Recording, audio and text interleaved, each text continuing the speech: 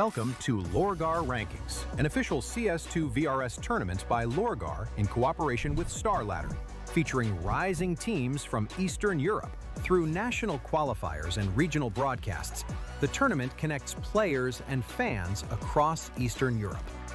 Poland, Ukraine, Romania, and many more European regions. The largest Tier 2 Counter-Strike tournament in Eastern Europe, showcasing top talent and delivering global exposure to millions of viewers.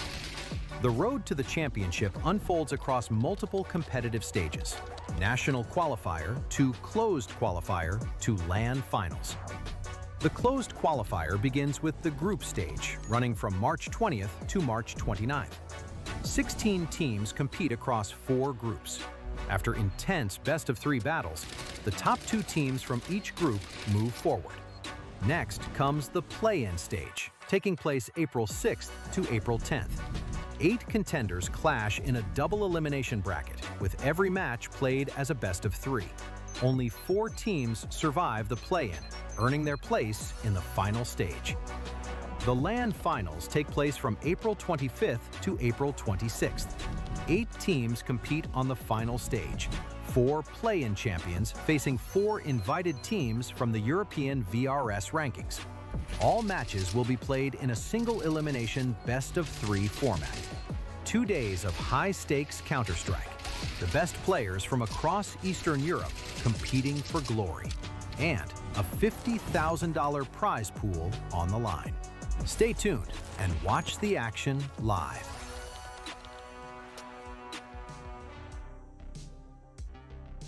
Yay, it's Friday, one day before the weekend, and one evening full of Counter-Strike with the last matches of the LORGAR qualifiers, LORGAR rankings qualifiers, where 2 more spots are up for grabs for the Barcelona Major.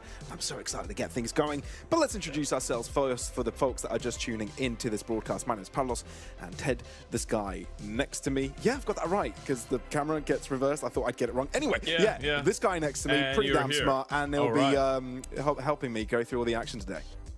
Yeah, that's gonna be my duty. Well, you say I'm gonna be helping you get through all the action. I'm gonna be the guy that's gonna get tilted if the Counter-Strike gets messy. This is how it usually goes, right? But there has been a lot of entertaining Counter-Strike throughout the last couple of weeks, folks. We are, as Pavlos already mentioned, going into the last day, and I'm very excited for this one, Pavlos, especially after yesterday. Sure. We already sent 2 teams over in towards that LAN event in Barcelona, and now we've got 2 more spots left and just 4 teams fighting for them, so it's literally all or nothing. Indeed. It's been an interesting set of playing matches. I mean, obviously, we've been here through the group stage of the qualifiers, right? Because we had the first group stage, we saw the play-ins. You guys saw the explainer a second ago. We don't have to go through this.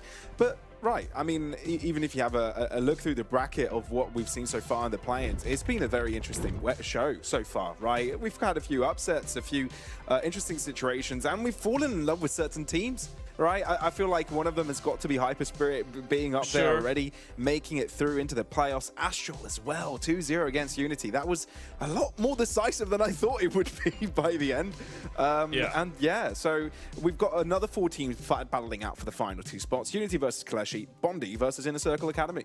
My heart will get broken today inevitably, Pavlos, because we were talking about falling in love with teams. Bondi and Inner Circle Academy are 2 of the teams that I've fallen in love throughout this entire qualifier. So I feel like no matter who wins, I will be happy, but I'll also be equally disappointed because the other can't go to the LAN, right? So thankfully we're keeping this one for later on. We can start it off with Unity and KOLESIE, which I think all in all is going to be a very exciting game of Counter-Strike. A lot of firepower on the server, a lot of expectations out of both these teams, and I feel like whereas for Bondi and Inner Circle Academy, it's probably a little bit surprising that one of these teams will be able to make it all the way into the LAN. If you were to look at the initial list of teams before the start of the group stage, with Unity and KOLESIE, these are probably 2 of the lineups that you would say have to make it through in order for this not to be a big failure, right? And only one of them will be able to do so. Well, let's get things going with the first match of the day, Ted. Let's start breaking down Unity versus KOLESIE. Now, I'm excited particularly about this one, Ted, because yesterday, just a couple of hours before we started broadcasting their game, Unity made a roster change. We didn't quite see that come into effect, right? Kafida was still playing on the server. Quertz, though, has been that new announced aspect of this team. So I wonder if that changes today. I wonder if he steps in, or Kifida will play through the qualifiers. We'll get to see that further on. But it is no joke that, you know, this check-in rosters has had issues since the start of the year, right? Haven't been able to get things going. I mean, you've got so many talented players here, spearheaded by Neofrag in that captain seat, that he also provides some extremely impressive moments. You've got the incredibleness of Woozy, and they just haven't been able to make it work. Yeah, it is very interesting because earlier today they played a game in the Nodwin Clutch Series close qualifier, right? And they played with, first of all, with Quirts instead of Kifida. And then second of all, they didn't play with Morisco, but they played with North Macedonian in-game leader Too High.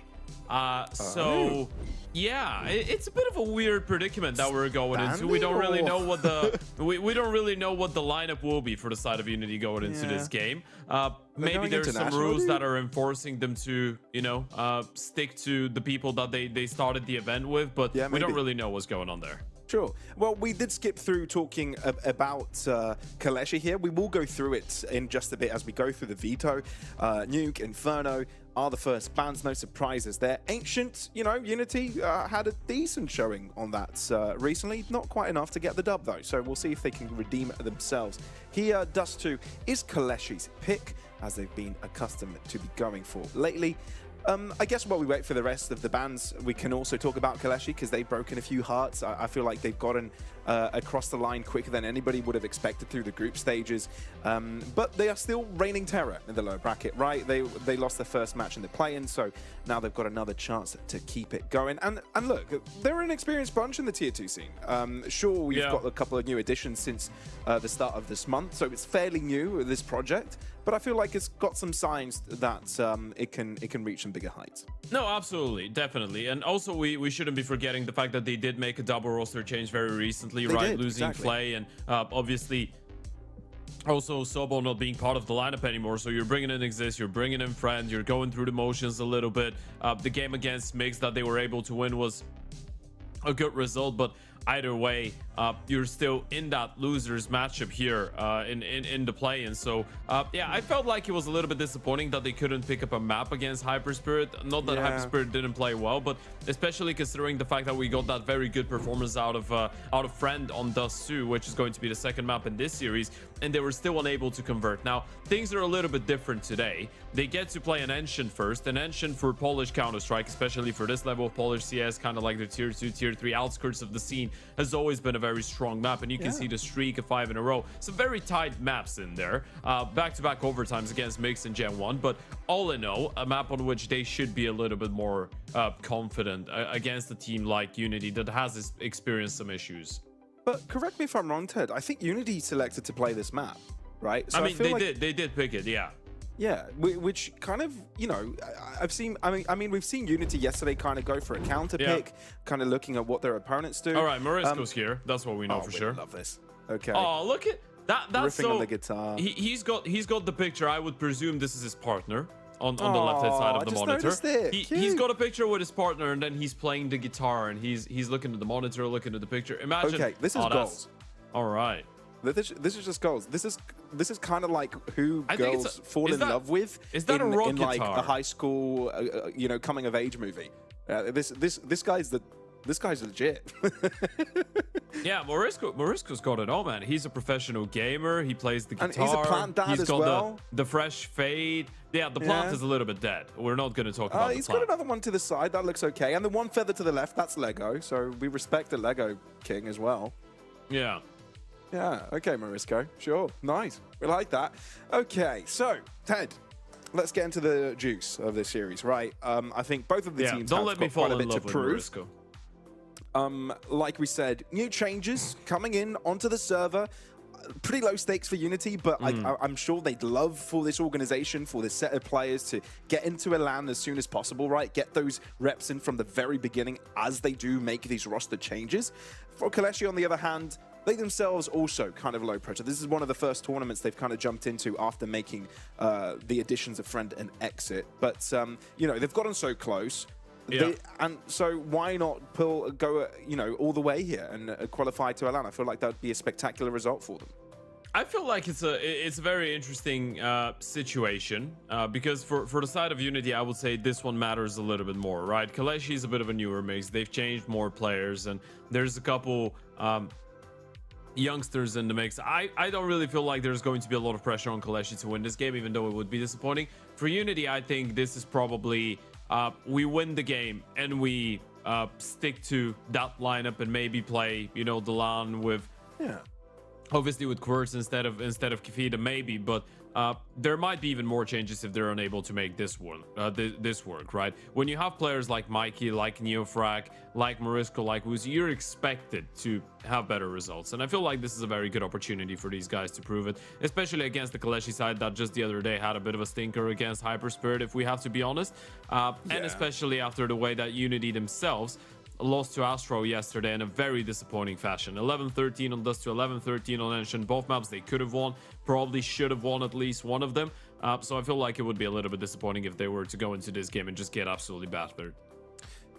Yeah, you're right here, Ted. I feel like it really could go either way. It's one of those matches that you can't really call from the get-go, given what we've seen from these two sides. I mean, you can give positives for KOLESIE, for example, having a very decisive win against Rottweilers, a 2-0 against Mixed KS as well, who was also in a bit of a tear in this tournament. And at the same time, Unity, the fact that they have so much high-flying potential, but can give up on that in any given moment. Let's jump into the action, folks. This one's for qualification into a Barcelona LAN LORGAR rankings later on in the year. And start things off with a quick crunch onto Gloxu's position. Early take over Unity into this A site, and they'll make this space their own. Ooh, nice pickup out of Mikey. Shuts down the mid flank. That's going to force them to be a little bit more aggressive, because this might catch a bit of a timing. Tap on the bomb, though. They're ready for the aggression.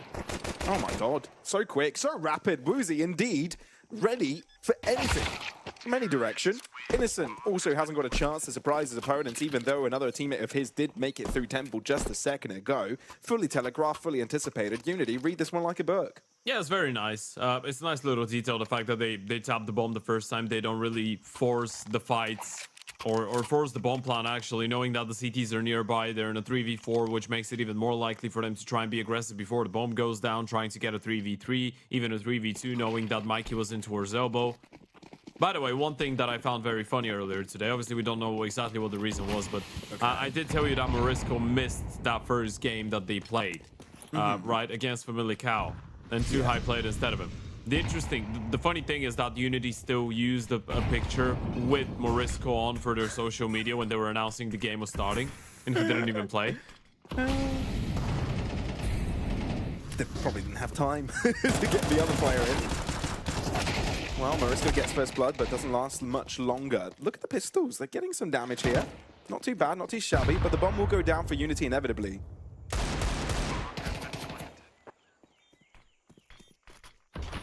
Difficult to get back into this one. No utility, no defuse kit, Bilani, low on HP. You can still try and play for a couple exits, but I feel like they've realized winning the round could be a little bit out of reach. Far-fetched, for sure. Okay, I'll take that. SMG v SMG, and it's Gloxu's MP9. Take down the Mac 10. Ooh, Mikey! That was scrumptious. Will go down with the ship, though, so it's turned out to be an expensive one for Unity. But a winner, nevertheless. Can't complain. Yeah, it's good damage.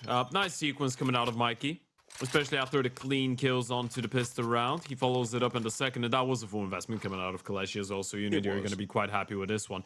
As we pointed out, this Ancient for KOLESIE... Back-to-back falls? Oh. Sorry. All right, yeah, they're doing it because of the 4 kills they got. This is a very aggressive approach into the money game. That was needed too often. It's just that the SMG got a lot of the picks there as well, so Gloxu would have forced the M4. Okay. And if you get a double main stack like that, it just works out in your favor. Mikey gets caught. Maybe KOLESIE made the right call. This is brilliant. I don't think they were ready. I mean, I don't really know why you force the issue and you try and send people out middle that early on, knowing that that could have been an eco round or a force. Either way, it's a chance that they try something cheeky like a triple nade like this. Unity just get surprised. They were not ready for it whatsoever. An understatement to say it was a slap to the face. Yeah, it is an understatement. More of an uppercut. Yeah. Jumping backflip into a kick to the face.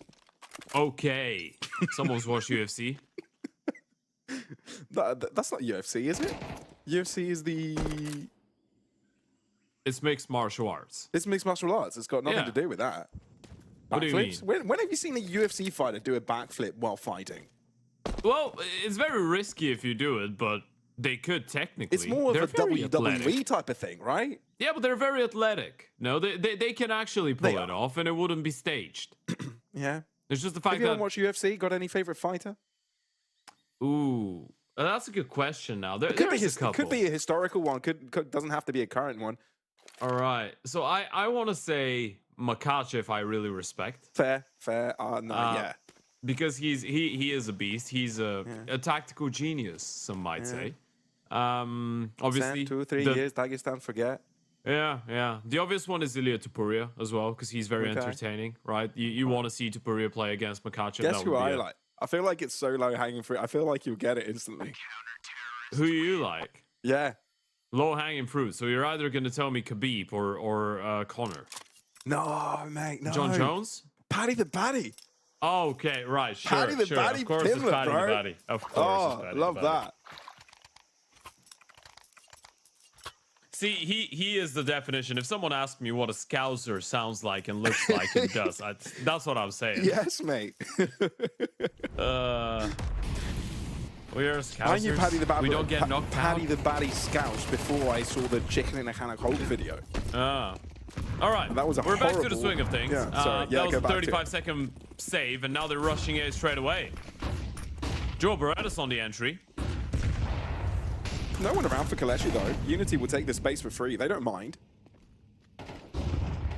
That makes it hurt. I'm afraid. Yeah, bomb not down yet. This is risky. Really risky. I was wondering why you're planting there. Why you're not planting on the edge, right? Where you're more protected from Donut. I guess then you would have been exposed to the spam from CT spawn, but still. Bomb not planted.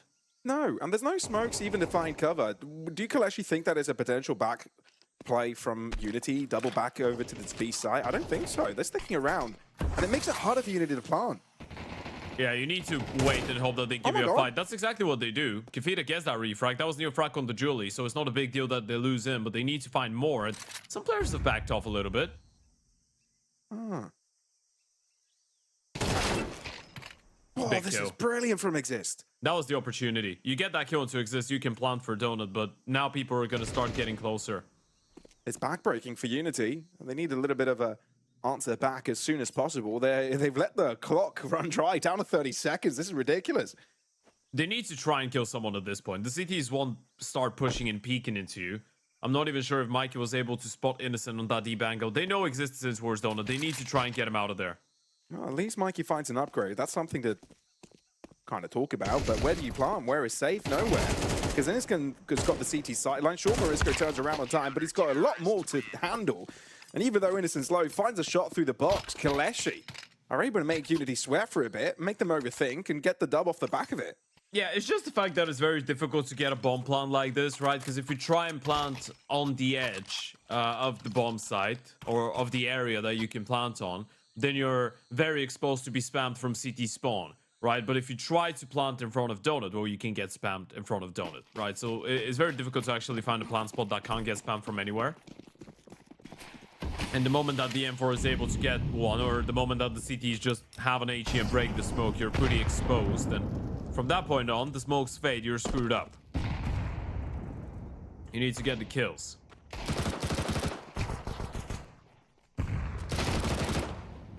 Well, Innocent's making a quick work of it. I love the fact that it was like, reminded, hi, I'm here. Can you take me down, Ace him. please, also? He could ace Knock, him. knock. Let him Yeah, ace. he will. Let him ace. He's got it. There. Okay, a little bit labored by the end, but yeah, here you go. All 5 on the MP7. That's going to be a lot of juicy cash. I love the way that he was charging forward on the first kill as well. He was like, I want to fight you, I want to kill you, but I'm gonna tuck in on the right hand side so they can't shoot me from the back. I'm just gonna ignore them and run. They want insta headshot me. Look at the money that Innocent's got now. 8,500 in the bank account of the IGL. Good sequence. No damage whatsoever for Unity on that eco round. And KOLESIE starting to run away with a good streak here on the CT side. Another A rush. Oh god. Very quick. Oh my god, Glox is ready for it. Every single no. time Unity think they've got an answer to the round, KOLESIE hold up a big stop sign. It's pretty much like Coyote and Roadrunner. Oh, this is so weird for Unity, right? You go for the A rush and there's 2 rifles just charging at you, and Cloxus able to get a double. Friend gets 1 more and backs off. And this entire play has been compromised now. You've got Mike and Woozy in a 2v4. I guess if you're Unity, you thought after the previous round you rushed A. This time around it would be unexpected to do so again, right? And maybe KOLESIE would once again start with more people in towards middle, in towards B. You didn't get a single kill in the previous round, so you knew they didn't have an AWP unless they upgraded. So you've taken a chance, but just didn't pay off. And Mikey's just gonna get run down as well. This is 4 in a row now on the CT side for KOLESIE. A scary streak, that's for sure. Scary for Unity, obviously, not for the Poles. For them, it's great.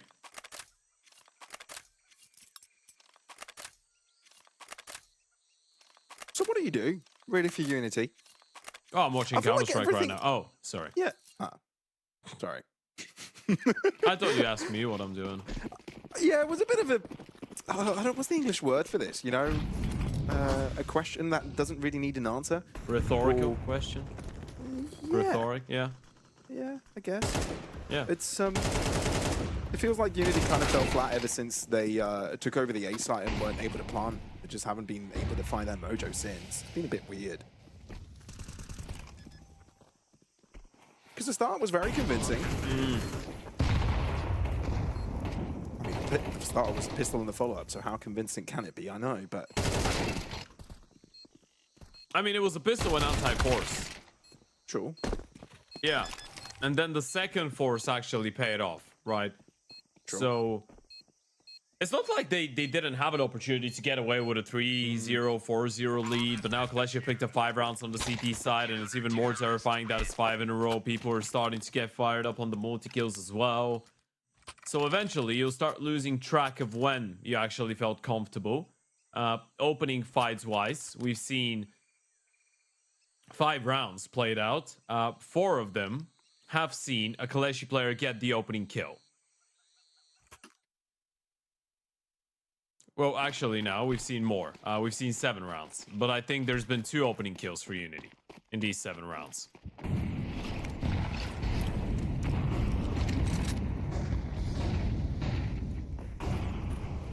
Lots of fireworks down in mid.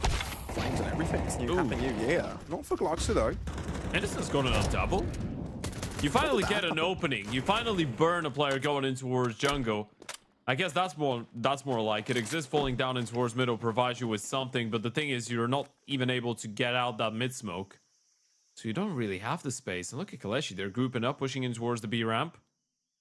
And that's a scary thing, right? You've done so much, but you haven't really gained too much ground control off the back of it. Sure, you take down Innocent, but what's next? Nade could be Morisco's downfall, and indeed it is. 2 versus 2 now.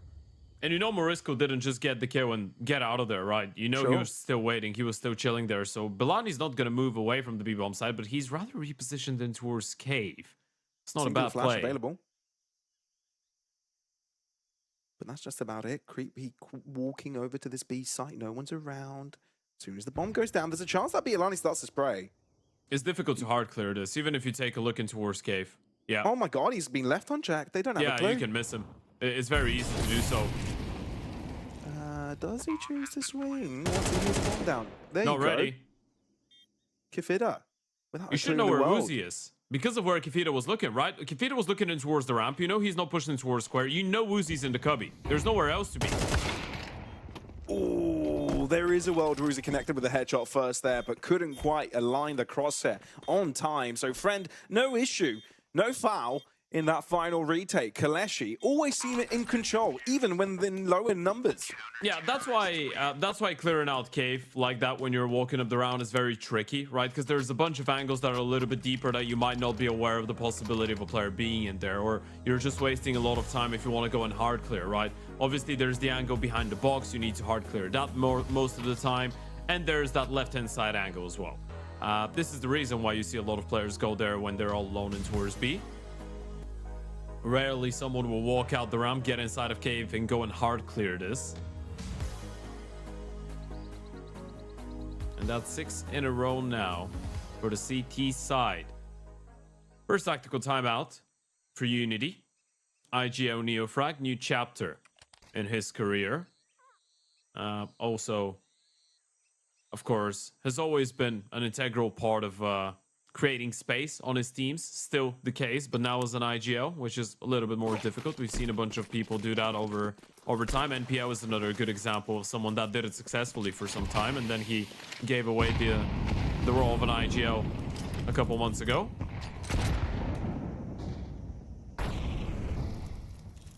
It's not easy to be the star player of a team and the in-game leader. No, it's not easy at all. Might as well start oping as well, you know, just do it all. And be the support. Flash for yourself entry and be the oper that holds the line. Do it all. Just teleport. You're not going to get very far, are you? Trying to do everything. Team game, Ted. Team game.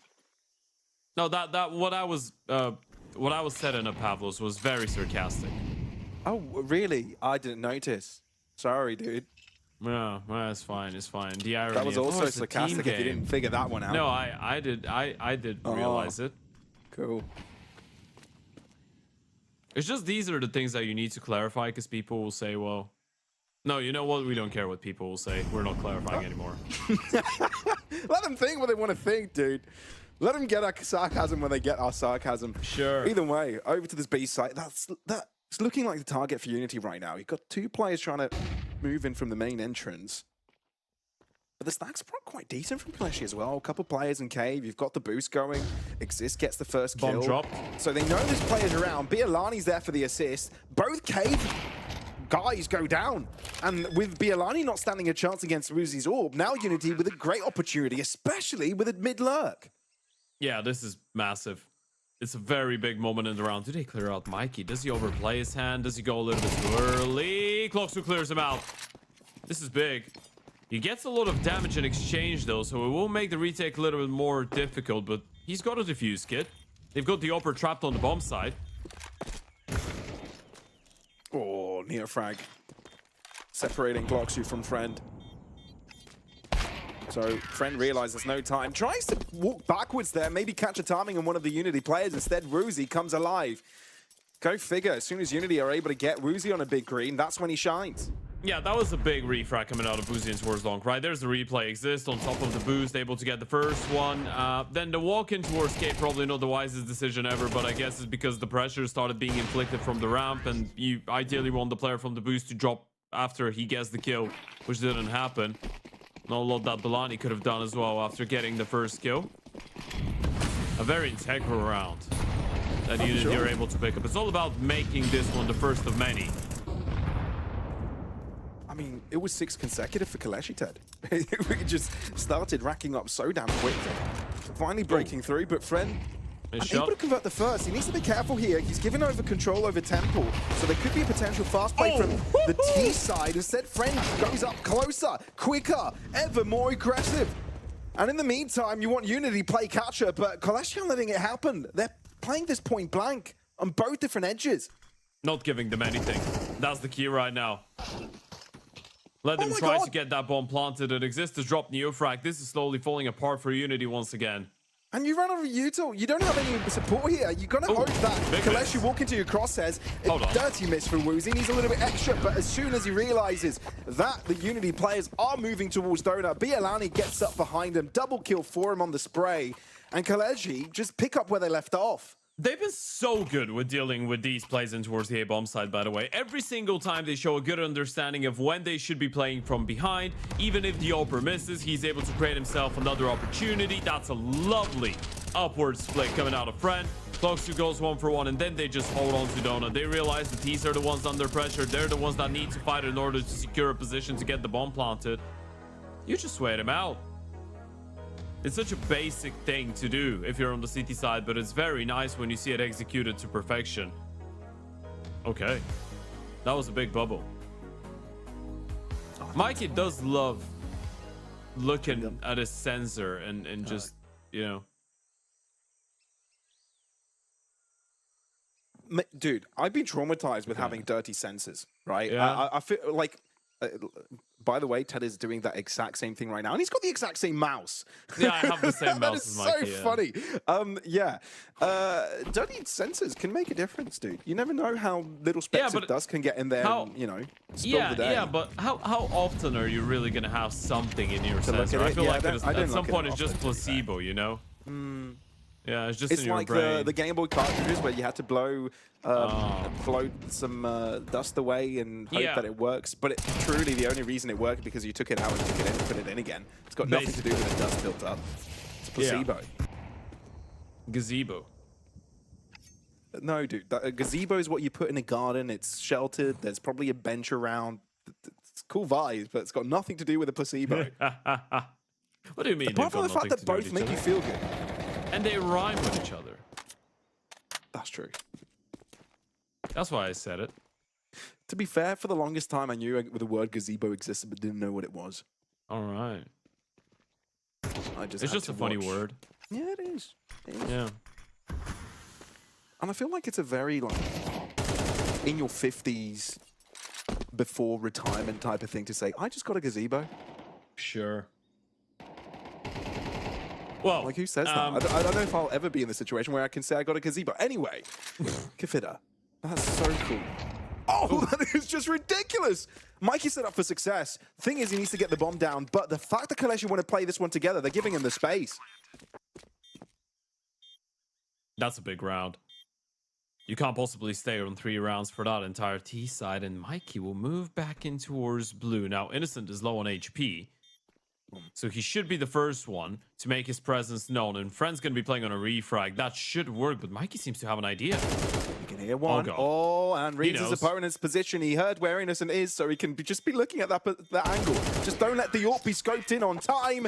And there you go. The clutcher, Mikey, getting Unity back on the board. He just read the clutch so well. He could hear one player running and being very, very noisy in towards the K, but he was like, why can I not hear a second pair of footsteps, right? Where's Friend coming from?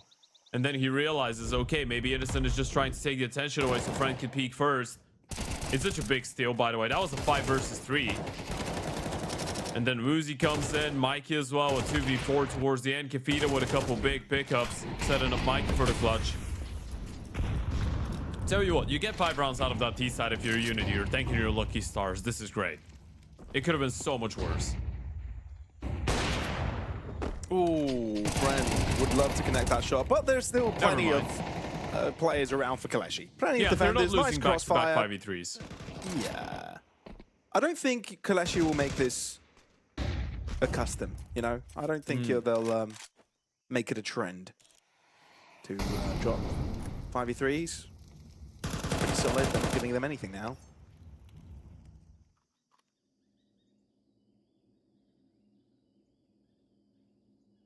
All right, big man Mikey, let's see how this one goes. Give it the good old college try. Mikey's still alive. Come on, Mikey. There's one. Wants to prove why he should have stayed in the team. Goes down instantly, though. But Woozy did. Oh, and Mikey gets the 1v1. No way, not again. Not back-to-back rounds, dropping a 5v3. Unity, how can you get away with this? 2 rounds in a row, being down 2 players, but getting away with a dub nevertheless. They've just salvaged themselves so much on their own map pick. KOLESIE should be kicking themselves. This is back-to-back 5v3s that you're just not converting, not closing out. That should have been a 9-3 half probably for KOLESIE. Take a look at that again. Even with the missed shot, the lineup is so good. Exist gives a fight over to the Opa Woozy. Friend is staying in the middle of nowhere, just holding and couldn't react against the Oper. They just lose a bunch of 1v1s. They made it look like a pre-fire map from the perspective of the T's. Yeah. Quite the opposite of what you want to happen in a round like this. And now Unity pick up the pistol. It's an even playing field. So KOLESIE, what can you do here? Mikey, he's on fire. Do you really want to be testing anymore? We've seen how sharp Mikey can be on the USP. On these pistols, he's an absolute monster. generally a monster. I think Mikey is capable of many things. Dangerous acts. Actually, though, may have changed their mind over to the A side. You've got Glocksu also pushing out through main with Bialani trampling right over Woozy's body. That's going to be the A side take. Yeah, Morisco should be careful. He's got a bit of a timing. Decides not to go through, though. A pivotal point in the round. Yeah, they've got a defuse kit, though. And it is Kefita bringing it over. He's got to move in quickly, though, Ted. The rest of the team want to go in. They want to go in now. Losing precious seconds. So Morisco gets ahead of the curve, doesn't wait for Kefita, and ends up falling without any trade back. Mikey at least is able to get them out of that situation, but that molly makes it more difficult. Oh, no, it's fallen short. It's fallen short. This is not stopping the play defusing. Oh my god. This is not how it's supposed to go. Mikey's got him 4 kills as well in the meantime, by the way. So look at the money he's got. Yeah. This is very weird. It's been a weird couple of rounds for the side of KOLESIE. So you've lost back-to-back 5v3s at the end of the first half. And now this one. You lose the opening fight, but then you get 2 more kills. So it's a 4v3. And they just get on the bomb. And yeah. You couldn't stop them. Kefita just comes around, sticks the defuse, round over. That's it. 1 round the difference. Force by coming out. Another A play. Testing Kefita and Neofrag. They don't have a Molotov, so in all realness, no way to instantly stop the T's if they want to go through a smoke. But that's a big if. And I think the if is a no.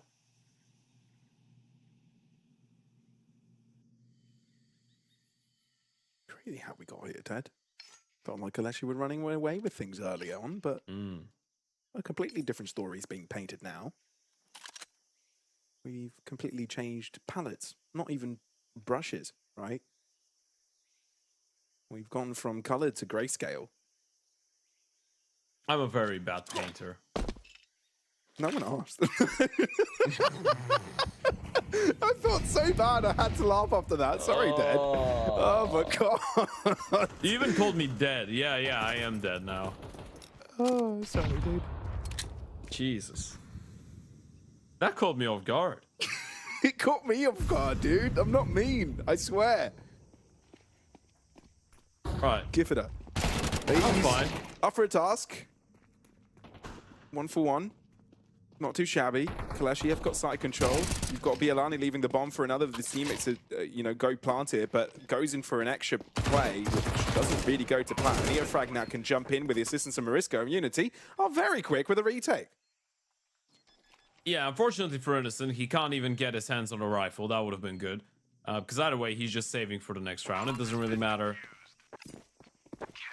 whether he gets into a fight or not. Maybe even better that he does hold on to the armor, and the Tech 9 wouldn't have been able to stop them from getting that bomb defused. So we've got a tied up game here on Ancient. Unity have somehow picked this one right back up. I'm telling you, man, Mikey's looking at his mouse sensor too much, and Morisco's going with these balloons. Dude, maybe he's reading something, dude. Maybe I don't know. Imagine he's got his round notes on the bottom of his mouse. He's got his round notes underneath the mouse. God. This is not an exam, dude. You don't need to cheat. Dude, how's your notes, mate? I mean, you can have your notes. You can look at your notes. It's how absolutely it works. You can. Yeah. That's how it is. Why do you have them on the bottom of the mouse? It's like you're trying to hide them. No, maybe just likes the underneath of the mouse, right? Maybe he's proud of the mouse. Sure. Maybe. Now, the timing of this cave fight is quite important. Mikey needs to realize there's pistols on the other side and potentially the old saved rifle. So if he's playing up close, he needs support. That's exactly what he will get in the face of Woozy. It could still become a very terrifying prospect. Sure.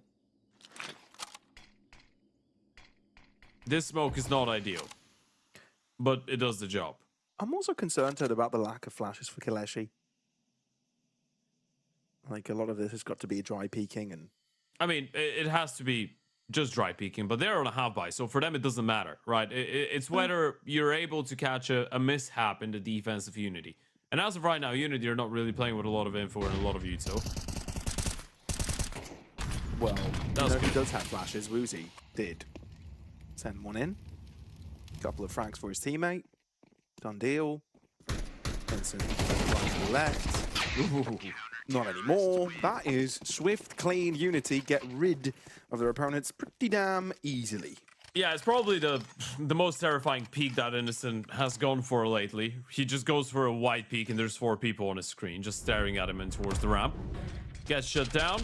Good hold coming out of Morisco. We had our concerns a couple of weeks ago when obviously we were talking about these guys. The fact that Morisco needs to pick up a lot of these anchor rolls on some of the maps, but he's in general sharp enough shooter to be able to get himself out of dodge with some of these situations. Ooh. Oh god, that was supposed to be a buy round from Unity and I feel like it's already over. Never count 3 versus 5 out I guess, Ted. Was that the attitude, the eye, the side eye that I got from you? Oh my god. That's such a satisfying round for KOLESIE, by the way. Exist goes out middle and they line up for him. He's just spraying at the first guy and gets both of them. And then Innocent gets a jumping kill with a Galil. 2 versus 5. Never count Unity out of a round. 2v5. They got 2 3v5s. Why not 1-up that in the CT Gonna side? run. Oh god. Innocent call, 2 versus 2. This is entirely doable, especially with the fact that Woozy's really close. He's being blocked off with a smoke, but as soon as one player is planting, that's when it will be a 1v1. But the bomb goes down and Unity now need to go looking. They don't have a smoke. They've got a defuse kit for it though, and a flash as well. Thing is, you don't really know where the T's have gotten off to, and look at Friend going around the world. He is splitting down the middle. Woozy seems to know that something like that could happen, but the timing's a bit rough. Mikey out, no Friend. Instead, Friend actually appears on the other side. It's KOLESIE that end up with the winner. Avert the crisis after being up by so many. Look, that would have been too much. A 2 versus 5 like this would have definitely broken their backs. Look at that lineup out of Exist. This is a 1 in a million. Yowza. That happens so rarely. With that type of a distance between them, and then you're looking at this. He literally got spooked by the peak. And still connects the headshot. Someone just added, you know the voice that Tom from Tom and Jerry makes when he's in extreme pain? Yes, I do know. Someone just added that into the reaction of Innocent here and getting the kill. That's how terrified he was. Though, Ted, I feel like, how do you even record that noise? I've never heard anyone apart from Tom make that sound in my life. I can give it a try, but not on broadcast because I... Yeah, probably not. A few ears will bleed after it. Yeah. I will show it to you in the break. Okay. And then you'll let our viewers know if it was good. If it was accurate, sure. Yeah. If you maybe should be the voice of Tom afterwards. You know, Tom and Jerry ever comes out again? It wouldn't be as good as the original. No, it wouldn't. Just too many rules about violence. The whole show was fun because it's very violent. Right. We love violence. I mean, we grew up with it. That's what our cartoons look like, mate. Okay, let's talk Counter-Strike. There's some violence in CS as well. Innocent, just a little bit. Just a 14 very kills. small amount of violence. Yeah, the 2v5s have been violent. Very violent from Unity. Well, 3v5s, but nearly a 2v5. Mid walk out of KOLESIE into Kefira. Oh. Scream with a headshot. So, A-site's exposed from the back line. Deep infiltration.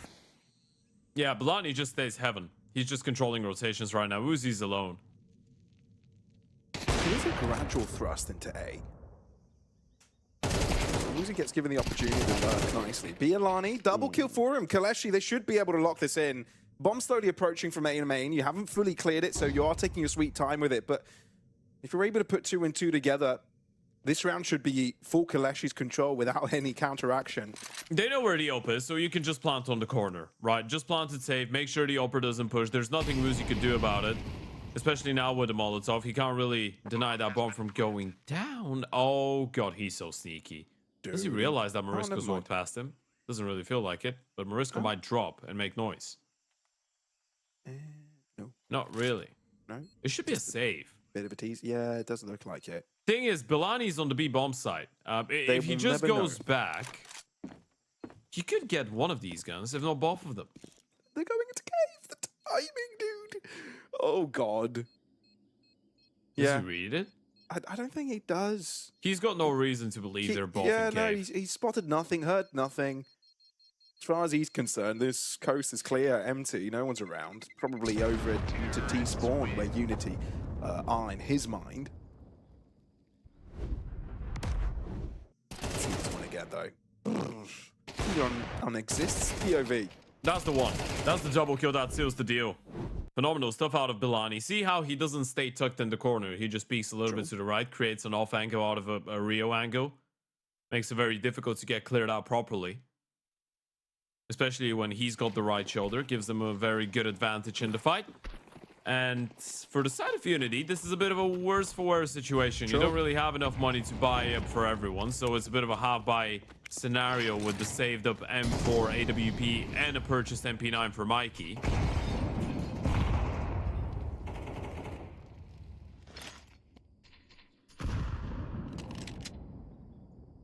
Yeah, Unity's buy reminds me like one of those toffee sweets that are just too tough to chew and take forever to get to the good part. They are good though. Yeah, that's why Unity is one of those toffee sweets, because they're good, but at this moment in time, bit too hard to chew. Yeah, they are like an onion. They've got layers. Many layers. Yeah. Or do they make you cry? Choose. Could be both. Could be a bit of both, right? Yeah. Or They make is you it because cry, their but they're good natural for you? habitat is soil? Which would be the case if they were to get slaughtered by KOLESIE, which is happening right now. Turning So into many corpse. parallels. Hold on. Well, both the rifles Another find a couple 3v5. of picks. Ruzi is keeping this competitive. You know where he is. You might as well completely avert him if you've got the choice. He's got to drop the fuse kit in towards the B-bomb side. Decides not to pick it up. He's going to try his best to get on A in time. There's no way for him to deny the bomb from going down, though. He's missed him already. Should be a save. Absolutely. Doesn't really want to entertain it. He made this one close to begin with, which is impressive. The double kill, pretty smooth. I mean, it was pretty unlucky for KOLESIE to walk into a site where the two rifles were anyway. But they're able to get out of it alive. So, crisis averted generally. Muzi can take the big green to the next round, which is also a bonus for him. Unity won't mind that at all with the damage they've inflicted as well. But it is a one round for KOLESIE. They're the first to go into the double-digit club, and I got to say, it feels pretty nice. It probably does, especially on the back of losing all these tight rounds. The fact that KOLESIE themselves feel like they probably could have run away with this map already. And that's why we had that conversation about the risk of Unity picking into an Ancient in a game like this, right? Because sure, you are going into a map that you've been trying to play quite a lot lately, and I guess you still believe in the games that you lost. It was small things that stopped you from picking them up, but you did on paper pick into one of KOLESIE's best maps. True. And this should not be ignored, right? It's a map on which they're in a streak of 5 consecutive wins. And before that, they lost 3 in a row, but before that, they once again won 5 in a row. So this is a very good map for KOLESIE, and we're seeing why. Solid name. But Neofrag himself is also tagged down by the molly. They've got him trapped and they know it. Yeah, but at the same time, his position needs to be respected, because you've got to know that Unity want to reinforce it. You've got a couple players around, and most importantly, Kipida.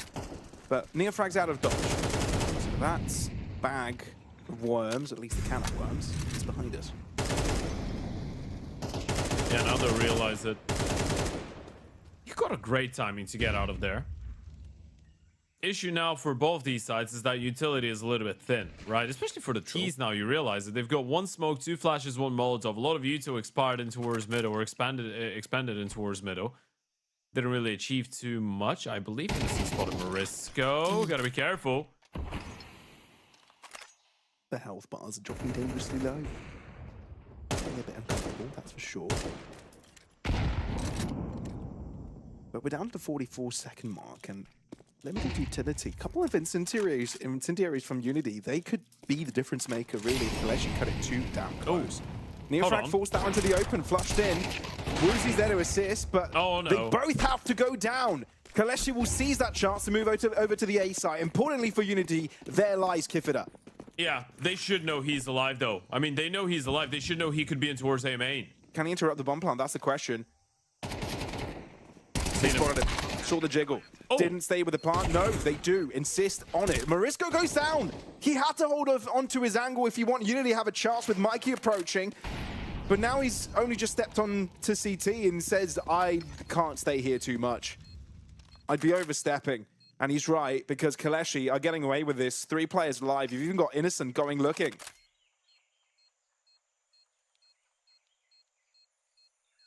This is terrifying. Mikey goes down. They've got nothing for the next round. Running out of money. Running out of chances. Running out of rounds and time. Mikey, you can't go down to a low HP Innocent like this. And he won't. He's fine. Well, that is a saving grace, to say the least. No pun intended, because that was quite actually a save at the end.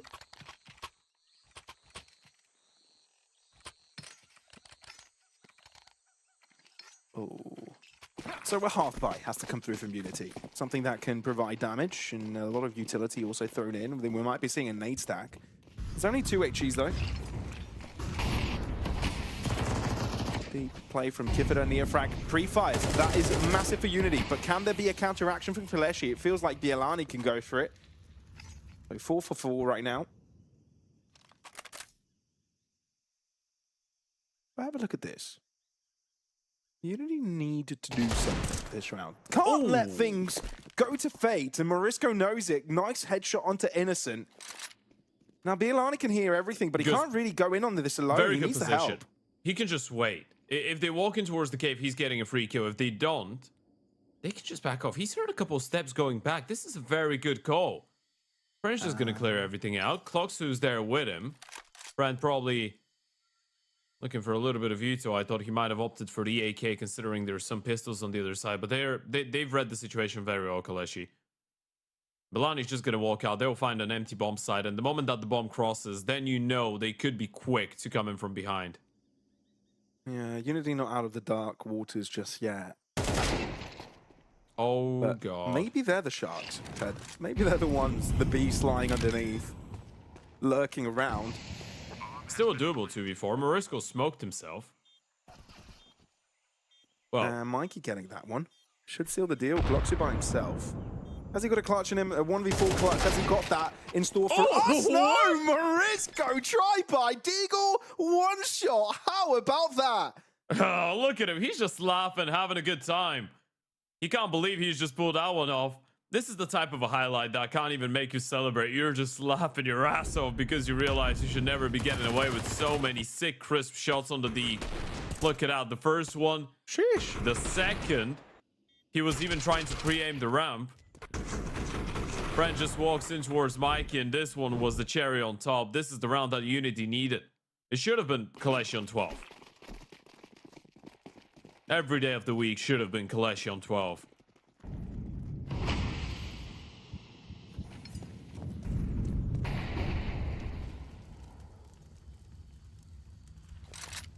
So this adds to the complication of the match. Rush. They faked an A rush and they're going for a B play. They've got the smokes on CT, Donut, and they've got the molly towards the back of Xbox. The only person that's still here is Mikey, but Morisco's actually not moved away too. Still thinking about it. Okay, there goes Mikey's read. Got the information. Calling He's for seen only reinforcements. one player though.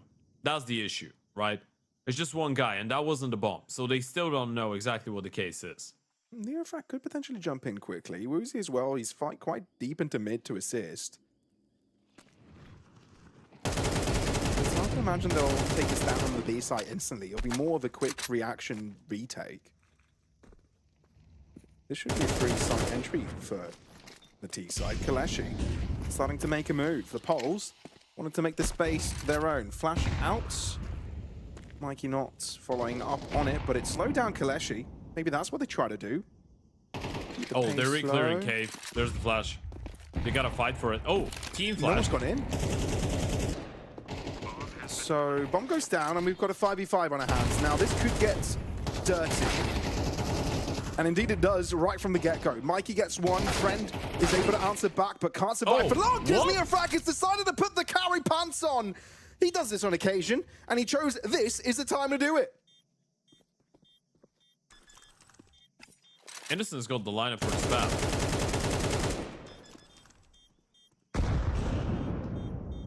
They're sticking it now, though. You've got to respect that from Unity, though.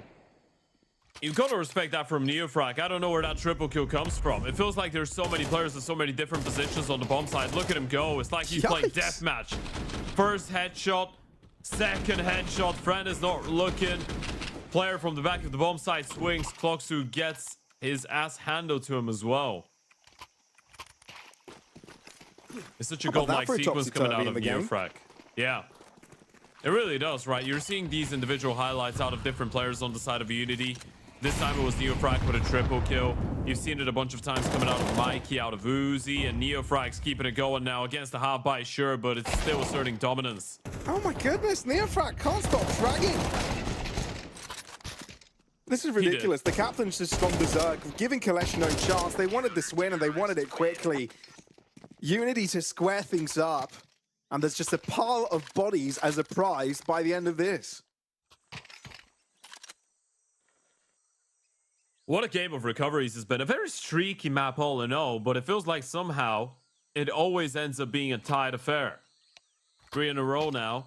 And let's not forget, that probably should have been 12 for KOLESIE, as they did lose an untied half by when they were on 11-8. And now we're tied up. No matter who wins here, there will be enough money for the CT side for the last round of the half. It's not a guarantee for the T's, though, especially if they don't get a bomb plant. Deep Nate doesn't do that much damage. Exist will take middle one contested. They are getting slightly tagged by the util, though. And that's 1 out of 2 smokes that the T's have left. So they have one more. I think there's a bit of an attitude shift for KOLESIE. I think they now know that if they want to be taking some round wins, they've got to be playing a little bit more in your face. But Unity aren't going to make that easy for them, blocking them wherever they go, and we see that point and key. So I'm surprised they actually used the Molotov in towards middle. I thought it was going to be the good old let's smoke short, molly long, but peek behind the molly play. Now they just need to go B, but they just have that one smoke. That's it. This is unwinnable. With the nades, this is becoming a lot tougher for KOLESIE indeed. Unity have got the exact positioning to handle this, and even if it comes to a mid-rotate, players around. But the respect is given. KOLESIE have been provided room for the pun. So no longer a one-sided affair. Suddenly KOLESIE have a chance, especially with Exist having his eyes on in the right area. Woozy scopes in, pulls the trigger, off of the fact that he's got a teammate further back, but Neofrag is a survivor. He's the one that's been hiding out on the corner. Innocent wary of it, but Neofrag is an unrelenting force. Friend hoping he can make this work, and he might just be able to do it. He's found 2, miraculously with Kivita helping out, but that should be it. Unity snatching the lead away from KOLESIE. It feels they have no right to do it, but for the past few, they have been in flames. I've got no clue how they've been able to do that, but I know who's helped them. It's not only the in-game leader, but the fragger as well. Neofrag has really been going berserk. Mikey's looked a lot more solid. Neofrag's looked absolutely all over KOLESIE as well. He's just doing it all. They're all having a big game here, Unity. And this is a must-win map. This is your map pick going into the game. You wanted this. And now you're showing us why. Mikey went a 22 and 13. A big performance impact-wise out of one of the star players on Unity. Another massive nade as well. 60 and 61 HP just to start the round for KOLESIE and Exist. This is without seeing anyone. Oh, that's the thing about KOLESIE, man. I feel like it's a bit of a deja vu situation where they seem to have things under control, but just when a couple situations go astray, that's it. I mean, not having utility is an issue again, right? They've not really been taking a lot of sacrifices or making a lot of sacrifices with playing with Mac 10s and Tech 9s to have that util. It's always rifles, we don't have nades. Rifles, we don't have nades. On a map on Ancient, you sort of do need the nades. Give it a floor, flashed off the angle, but there's a quick molly in response. Friend also gets blocked off, so no main entry from him. Kifida smoothly finds 2. Damage onto Bielani as well. KOLESIE in dire straits, but at least the bomb plant seems like a real opportunity. Yeah, but look at what they've got for the retake. They've got a 4 versus 3 Bielanis though. They've got the diffuse kits. They've got a bunch of flashes and HE. The only thing they're missing is the smoke.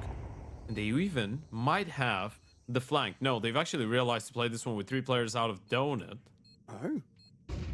Star moment is required, though. Innocent needs to step up, and if it's not him, one of the others. Can't go without trading his life. He's found the one. If he finds a second, this is very much doable. Instead, Neofrag is a quick answer to that problem. Now, Friend on a high ground might be enough angle you won't expect. Friend indeed saves the day. And with Woozy a little bit further behind, he needs a little bit extra, but Friend with the high ground forces an overtime situation. This is massive. This is absolutely mental. Out of the side of KOLESIE, they were struggling for so long, and at the final hurdle, once again, without utility, without an opportunity, they are able to squeeze an overtime in on map number 1. It felt like Unity were going to be able to run away with this one in the 13-11. It really did.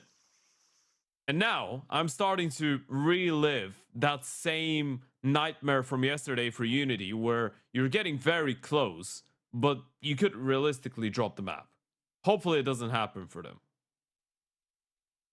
because they've lost back-to-back 11-13s. Now this one goes overtime. That was your opportunity to get a 13-11.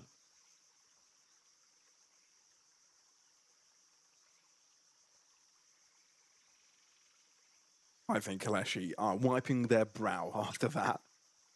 Phew. That was too close. Too many given rounds, 3 rounds. I feel like if KOLESIE had could, you know, smoothly closed over even a single 5v3, one of those that they lost, it would have been an entirely different story. Unity, though, magically holding on and taking lead. But at least now money won't be an issue, Ted. And I feel like that this is where things change. I feel like you know, with what you mentioned earlier, with especially nades being a massive issue for KOLESIE on that T side, not being able to have them around most of the time. Sure, they could have made a choice of buying weaker weapons and kind of sticking with some extra bags of, grenades. But now that will be a bit of a non-factor. Maybe this serves them better. Right? Maybe this is where they'll feel a little bit more comfortable. Yeah, it's been a very chaotic game. I do believe that there's a lot of logic behind that, because as you said, for them, they have really been lacking utility for a very long time. So True. Maybe this is where they can have a little bit more depth. They can fight for middle, show some of that early presence, but also have something for the post plants and for later on in the rounds, which has been an issue.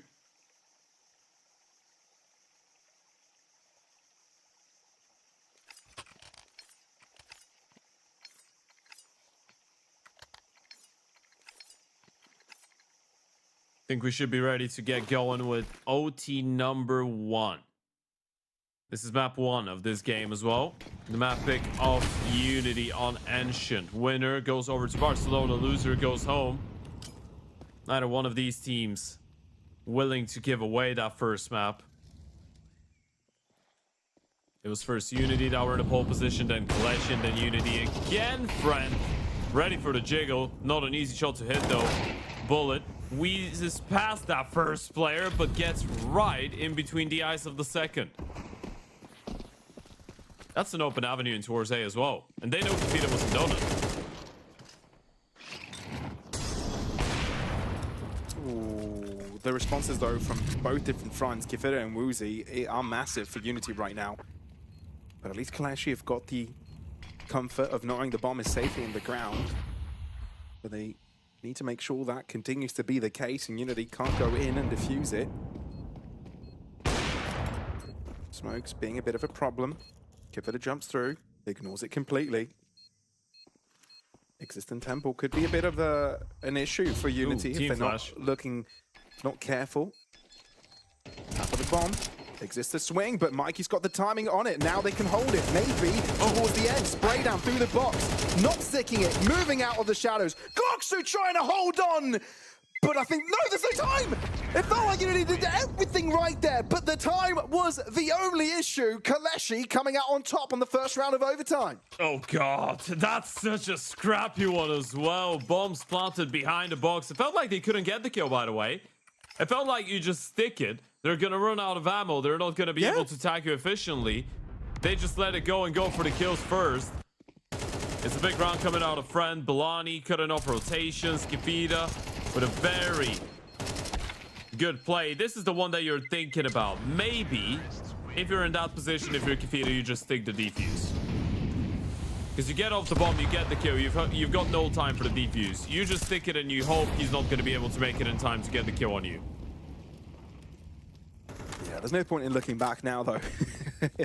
This is all about focusing in on the next, because let's be fair, Unity got away with some bull earlier duels, so maybe now it's KOLESIE's turn. Yeah. It's Counter-Strike, right? These things will happen. Trying to focus back in on what you mean some bull Smith? Yeah, sure. Yeah. Bull horns. Bull poop. Yeah, if you're doing that, I was gonna say boo feces. Sure, that sounds better. That sounds like it's, you know, distinguished. Yeah, it sounds like you've read it in a biology book. Sounds like you're wearing a monocle and reading through an encyclopedia. You're like, okay, how do you tell the difference between cow and boo feces? Uzi. Make sure that Innocent is on the ground and might be able to shortly find the answer to your question, Ted. In with the mud. And we have a bit of a 1v1 which Friend isn't ready for. Deep angle for Kifida. So yeah, Unity, it would have been a good pickup. They are scaling up A, though. Yeah. Mauricio can risk to go forwards, but do you really want to, right? The Molly kind of flushing Kifida to Gloxu's angle, and Kifida doesn't buy it. Doesn't want any of this. Gloxu realizes this and opts out. Oh. Still gets away with a win. This is ridiculous. Exist even on the other side of the fight, ends up with a frag himself. Unity were 5 versus 3. Oh. Now it was KOLESIE losing many of situations like this, but maybe now it's Unity's turn. Oh. Uzi just thought he heard something, just fires a shot. Accidentally, Mikey stopped the bomb. He's not ready for Balani. Big surprise. Uzi tapping it once again, knowing where Bielani will come from. That is a really important jump for him. And I think Gloxu knows. Now there is no opportunity. Even if Uzi goes for the defuse, he won't be able to defuse it on time. Back-to-back situations in which Unity have a single survivor trying to defuse, but simply do not have enough time. Yeah, in both situations, KOLESIE are just playing the timer expertly, right? Both times they just know, even if I go down, he doesn't have enough time, so I don't really care about it. And that's a 3 versus 5. This is the type of round you go back to. Morisco forcing the issue a little bit. Kifida going for the fight and not being able to get the kill. Uzi did try to put on a good shift, but what can you really do about it? Should have never been left in that type of a situation. He's had such a good map of Counter-Strike alongside Mikey, but it might not be enough. I mean, KOLESIE, you know, the fact that you're able to find a pick through Temple and Donut simultaneously, bring it back to even terms, that is the massive changer in the round. It felt like they actually should have landed deeper there. But Gloxu reads Morisco's position off the back of that nade trajectory. Now he can go for a safe plan. KOLESIE in pole position. Big kill. No flashes for Unity. How do you even enter? You're running out of players, running out of space. This is done. This is over. Look at him. Alone. Yet together. But isolated, spotted, accounted for, not being given any peeks, any opportunities. Even the spam through the smoke will connect for Gloxu. It's a completely dire situation out of Unity. You had a map point in regulation, and now you've lost back-to-back rounds on the CT side in overtime. This is a perfect, pristine T side out of KOLESIE, and they're 1 away from running away with map number 1. The map pick of Unity is crumbling. We already knew this was going to be a long shot for Unity playing on Ancient. We already knew how strong KOLESIE were on this map. And honestly, Unity nearly did get away with it. Got very damn close. Now you need a very, very decisive T side to keep things going. And I'm afraid we haven't quite seen that from the check-in squad.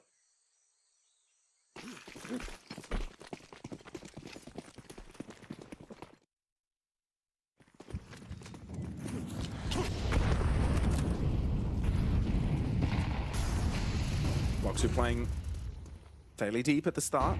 Realizes not much presence is around, but could be an extra angle on the mid play. Wait, there was an extra player. Innocent was around Glocksu. Morisco is able to trade it back out. So 4v4 with KOLESIE hurting an HE.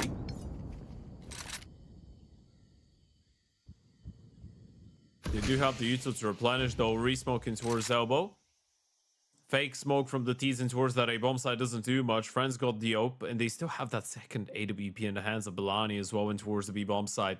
It's exactly where Unity are heading. Neofrag might try to sell a bit of a fake on A, but the Opera shouldn't move. Belani's instead going forward. Oh, look at this. And by creepy, I mean sneaky. I mean, you've spotted the bomb, so it doesn't really mean a thing if Neofrag throws that fake utility in towards A. He decides to cancel. So I'll try and join the team, or at least create a level of uncertainty in mid. But KOLESIE still don't have much assistance for Glocksu here. So if it does indeed become a B hit, Glocksu needs a couple of frags before he goes down, at a minimum. Exist gets the one against Neofrag, so no more captain. He'll be calling from the grave. Morisco's got the timing on Glocksu. Surely he does, right? Can hear Exist approaching. Molly, that's good. Glocksu tries to hold his ground, but can't hold in for long enough. Morisco doubles up. And with that, Friends left alone. No matter what gun you have, this is a difficult one. I think Morisco just realized where his opponent is. Now, you know, Kifida was planting, but you slow peek into Bruzy's angle. Unity will hold on for a little longer. It's actually the fact that the extra player is a little bit late towards CT spawn, right, with the Molotov. If he's able to molly off cave a little bit earlier and they can't go through the flames, then you probably get the kill from the side player onto the guy that's running a banana, and then he can run or turn around and focus on the cave guys from here on out. It could have been a way different round, completely different. But it's Woozy again with another very impactful set of kills. 25 and 16. He's had a wonderful performance here on Engine. 2 more in order to try and force OT number 2. Man, Woozy's one of those players that's had a wonderful performance through the tournament itself, right? Not always reflected in the map and match wins, but he's always been around. He's a constant for Unity. I think he's generally been very inconsistent, but this is probably the most solid map we've seen out of him. He's just not missing shots. He's where he's supposed to be. He's got some very good swing rounds as well. Had a row in one of the 3v5s that they were able to steal away. I don't know, man. I've been seeing him pop up on the screen so damn often across the past week. Look at him. And he'll pop up on the screen once again.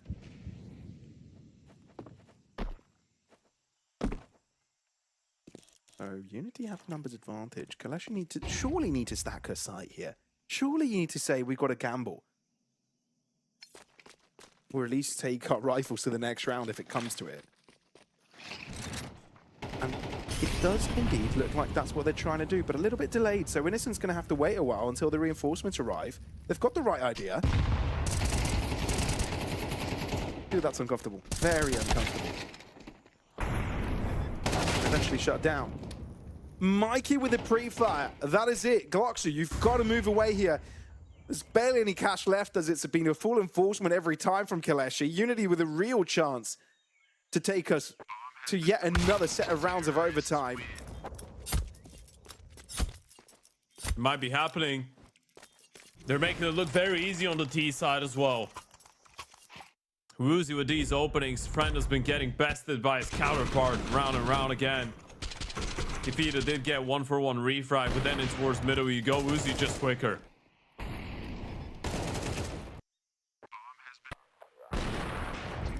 How many multi-kills have we seen out of this Oper? This young man deserves at least another OT. And look at the money on KOLESIE as well. You've run out of it. Big change of pace. Neofrag wants to play onto this B side quickly. He's alone, he's isolated, but surprise is innocent. So an early lead in numbers. You've got Friend sort of trying to hold towards this A side with an XM. It's a risky maneuver. He's letting one more pass. Woozy's ready for it. Ready. Scratch that. He's always ready. This man's been on fire this over time. They were holding for such a long time. You probably thought he had the timing of a lifetime if you're a Friend. You just get denied. And what are you relying on? Clocksu getting a crazy multi-kill? They've got so much time, so many options, Unity. They can just group up and play this one together. Oh, I feel KOLESIE, this hurts. This really hurts. You had so clean many T side. good situations. Yeah, both sides are having their clean T sides. Yeah. What's up with having difficulty on CT? Don't get it. I guess it's down to the entries, right? How clean. As the aggressors, you can get away with the first picks if you're not traded back. And there's no issue. Even though Gloxy does answer back with one, it's just not enough. You're too far behind. Bialani's hoping he's given a gift. Without it, this round's done. It's over. He's just trying to be safe. I think Mike. Well, now he definitely knows. Because and Bialani both get frags. But Kifida has revealed himself, and Bialani can't focus in two directions at the same time. So Unity across the line once again. 15-15. This one is going the long haul. Yeah, and you can see the reaction of Uzi, by the way. This is probably the best map we've seen of him all tournament long, and he's definitely fired up to send this one into another set of rounds. This series started 1 hour and 10 minutes ago. We're still on map 1. This is just the start of the day. We've got one more series after this, and this is just the opening map of this game between KOLESIE and Unity. It tells you so much about the attitude that the teams have going into today. No one wants to be singled out. No one wants to lose and fall down at the final hurdle. Uzi does get double naded, nearly killed by Yuzo. But eyes on the flashes. This is something we didn't see in the last couple. So that switching things up. I guess KOLESIE now realize we need to take matters to our own hands. We can't let Unity walk around this map as they please. Got to take space ourselves, and that's exactly what they do. But you need to stay quiet. Good reason as well. They're trying to circulate towards the left-hand side extremity. You've got Friend holding it, which isn't too bad. You've got Bialani closing in. Unity are in for a treat, I think, and not the good kind. Bialani playing anti, but that molly's going to be an issue. Walks out. Woozy ready failed. for it. Nice. He didn't have to go. He just presumed it would hit. He got spooked. And Unity backing out. Oh. KOLESIE use a lot of utility to keep Unity back there. The question here is how quickly do they realize this is a complete turnaround in towards the B-bomb side? I think they already are. Well, Innocent's Clox fallen back a little bit. Yeah, Cloxu's rotated back in. You need to go. 18 but the rest seconds. are too far. Friend exists. They're nowhere near close enough. Innocent able to find one and frags the rest down a little bit on the HP bar. Softens them up for the rest of his team, but it's still Unity with the advantage. It's a big turnaround. You've got to make this clean. Kifida is on the side. They won't expect this. It's pushing past the smoke. Friend had a nade in hand. The timing is crazy. Exist walks right past him. Friend is a dead man. Oh, God. Oh, this is so uncomfortable. Now it's a 1v2. Switching to the AK, but there's still not many bullets on that. The HE will take his opponent down, No way. indeed. Surely you know Neofrag is playing in cave. Tapping the bomb. But it's no fake. But Neofrag knows because he's so damn close. Make sure his opponent exists, though. More Unity get away with a winner. I thought he was just gonna tap it, but he sticks it, and Neofrag, the ball's on this man to just go out of cave straight away. The moment he's here, the player going towards the bomb, he didn't even wait for him to tap it. He was already out of cave. He was already walking down on him. And look at the start of this round as well. They go in towards the B bomb side. Innocent in a very tough spot. Kefita with a mad play to get his triple, and Exist nearly pulls it off in the 1 versus 3 clutch. He was less than a second away from getting that defuse.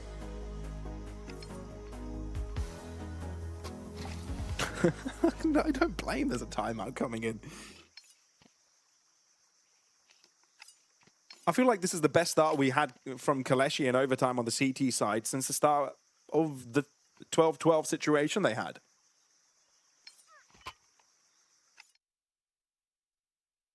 But it was still not good enough.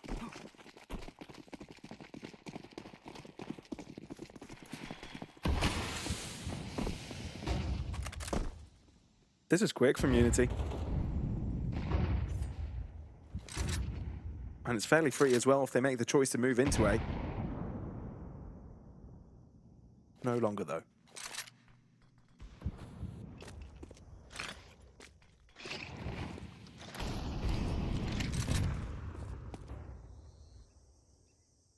Fake towards B. It's worked. Exists down. Unity working off the numbers advantage yet again. Gloxy can't afford to die. And nearly does. He's got to wipe his brow and reconfigure with the rest of the squad as Unity punching the numbers.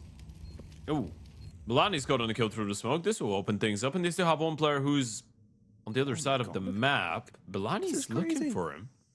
Yeah, but surely he doesn't get the timing right. It's Planks so on damn planks. difficult to read it. Uzi's dead.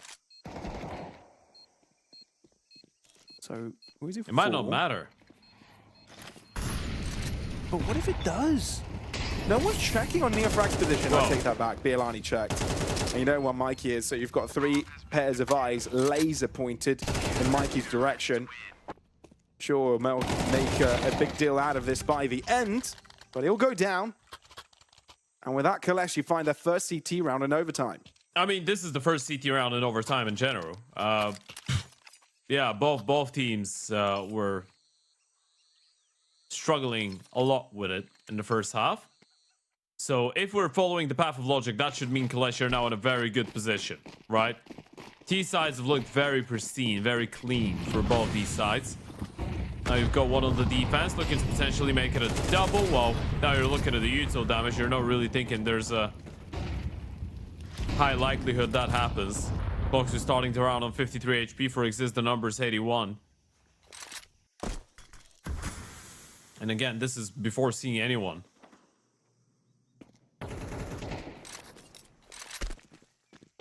Oh, Cloxu just pushed elbow, got a kill, went back. Outrageous. With a smoke and a molly in his hands, he decides to, instead of re-smoking or re-mollying, just push. Okay, now he remollies, And it worked. but yeah, you can't make this up. In moments like this, Ted, it's the crazy things that work. Apparently. I'm not saying it's the rule of thumb. 50 seconds on the clock. Unity, what's the move? The bomb is still teetering on the left-hand side of the map while you've got your 2 others on the right.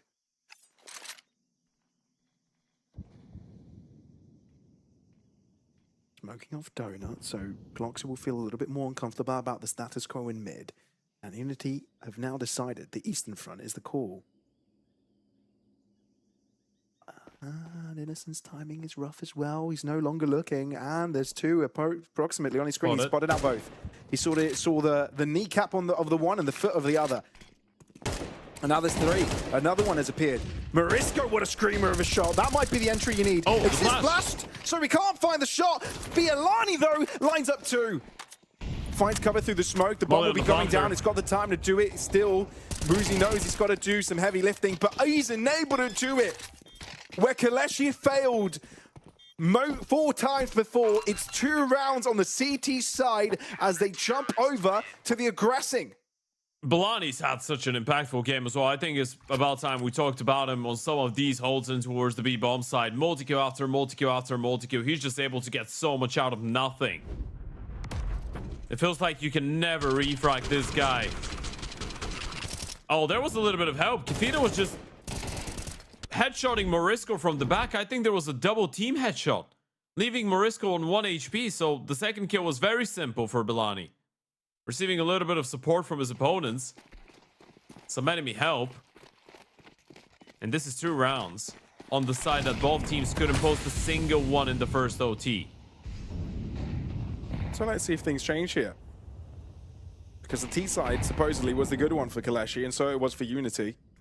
And now they need 2. Just 2. Hello. Friend, thanking his lucky stars, that rock is massive. Yeah, gets tagged down by the Opa Vuzi and able to get the kill onto Neofrag in the meantime. They're getting spooked by their own teammates. I mean, we've seen enough team dings. Also, friend is 1 HP. One of these bullets lands in his skull, he's dead. Pretty much. Yeah. A bit terrified. And Unity make the call to move away. Okay, B site open. Yeah, drop utility to Mikey, but he's pretty isolated already. Yeah, that's done. That's the B side takeover. I mean, he will try and toss the Molotov and the HE on top of the planter the moment he hears the tap. Sure, and then he'll try and spray as well because he'll have others spraying at him. Here comes a molly. Block 2 persists. Nade as well. Survives. It failed. Crucially, survives. Yeah, nade failed. Didn't bounce properly. It probably could have been a kill on clock too. So friend misses the chance to pull the trigger at first, holding out on boost. A strong position to have. Glocksu being punished. I think Mikey could see a pixel earlier. So he's calling his team of his whereabouts, and he's definitely got his eyes lasered in that direction. Kifida, first entry for Unity. First step going the right direction. Mikey as well. But there goes friend with the AWP. Needs Bialani to jump in. And we'll try and get some spray shots across on Mariska, but it's just not good enough. Shut down by Mikey. Unity in it first. Whew, Morisco got off the bomb there for a second. I was starting to get a bit worried. He nearly goes down as well to the spam. It was just a matter of milliseconds towards the end. One more bullet connects. It could have been enough for the job, but this is leveled up once again. We're looking at a tight scoreline on Ancient. 17 apiece between KOLESIE and Unity. Mikey and Woozy have both hit the 30 bomb mark on the CT side. No one yet there on the T side of things, but Blani's on 29. And they are looking for another explosive play towards the A-bomb side. A lot of utility in towards both B and A for the T side. Or both B and middle, sorry. Now they're walking out, but it's such a slow play. It's allowed Morisco to get a little bit closer. Same for Woozy.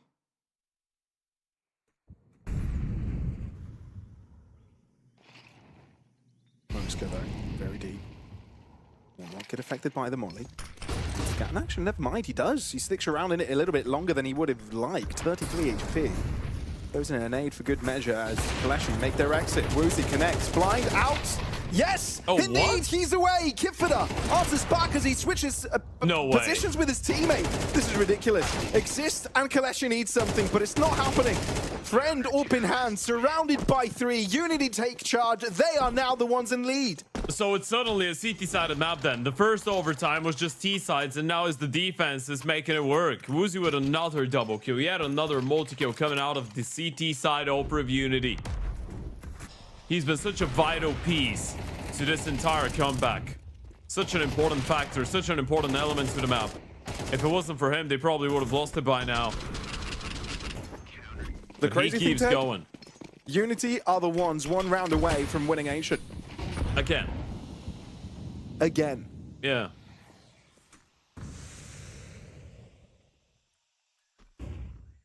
Well, we could be going on another ride. It's injury. A little bit late. 2 players walk past it. But it doesn't matter when Neofrag is fragging out like this. It's crazy, dude. You cannot make this up. When things get rough, you can always rely on Neofrag somehow to produce the magic, but it's not done. Because the bomb is going down, Friend taking a lot of damage, but at least has put the pressure on Unity to perform now. Low HP on 2 of these players. Bialani and Friend might need a little bit of support. And look at Mikey. He's got a timing. He's heard the steps of Innocent. And Innocent hasn't got a clue. Doesn't wait for the knife. Wants to take care of duties quickly so the rest of the team can converge onto the side. The molly is just acting as a delay, and there's a smoke. Couple of HEs. Flash the delay once again. And the molly keeps them back. Now you can get on to defusing the bomb. Woozy falls, so you have to give it another go. Spray down. You know where he is. Surely you must connect. What? Gets away with an ninja! Mikey! The pure calmness to go through it into the storm never falters. 19 on the board. We are not going to a third round of overtimes. And it means that Unity, albeit the chaos that they had to go through, get away with their map pick. Wow, that was shocking. The way that Pure they pick cinema. up the final round as well. Morisco, he just jumps on the bomb. They shoot through and they spot him out. The smoke was fading away. They create some holes into the smoke with the bullets. They see him. They couldn't get the kill. They still had more than a second. He somehow sticks it. I was so convinced this was going for another set of OT rounds. It had to go, right? It had to. That's what the writing on the wall was. But, of course, in Unity fashion, they make it work. They somehow make it work. And I don't know, we could go through and highlight all these individuals and where they shine. I feel like Ruzi was a massive part to why Unity, kept the lead in so many of these occasions. Were putting pressure on their opponents, especially on that CT side. And even the T side, right? The entries from Muzi were ridiculous. Getting the AWP on his hands was the main focus for Unity throughout the end. But, oh boy. There's just too much to break down. Winning 3v5s, I don't know where you start here, Ted. It's very difficult to unpack that type of a map. I guess you could start and end it with Woozy had a phenomenal performance that he deserved to win this map. That was a great play out of him. It was a great play out of Mikey. Unity in general showed a lot of mental resilience, especially after dropping all 3 rounds in the first half of the first overtime then after that pick themselves right back up and be able to get it over the line. That was a very, very impressive performance. And going into Dust 2, especially after such a tiring first map, I don't really know if we can say that it's a clean-cut 3-mapper. I would say KOLESIE's definitely going to be a little bit frustrated. Unity might have an opportunity to make it, end in 2 maps. Well, you never know. And the fact of the matter is that KOLESIE picked us to and have faith that that will be going their way. They better hope it does, because if they don't win it, they are out of the tournament and provide Unity the ticket to the LAN in Barcelona in the LORGAR rankings. Everybody, we'll be finding out how Dust 2 goes after this short break. Don't go anywhere.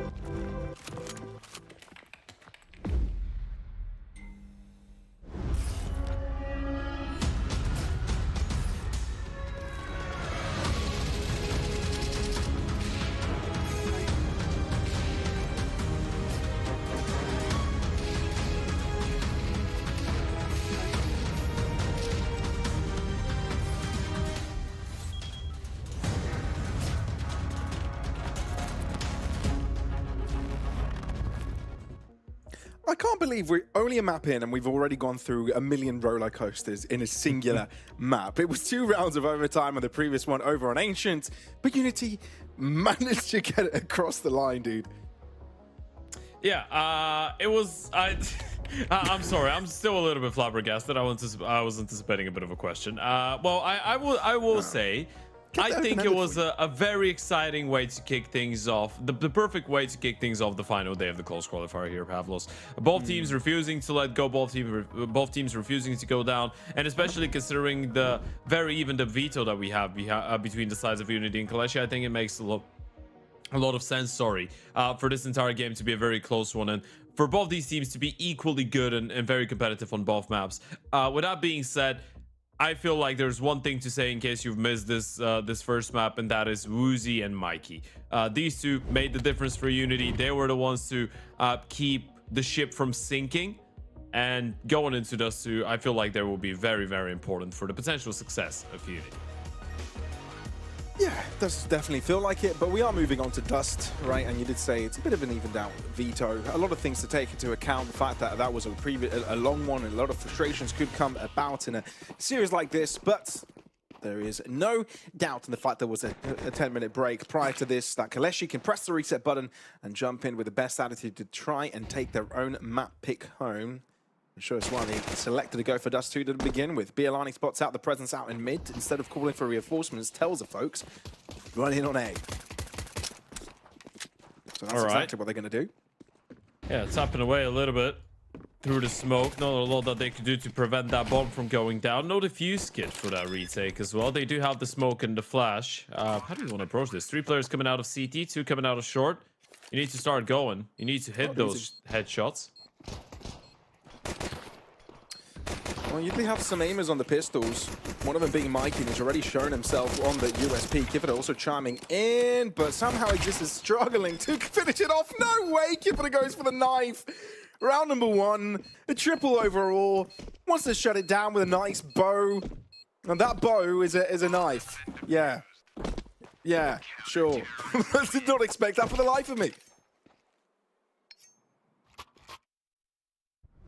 Right. I feel like you've got to back it up, though, for the remaining game, right? I feel like if you knife in the first round, it's the first round of the game. I don't know how they're winning this retake with 4 alive. It's embarrassing. Yeah, I mean, sure, but they still won a 5v5 retake without a defuse kit with 4 alive and a knife kill on the A-bomb side. I feel like mentally that puts you on a very good track if you're Unity, especially after winning such a tight double ulti map in the first one. If you're a KOLESIE, it's definitely a little bit exhausting to be part of it as well. This is one way to respond. This is karma for Kipita. You knife, and then you're faced up against 3 KOLESIE players, and you're instantly 4 in the next round. This is why you behave, guys. Just a little message for you at home. Ooh, missed him. All right. Got the smoke to play around with. Thing is, he needs reinforcements. He needs help. Might still have a chance. That's huge.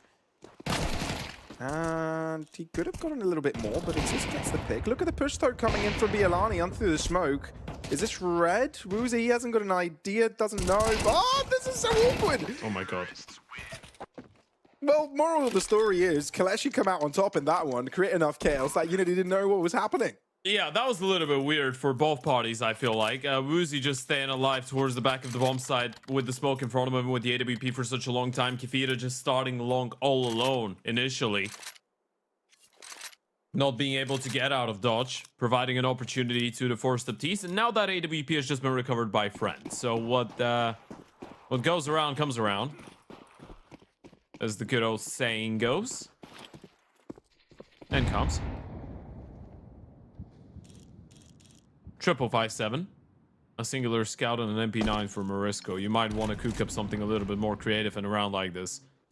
Let's try and get yourselves involved. They have left that A bomb site fully, focusing all their strengths and efforts in towards middle, in towards B, hoping for a mid to be split out of KOLESIE. Doesn't really feel like it's going to be the case. Looks like more of a four-man short exec with one late player out of long, which should basically guarantee them the round. Yeah, it should do. So with Kefita no longer being around, I mean, he can try and climb up inside of the smoke and get funky with it. It looks like that's what he's trying to do. Pre-fight by Exist though. Right. So yeah, Karma hits back not only strong but twice. Right, yeah. If you're able to hold on to the pistols, the scout, and the MP9, I guess this is still a bit of an upside. It's such a wild clear out of Exist. Just goes and pre-fires the smoke. It is a pretty ordinary play nowadays. There's a lot of people that try and do that. They're just sat there instead inside of the smoke. Might try and climb up towards the left-hand side one, and then kill people from behind. So it's a good due diligence type of play. Exist on 5 kills already. 1 for Kloxu, 1 for Balani, and that's it for KOLESIE.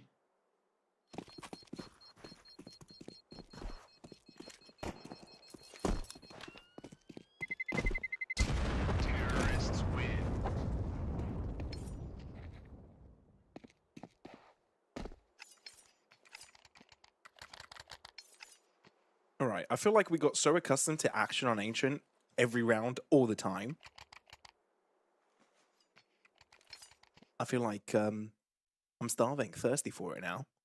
Sure. Yeah, I think it's always going to be difficult to get back to the level of craziness that we had on map number 1. If anything, I actually feel good that we have a little bit more breathing room, you know? Sure, maybe. It's a bit calmer. You get to feel a bit refreshed. It's probably the case for the players too. And then all of this maybe for Unity to win this half by watch.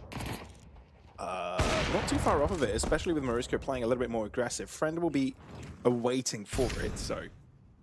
Now, you will have the B bomb site. The question is, how does the bomb get to the bomb site? Because if Neofrag realizes he starts pushing lower, they could catch Innocent. Oh, if imagine. that happens. Well, that doesn't happen. Yeah. They're just waiting. Well, missed the timing a little bit. Just a bit. Just a little bit. And Friend's even there for the cross of Neofrag anyway, so... I mean, if they are to push in towards T-spawn, that's Kefita and Mikey. Kefita probably doesn't do it. He's probably just going to hold on to the rifle. But the rest can play for exits. This is the time to go for something like this. Friend could get run down.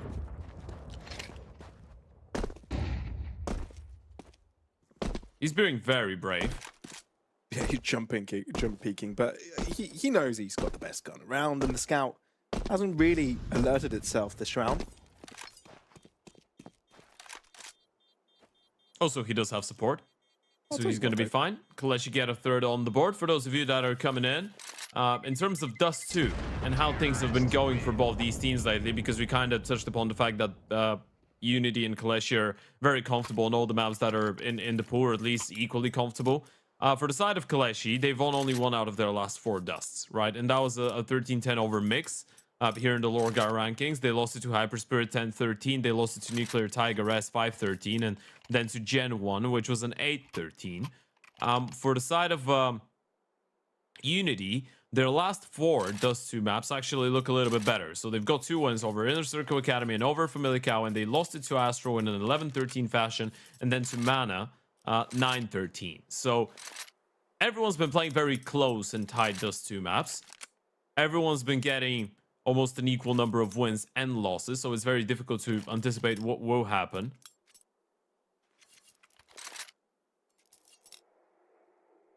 But as of right now, it feels like KOLESIE are a little bit quicker to get into the swing of things. Of course, we've just seen 4 rounds of it, and there's plenty more Counter-Strike to be played out. If this one goes all the way, that would mean a Mirage. This is if KOLESIE are able to steal away that dust too. Well, I say steal away. It is the map pick of the polls. And then the winner of this is making their way into Barcelona. We do have another series after this as well. We've got Bondi and Inner Circle Academy waiting for their moment to join the server.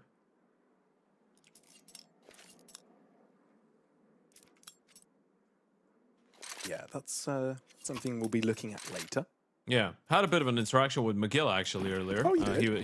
He was streaming. He played some headshot-only deathmatch. I joined in. I told him that if he wants to win the final, he should stop playing headshot-only deathmatch. He didn't listen to me, but he did play DM. To be fair, he was not playing deathmatch. I joined and I was like, aren't you going to play some deathmatch? And he said, well, yes, I will. And then he joined and started playing DM. So I helped him warm up. Fair enough. Yeah. Helped him get ready. In a way. Didn't really. I didn't do anything. But I can try and claim credit for it if they win.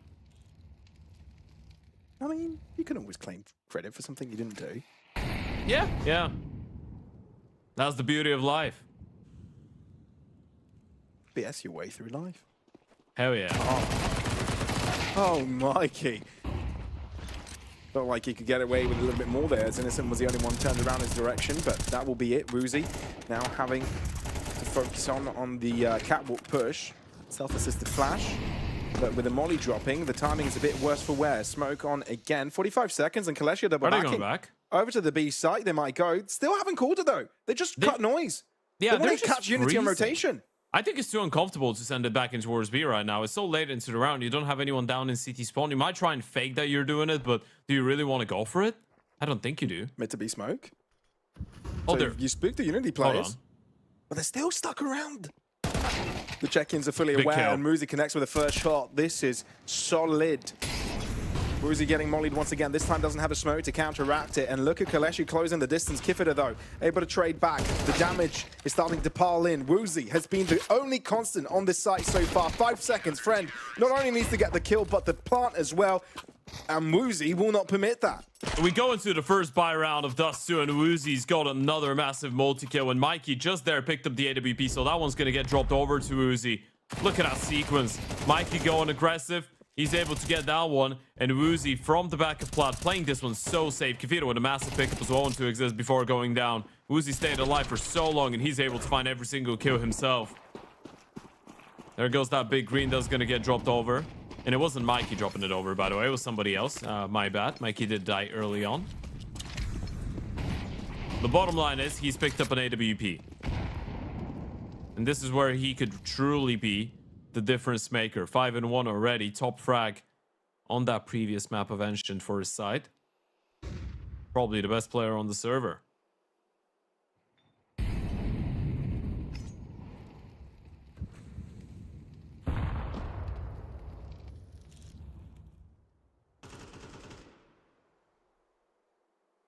So KOLESIE bring the pace down a little bit, make sure mid control is theirs. No shenanigans from Kifid out on long. That's been all watched out from Innocent.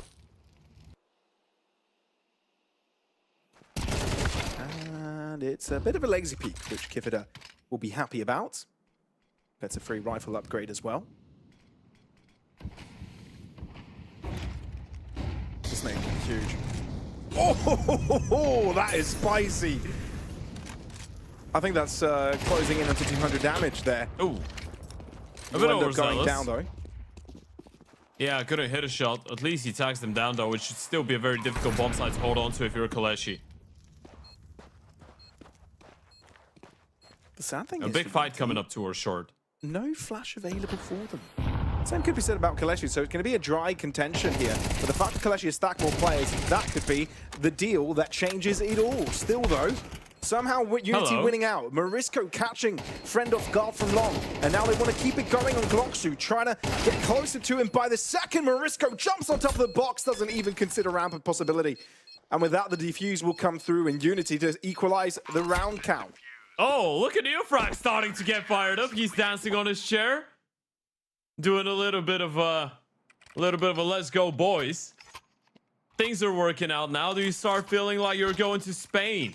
Maybe this is him just training for the bachata for when he gets there. What a shout, dude. What a shout.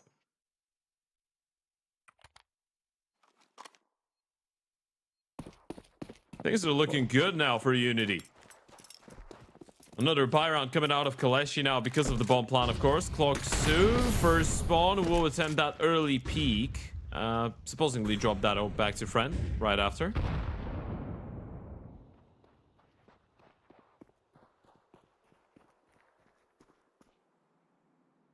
If KOLESIE lose this, Unity have a chance to create a bit of a buffer. Into the smoke, right? Hello. Mikey, definitely aware of it. So that gets tough. Bialani, decent entry. That was through the smoke. A pre-fire onto Morisco. Not too shabby. I wonder if KOLESIE changed their call because of it.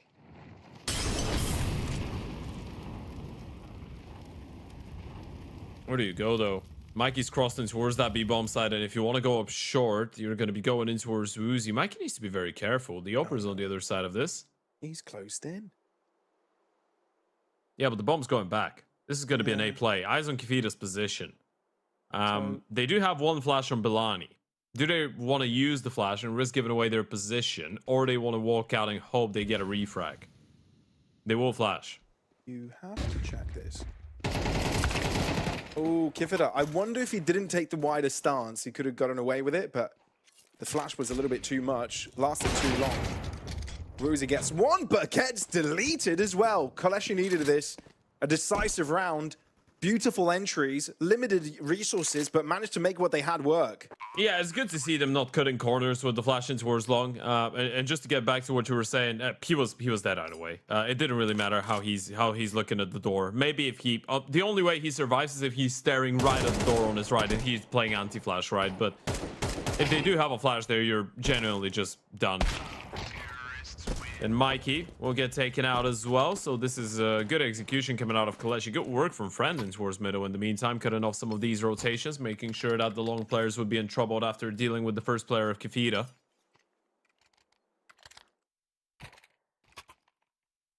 And money's run out for Unity. If you never want to run out of options to game, head over to LORGAR. Get their platform, sign up for the giveaway. You can win a racing cockpit, you can win a PC, you can win a whole bunch of stuff, adding up to 30 different articles. Well, articles? Yeah, different articles. Yeah. Usually used for clothing, generally, but... Yeah, that's why I was thinking about it a little bit more. Products? Yeah, 30 products. Works better. Word for it. Well, I can tell you, KOLESIE aren't thinking about how to phrase this next round because they've just walked into the B site, made it their own, as if it was always theirs.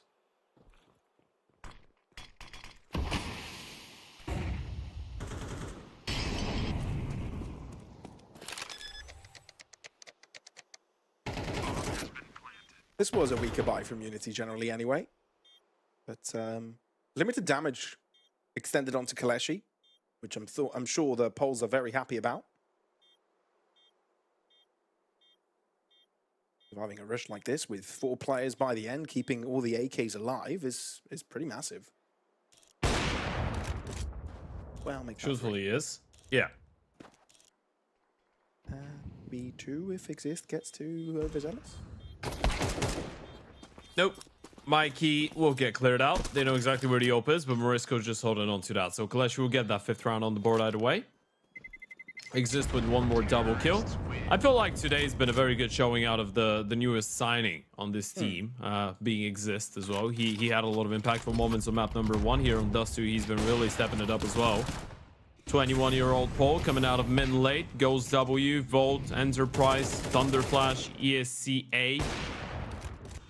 He's been around the block, but never part of that top Polish team, which KOLESIE has the opportunity to try and be.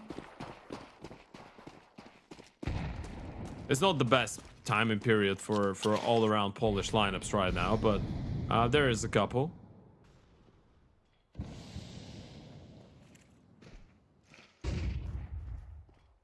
You've got KOLESIE, you've got ESC, you've got BetClick, which is, I think, the highest rated right now, highest ranked right now. And you've got Exist, who keeps on farming. That's 10 frags.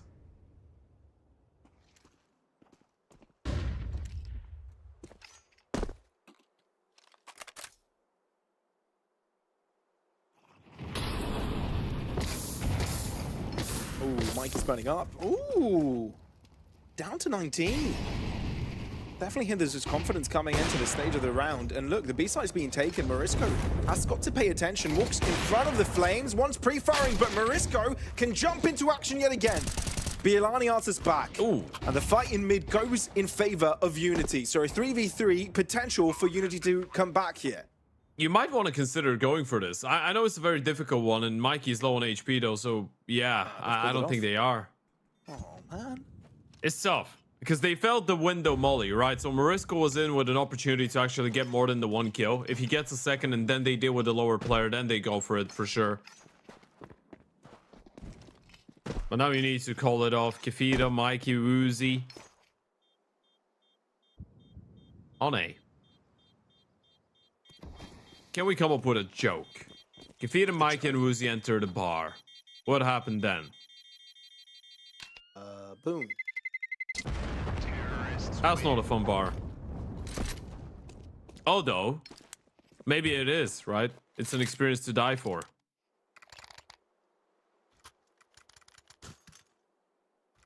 Soundboard coming up. It was too late. I would have lost the effect. I wasn't ready for it. Yeah. No, I saw you just looking at the buttons, trying to figure out which one to use. Yeah, Yeah, it was probably a bit of a wah wah wah. No, it would have been something like this. Oh, badoomts.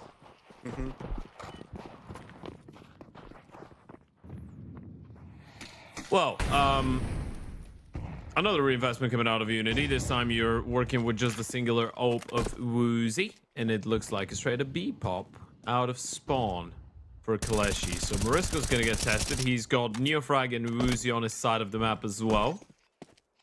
As long as he can start screaming for help early enough, he should be able to hear him and arrive on time.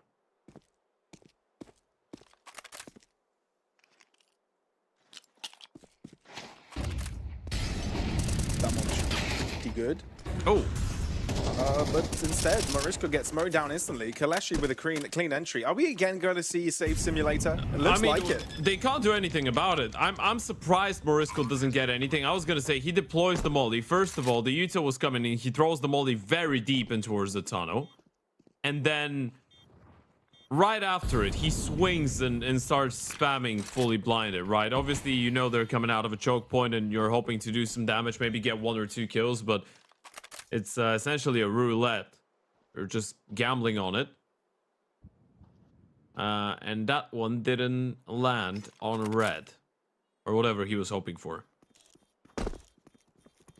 Bottom line is, this is KOLESIE picking up some very easy rounds into Wars B. I mean, Innocent has not yet just registered a frag yet. But his team is winning 7-3, so I don't think he gives a damn. But that tells you enough. They rarely have to get all the kills in order to get around. So this is Dust 2 in a nutshell for all of you at home. And now you're starting to realize how close KOLESIE could have been to a 2-0, right? The fact that they had that 15-12 lead on Ancient, they couldn't close it. And now you've got that type of a convincing start. If you're Unity, you're thanking your lucky stars you were able to come back into the previous map and win it.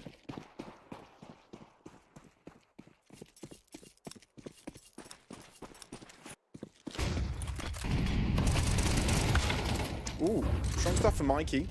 But just the one.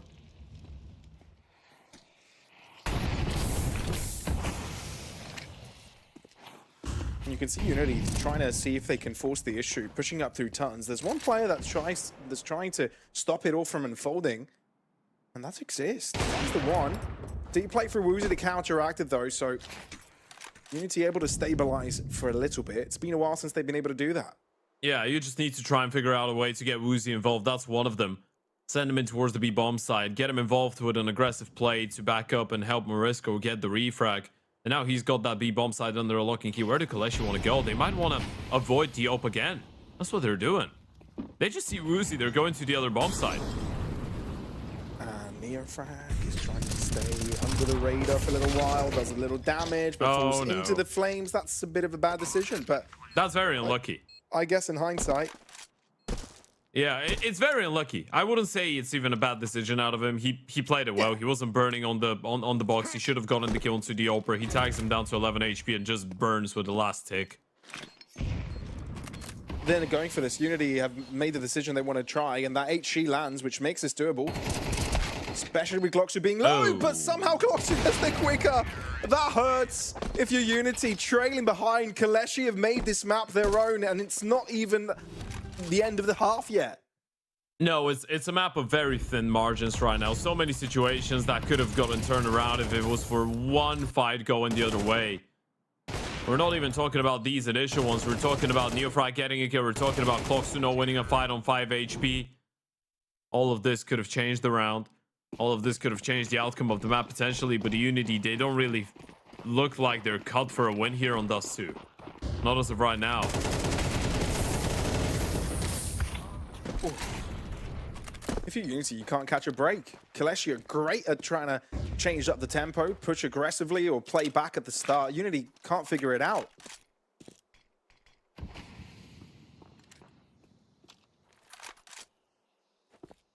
Run boost for Friend. Doesn't see anyone on top of the bomb side. Woozy's got an AWP on the other side. Thing is, Woozy started and played towards A so many of these rounds where the B players just die, right? And he needs to save. So now he's trying to stay a little bit more centric. And this is allowing the T's to have free reign in towards long. Generally very difficult for Woozy to find any impact on this CT side. They've been avoiding him very well. So many rounds it feels like he doesn't get to play. He doesn't get to do anything before the round is already over.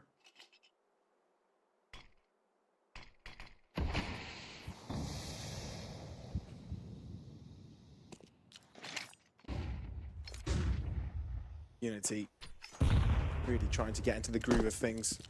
Mikey didn't see anyone middle with the flash, so now they should know it's a fake. The moment they spot that CT smoke, Kefita will make the crossing towards the car, but they do have a Molotov for it. Timing's rough. Do they molly him out? They'll just clear him. It seems that they'll hold on to that piece of He's util dead. and dry peek it together, and they saw the barrel of Kefita's weapon, so the pre-fire from Glocksu is successful. That nade could do a bit, and indeed, Innocent down to 4 points of health. The same for Glocksu on 9. Low. So the cleanup duty for Unity could come through. Thing is, KOLESIE still have the site control, 3 players alive, and we've seen how clean they can be with it. The healthiest player goes down, smoke fades, and Innocent is there to stop it. Here comes Innocent once again! Survives! 4 points of health is a difference. Fine margins every single time, but KOLESIE are on the winning end of every single one of them. I've got no clue how they're winning all of these rounds, and Unity probably don't know how the hell they're losing them every single time. There's a low HP player on the side of KOLESIE. Pre-fire works out. Mikey does so much util damage. Even gets the kill. Woozy drops the Opera Friend. That should have been the round, but it's Innocent and Glocksu. Both of them under the 10 HP mark. Both of them should have been practically dead already, but they make it work. They get it over the line. Now it's a 9-3 first half in favor of KOLESIE. Is there a world in which this one doesn't go all the way to a third map? Oh, very unlikely it doesn't, right? Very unlikely. I mean, look, 9-3, we've seen worse conversions, right? Or better, depends what side of the coin you're seeing, if you're an optimist or a pessimist. But moral of the story is KOLESIE have had the better closers. And they were in control of the pace. Things worked out for them. But now, as Unity are the ones to set the stage, let's see how KOLESIE will be responding. Well, this is either a very quick finish to Dust 2, or Unity win the pistol round, and then we can toy around with the idea of this being a bit more competitive. But in general, it should be very difficult. Innocent does get gooshed up to begin with. And they are still going B. There's a smoke lined up by Morisco that is going to go for CT. And they do have another one for the lurk here on B. And Gloxu's deciding to play in the smoke, drops back a little further. Mid cross from Neofrag, unsuccessful. So KOLESIE seem to be on a good line here. Gloxu on the move with the dualies, tries to work with a spray transfer on it. It's crazy how he's ever able to convert like that. Confident as ever on that double gun. And Kefida is in a very lonely world. Bodies of his teammates across the floor. And he's absolutely surrounded. Finds Innocent, but he was low. Even though it was a headshot, sure, it's impressive, but 35 seconds, you've got to find the bomb, you've got to get a pick. This is not doable. This is not possible. I mean, he drops CT. He kills Belani. And then 25 seconds dealing with a crossfire? Yeah, no, he's not going to win it, but he can make it expensive. It's a pistol. I guess he's trying to build up the cash on his end. I mean, technically, he's got time to get the bomb, kill the guy on last box and plant. Expensive, I guess. Never mind. Yeah. Indeed. It was a good attempt. Yeah, sure. But is good attempt good enough at this point? I mean, where Unity are? for Kefida, he couldn't have done more, is what I'm saying. Oh, yeah. It's a 1 versus 4. If you're talking about the 1v3, sure. Yeah, absolutely. Even a 1v4, and he gets 2 kills. So, for him... Sure. Yeah, for him, it's a good attempt. For Unity, that entire map, I guess, you can just say nice try. They will go for the 4s. They don't really have a choice anymore. But in the end of the day, as we said, this is why Ancient was so important to convert for them. And if you're KOLESIE, you're probably biting your nails, realizing that you had a 15-12 lead on the first map, and this is how you could have closed it out and qualified for LAN. Now it's going at least one more, but the quicker you end this, the better for KOLESIE. You're keeping Unity down, not letting them feel like they've got anything to say on Dust 2, and we're going into another map that is quite involved with your individuals having a good performance, being Mirage. Wide swing from Friend. How about that for a scout just shot? Just B-hopping. KOLESIE are just feeling it right now. Confidence exuberating. They're loving life. Yeah, they really are. He literally B-hopped into them and headshot him. That's the type of stuff you do on a matchmaking lobby when you're farming. You're just smurfing. Or you're, I don't know, a 2800 FACEIT player. You just go and play with your level 3s friends. That's pretty much exists right now. He's 18-5. Yeah. It definitely feels like he's smurfing. Finally goes down, though. There's a flank in play. And there is a chance with Mikey here getting a couple of the smoke fades in time. But you're right, the flank will come into play. And Neofrag only having a deagle, can't deal with all sorts of angles. That was Friend jump scouting to get the kill. No scope. Deal with it. My friend. Well, that wasn't very friendly, so closing out with my friend. I mean, you could say it is. Ending their suffering quicker. Sure. If that's the angle, I'm right there with you. He's like, I like you guys, so I'm not gonna make you suffer. I'll just make it quick and painless. Yeah, let's go over to Mirage already. Let's get this done. That's where this series will be decided. That's where we'll figure out who will be going to the LAN. Well, Friend is not backing off from this fight. Woozy needs to realize that. Friend will fight. Okay, until he gets smoked up by his own teammates. This is the only way that you can make him not go for it. Only the first nade did damage onto Mikey. The second one somehow avoided. Tag down. Just a little M4. Gotta respect them more now. Belani's been tagged as well. So you got 2 tagged players on B. Huh. Can Unity take advantage of it? They get the pick on the aces. That is a massive pick onto spray though from him. Knows that Woozy is around. Can even molly in. Flushed out into the open. Deep swing. Woozy. He's got to be respected. No matter what stage of the game you are on. If he's got a scoped gun in his hands, you've got to respect it. They're still going B. Look at that push from Innocent. This is absolutely massive. He's probably going to catch Kefida, by the way, unless... Oh, he's walked in towards lower, but he doesn't see anything middle. Short player's not identifying any threats. They should know it's a B play. Gotta know. Good setup. Bielani and Gloxu both eyes peeled to tons. You're not checking Bielani's angle though, so he can start mowing you down. Exits out, does the damage, on for the cross. Scout shot misses from Friend, but Innocent is so damn close to this. It's not anticipated by the Unity players. Kifida's got an upgraded gun, but he hasn't got the bomb down. And he has to focus on his opponents closing in. Played it very well. Innocent is just a little bit too close for comfort. Scout trying to get towards the back of Xbox. Innocent goes for the P, gets the first one. Goes right back out of the bomb site. Waits for his teammate. Double P comes in. No chance for Kifida. Nice shot coming out of Uzi in towards middle. This is the one that makes you believe. And a key double kill out of Belani. Even when the rounds are going close, even if they are tight, KOLESIE is just winning all of them. But Unity have found first blood here. And that's the best sign we've seen from them so far, period. I mean, they were 3-2 up. KOLESIE have won 10 rounds in a row. But that streak might finally be broken. All right. But we see the situation, and I'll raise you a different one, Ted. Unless shenanigans.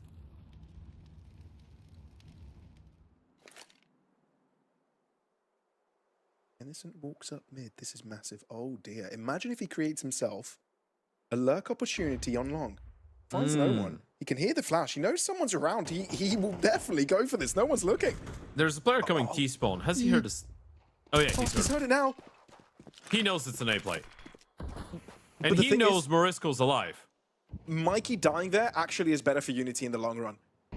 You Because think so? now they know that someone is on the lurk. They'll keep an eye out on for it.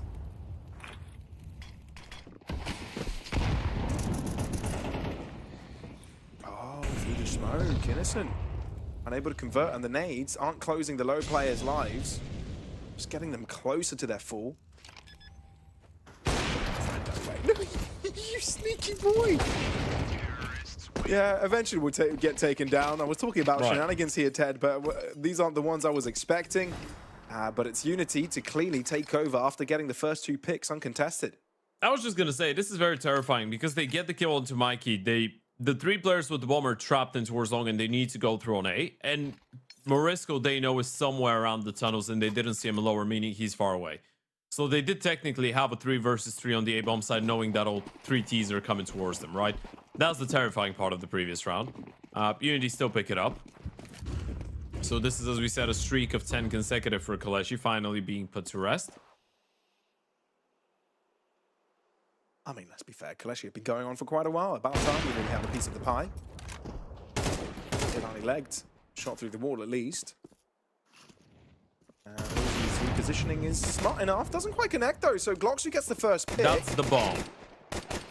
And Muzi gets dinged. If he downs here, that's 2 free rifles, especially if you can catch up to them quickly enough. Thankfully for Unity, Mikey's close by, so denies the rifle picked up. However, Glocksu and Friend can be dangerous. Oh, the nade doesn't go deep enough. But there goes Kifida. Big stuff from Kifida. Walking in. Yeah, there's no chance he wins this, especially closing in at this distance onto Kifida's position. Can't lie, KOLESIE made that look a little bit scary for a moment, but Unity were quick to recover.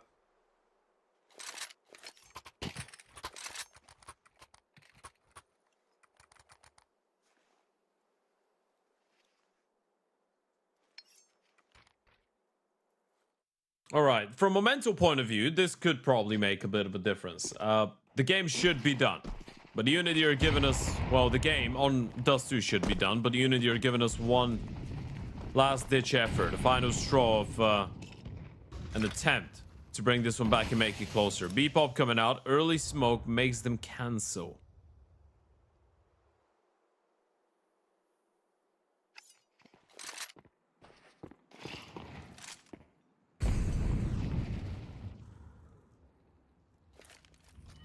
Most stopping power utility are in the hands of Glocksu. And he's over on B.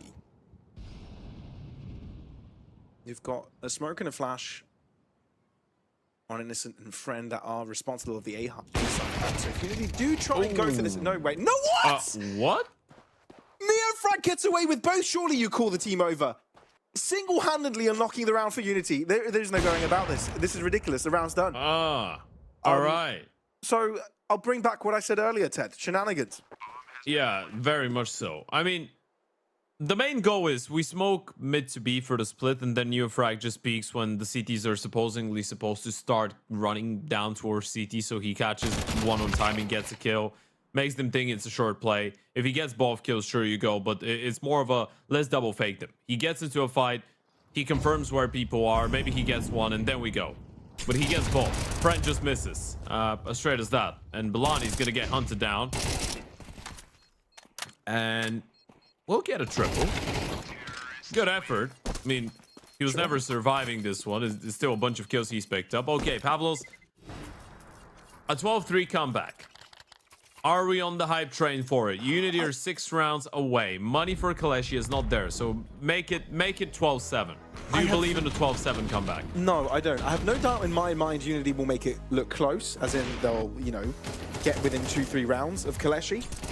But I think KOLESIE should be able to close it out. I mean, they've got 7 more opportunities to get there. 6, actually. Well, surely they find a way in. I'll say, technically, one would be 100% convinced that when KOLESIE were able to get a 15-12 lead in overtime on Ancient, they would have closed out the map as well. They didn't. We know these guys could crumble under the pressure at times. And maybe that's one of these moments. Of course, we're far away from the point where we should be concerned about KOLESIE, right? This is just this is nothing but a temporary struggle, just a small hiccup.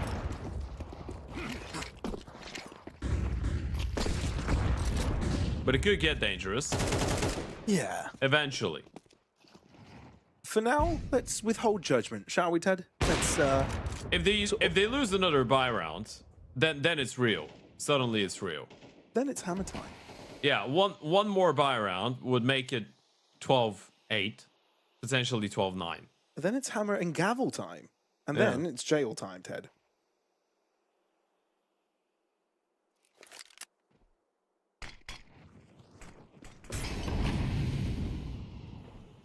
So Unity will walk in, make the space their own, yada, yada, yada. Got a boost. That's not too bad from KOLESIE. Maybe they can find a pick. Nah, they pre-fired Bialani's head. I mean, we didn't expect this one to go particularly in KOLESIE's way. We're all just waiting for the next one to come by. But Unity have really come around on the T side. They had a tough time playing to KOLESIE's pace, their tempo, but now they've created their own flow. And it seems to be working for them. The weird thing with these guys is that it's always a team effort when they're doing something like this, right? Look at the kill distribution. They've got 3 players on 10 kills, 1 on 13 and 1 on 16. And the 1 on 16 is the one that's getting replaced after this qualifier is over. That's Kefira. The Unity are doing their best to try and bring this one back. And now they're 5 rounds away from potentially another overtime. Maybe this is where the real drama starts and begins. Get ready. Brace yourselves. This map might be far from done. I mean, technically, KOLESIE could close it out right here. But we haven't seen anything decisive from them so far in the buy rounds. It's been Unity's domain. See if KOLESIE have switched up their idea on how to play this. You can't really do all that much different on Dust 2. Unity show their presence at least at the start of the round on both areas of the map. All 3. Okay. Cloxo and Belani, you can put an end to the misery right here, right now. B play coming up. You've got the molly. You can slow them down a little bit more. Do they cancel because of that piece of YouTube, or do they just wait it out and go regardless? It looks like it's the latter decision. This smoke is very deep. Mike can just get ahead of it. They're going. Yep. The smoke hasn't stopped them at all. In they go. Bialani needs to be waiting for this. He's popped in a couple of shots, but none of them connected onto the players. Somehow, Glocksu is the one to find a pick. Jumps above, finds the headshot, but it's an M4, so save. No closer. It's got to be a save, but will Neofrag allow it? Ooh. Friend denies Neofrag the chance to stay alive there. Do you go for it now? He seems like he wants to. They have one player that's coming in from T-spawn. They might attempt a late retake. it's a bit too late now. And No, they're just playing for the damage. Yeah. They're playing for the exits. I think Fred really wanted to. After he got the kill on Neofrag, he really wanted to. It's because you know Kafita's low as well. And you know they're running out of Yuto. KOLESIE actually could have had a decent chance to pick this one up. I like the fact that they don't do it because it's just rushing it, right? And if you lose here and you drop all the guns, you've got no chance to pick up the next one. And this is how the game becomes a lot closer. But they definitely would have had a real shot to pick it up.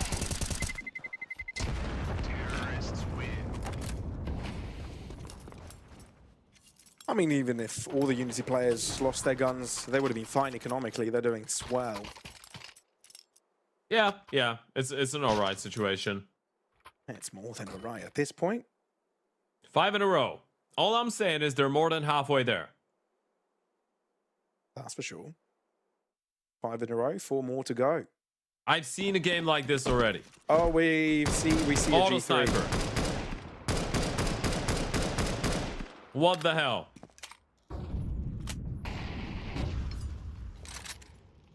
Huh.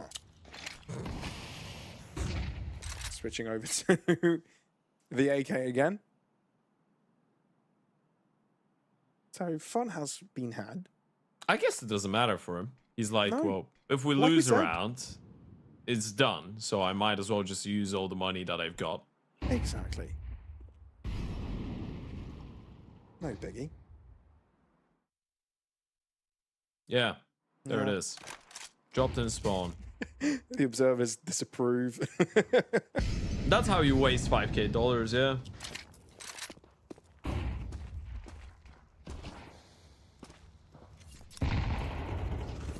Well, flood smoke for Unity onto that B site, and it spooked KOLESIE to spend a Molotov. But what if Unity go for a mid to B breakaway? That's where the bomb is teetering. Yeah, that's exactly what they're looking to go for.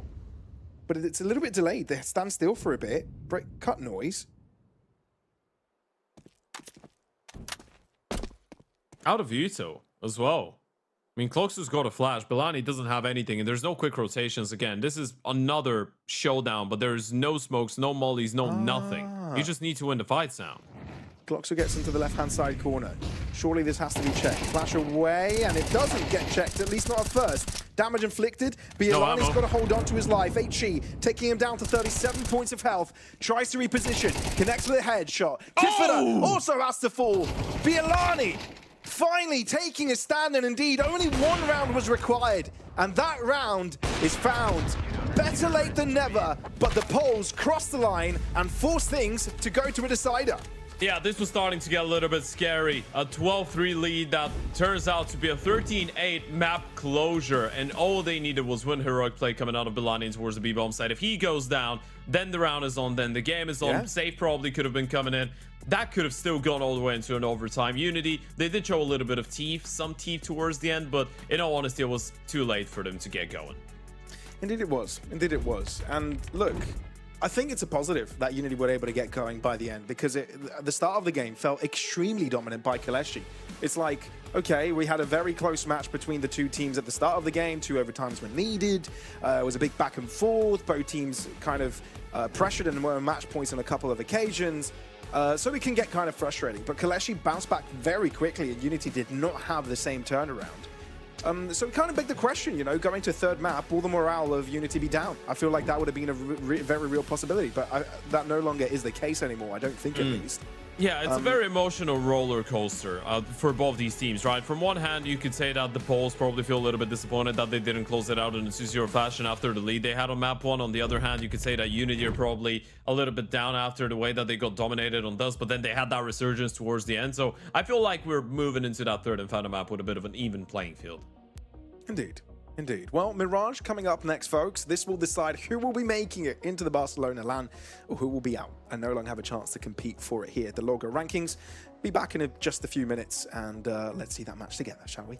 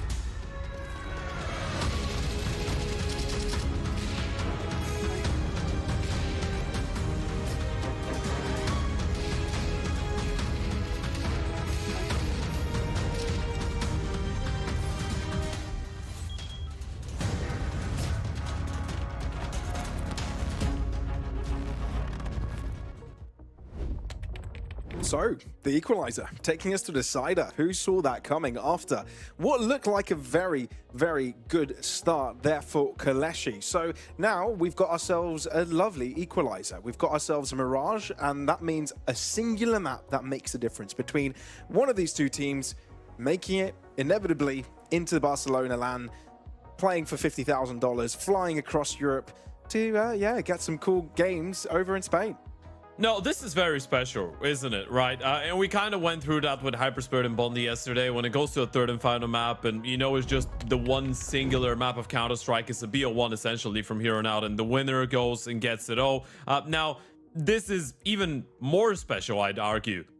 Yeah, in comparison to the game yesterday, because this is elimination on the line as well, right? Bondi knew that even if they had lost, which they did, that third and final map against HYPERSPIRIT, they would get another opportunity today. There's no second chances for either Unity or KOLESIE with this one, Pavlos. You go into the Mirage, you show your A game, you win the map, or you're not going to Barcelona. As simple as that. You're so close, but you could be so far.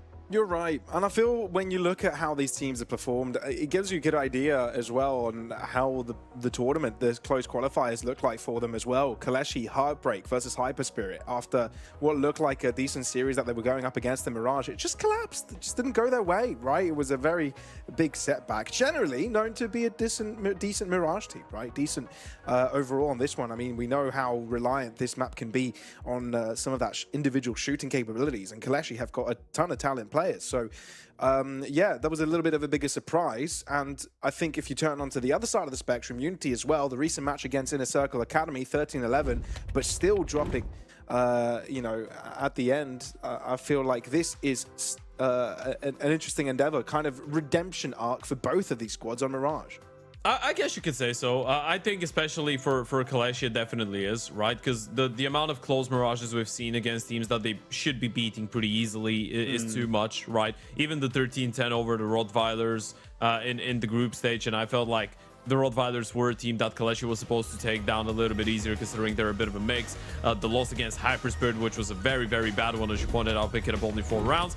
On the other side, Unity is the team that had a very, very slow second map, but they did get it going. They did pick up the pace towards the end. So maybe there's some of that left here, and maybe it's not going to be as devastating and as difficult to get into that third map as it would have been if that was a 13-3 on Dust. Morisco says yes. Exists, though, will say hell no, as he keeps it going. He's had a great series so far. Yeah, already starting them in electric conversations. Look at this, bumping into each other, into the smoke. I think Morisco realized there was a bit of a delay with him crossing in, so he realized that someone might be in the smoke. Still will get shut down.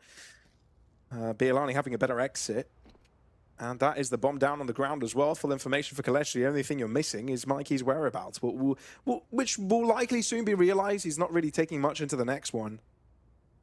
No, not really. He was the one with the utils also. He doesn't really have armor. I think he dropped that over, so Mikey in a 1 versus 4 without armor, waiting and hoping for a mistake that's going to grant him a first kill. That was the chance. Now the element of surprise is out the window. And speaking of a window, Mikey might want to jump into the one in front of him. Not really, though. Decides to take a left with just 50 HP left. And should be going down any moment now. Double peek on his screen. Friend with a 3rd kill in the round on the Julies. First round on the board for KOLESIE. It's nice and easy to start it off. Ted, when you said, you know, the element of surprise was out of the window, have you ever watched Monty Python? Say that again, please. Have you ever watched Monty Python, like the Quest for the Holy Grail, or you know, just it's just comedy movies, right? Comedy movies. I don't think back in the 80s, I'd say. I don't know, quite old ones, maybe even earlier. No, I'm looking at it right now, but I don't think I've ever watched this. Either way, the way that I imagined it was there's a guy called the Element of Surprise, and someone just throwing it out the window. I don't know, just my brain went to that. Yeah, I don't know. So, hi, this is the Element of Surprise. Well, yeet! And he's out the window. So, hey, so he's gone. Yeah. To be fair, there's probably an NFL player called Element. Sure. Let me check. I'm not going to be surprised. There's some wild names.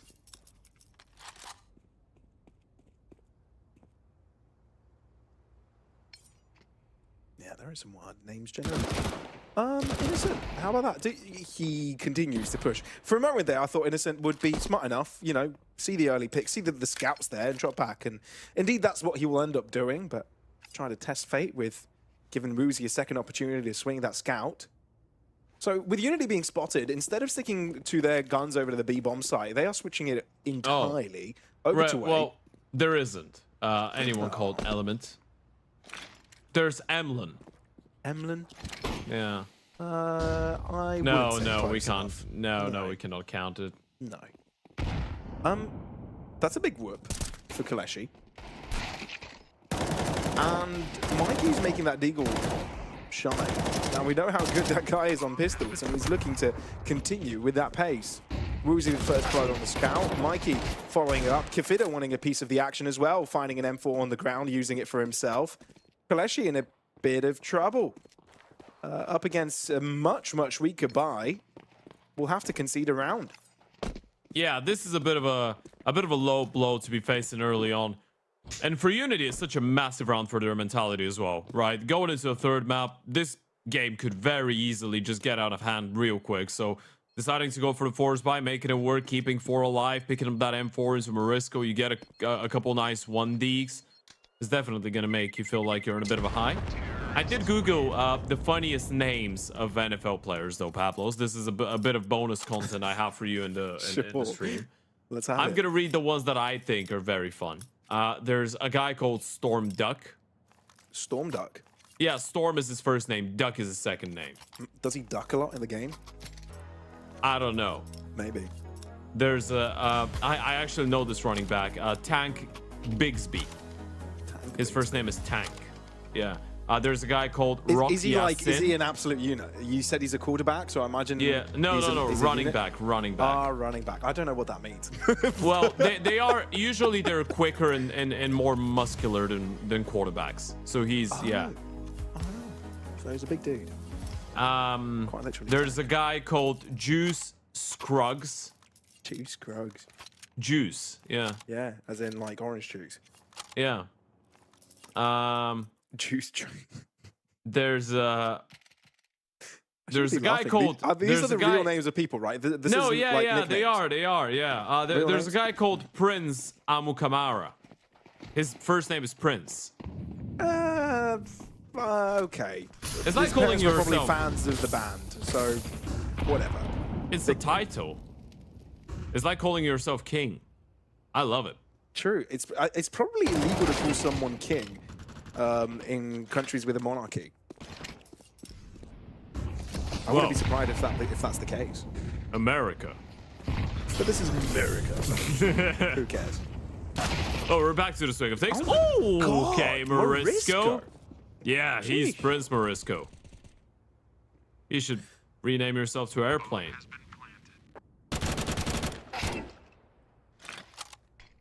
Well, exist position has been shown. I'm surprised Mikey isn't trying to help there, but at the same time he's low, so... There's another one that I really want to share with you, because this is going to be a save, right? Yes. Unity get the round. This is the last one, I promise. So there's a guy whose name, so his surname is Clinton Dix, but his first name is Ha Ha. Literally H-A-H-A. Oh, his parents were trolling. H-A-H-A Clinton Dix. His parents were like, they're going to make fun of his surname, so let's make a first name to take all the attention away from it. That's an all-time winner for me. That's the greatest name I've ever seen. You know what? That's a bit of a dub for the parents there. I respect that. If that's genuinely the thought process, just like, if his own name is laughing at its name, then no one is going to laugh at it. Right. I don't know. Also, imagine how funny it would be if you were just mimicking ironic laughter, like saying ha ha ha, and then he just thinks you're calling him. He just turns around. He's like, "What? Yeah, what's up, bro?" Well, he definitely has a nickname. He cannot be going by ha ha. We can start talking about the game. This is a half buy out of KOLESIE, sneak around, but you do have that hero M4 in the hands of Cloxo, and he's going to get shut down, unfortunately. So that's the rifle out the window. Friend, Innocent, and Exist in a 3 versus 4, trying to do a little bit of damage, but all in all, unless that MP7 gets involved, finding it difficult to imagine the single USP of Innocent will do a lot of damage, even though you do have that flank of Existence towards Palace. I mean, we've been seeing some crazy entries from this Unity side, but they wish they had bought that on Dust 2. Right. At the very start. Innocent making it a little bit more expensive. He's found himself an AK. He goes onto the roof. Oh, that is funny. But this is doable. This is actually doable for Exist. If he wins the 1v1 here, which indeed he does, he doesn't have a kit. He's got the time, though. He's got plenty of time. I can't believe they've won this round because Innocent is able to get a double kill and then he launches himself to the skies. He's like Buzz Lightyear. To infinity and beyond. Yeah, he just got it done. He won the round and he's like, yeah, I'm flying away. Yeah. I've seen enough. Look at that once again. A very scrappy beginning to this map. Innocent's able to get the first one, elevates himself, dropping with the AK, then he goes for the jump. Well, from that POV, it didn't really look as impressive. No, but... From our POV, it was way different. We all saw it. Yeah. We all did. I miss the players' POV that matters most, in my humble opinion. When you judge the impressiveness of such play, if we want to get into the depths of how you judge if something is impressive or not, put it on a scale, give it a number 1 to 10, rating out of 5 stars. Sorry, got to, yeah. No, I don't like the 1 to 10 rating because I think a lot of people do it wrong.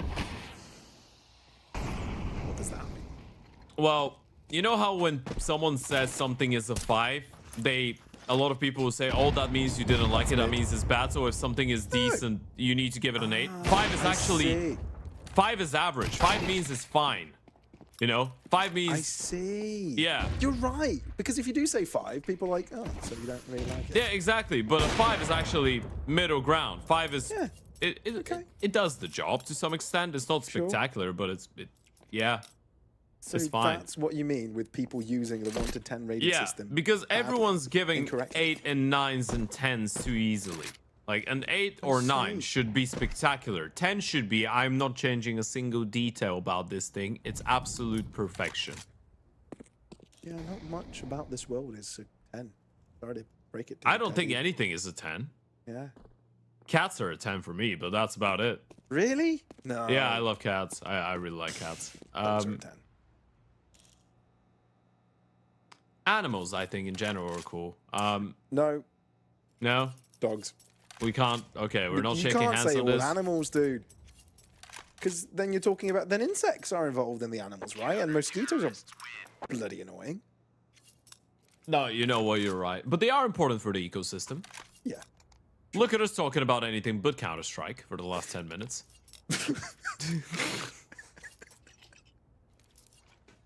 That's true. Very true. Thank you for calling me out. We've rated animals, talked about rating systems, talked about NFL player names. Yeah. But when do we talk about KOLESIE having the lead? Yeah, I think it's just the fact that it's been a very unpredictable game, right? It kind of feels like we're hitting a point where it's all about individual plays. Talking about him, Uzi shuts down Friend. They were both thinking about going for an aggressive peek. Friend towards under. Uzi towards short. Neofrax landed the silent jump. So he's not been heard. And he's just biding his time. He's not overplaying his hand. Oh, Cloxer's got no clue. Break of the just smoke. Walked away. Unity just walked front and back into the apartments. Gloxer misses the timing. Neofrag gets past him. Why? And he even gets back. Neofrag, don't toy with us like that. I'm so bamboozled. I think this is so perplexing.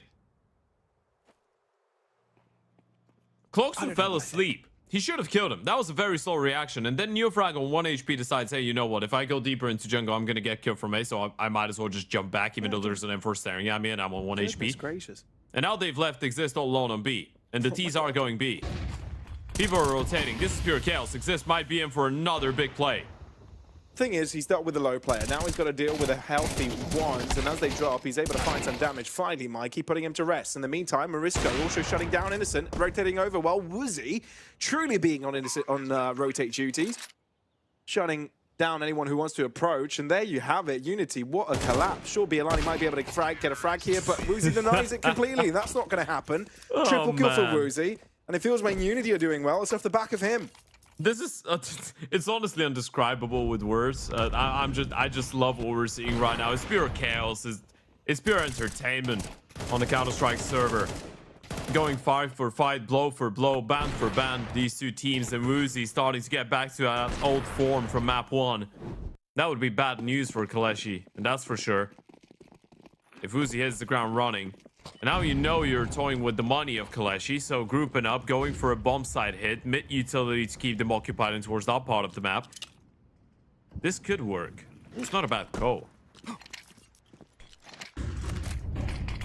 Well, it's going to be a quick setup with the smokes over to the safe site. And if you're KOLESIE, you're respecting it, giving them the space. It's going to be a 5v5 retake. This could get scary. They've smoked everything, right? There's going to be flashes through the CT smoke. They need to push somewhere, and Morisco's made the move, somehow able to get away with a kill and not got a refrag. Oh my god! You cannot make this up, Ted. The backup with the molly as well for Unity to give them a second frag. Innocent waiting out and spawn in case this position is pushed once again, but the job is done.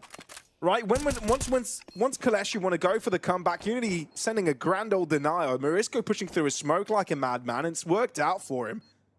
I love the call out of Neofrag as well. You're winning a couple of rounds. You're toying with the economy of KOLESIE. You know they're going to be light on you too. You know it's going to be a lot easier for them when they're light on money to actually call for a safe like this if you are able to get the bomb site. The one concerning part was the fact that you do smoke jungle stairs and CT spawn, meaning you need to start pushing somewhere, but it didn't really feel like they were ready for it, right? Morisco goes all alone, and if he doesn't get that first kill, I mean, after he gets the kill, he receives a lot of support. They have the deep CT Molotov, there's Kefita coming in, they get the second kill, everything's fine. If Morisco doesn't win that first kill, or that first fight, then it's a completely different round, and they need to start charging through a smoke against CTs that are already staring at them. So that was a little bit of a tricky little detail there, but Unity are still able to win the round regardless.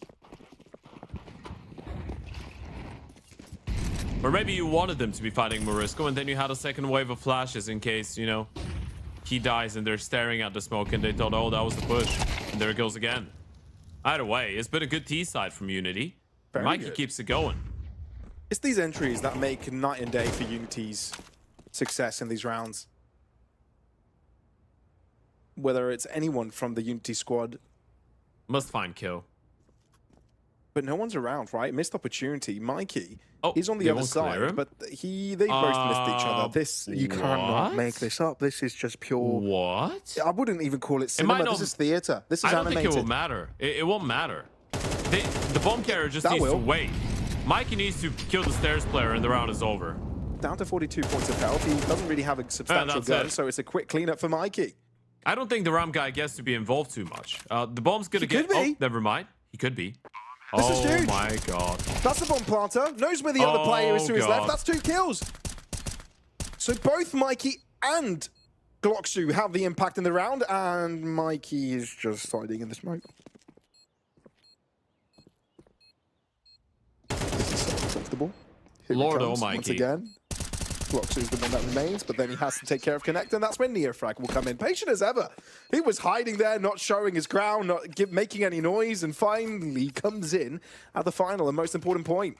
It's a round of timings. This is what that is. And it was very weird to determine what the impact of that ram flank would be, right? Because the moment that they plant the bomb, he's already lost a lot of the opportunities to win the round. Because of the lack of a defuse kit, because of this being a half buy, no utility for the CTs either, so you get that double kill, but you still cannot smoke the bomb. You cannot realistically go and tap it and hope for them to be stressed out. A big round out of Mikey and a very important 1v1 out of Neofrag. 5-3, but a lot of damage and an opening kill, courtesy of Friend. But it's another A play. Friend's going for a peek. This time not as quick, or at least not with all the utility in play. Unity going for a lot more drier checks. The smokes will come in a little bit more delayed, but it also provides Morisco with a chance, a break. No, not quite. And look who's stuck on site. Bialani so close to the action, and he's flown under the radar. Giffen hasn't got a clue. He's going to focus onto the guy on stairs, but that's when he'll get traded back. Bialani only good for the one, though. But Mikey brings it back. No, friend, on a different level. Able to support from above. KOLESIE finally to break their silence after what was a 3-round streak from their opponents. But it never felt comfortable. Yeah, I think if you're a Neofrag, you're going for the tactical timeout saying, guys, we probably missed the timing to go out A. We should have played a little bit quicker, right? The moment that Neofrag dies and you've already thrown the Uto, or you're thinking about it, you need to go and scale up that A bomb site. The more time you give them to realize middle is empty, the more it's going to be very difficult to actually get into the bomb site because there will be more players there. So it could have been a bit of a quicker reaction. Also, it did feel like in 3 versus 4 or 3v5, they were a little bit lost for ideas. Just chilled onto the bomb site. Waited for the CTs to give them some fights. Either way, it's been a very back and forth game once again. A very competitive affair. Both these teams just refusing to back off. And I know it's very early, but this has already given me some potential OT vibes once again on Mirage. It's just such a back and forth. It's very difficult to predict who's winning the next round. Oh, it truly is. Back to middle they go. Oh, look at the ramp push. Now, that's been heard. You've got Kefita in towards Palace, and he's heard a flash. He's heard the steps as well. So his teammates will be very quick to take control in towards middle, and they might even try a window boost because of that. That's what they're doing. Just paying attention to it. I wonder if he calls friend into action. No frag, though. Bad timing on it. As Exist gets there quicker. Block 2? He's playing down on connector, but the important position is Marisco's. Exist playing right up against him, and the smoke will fade. Who sees it first? Both look at each other. Can't believe what they're seeing. Headshot lands for the Marisco, though, and that's where Unity will find their success. That's a good read. They know the B player was alone for a little while, right? Because there was 2 people pushing in ramp, one flashing from stairs, and another guy coming from kitchen to catch Neofrag off guard. So they do know that Innocent is alone, or at least was for a prolonged period of time.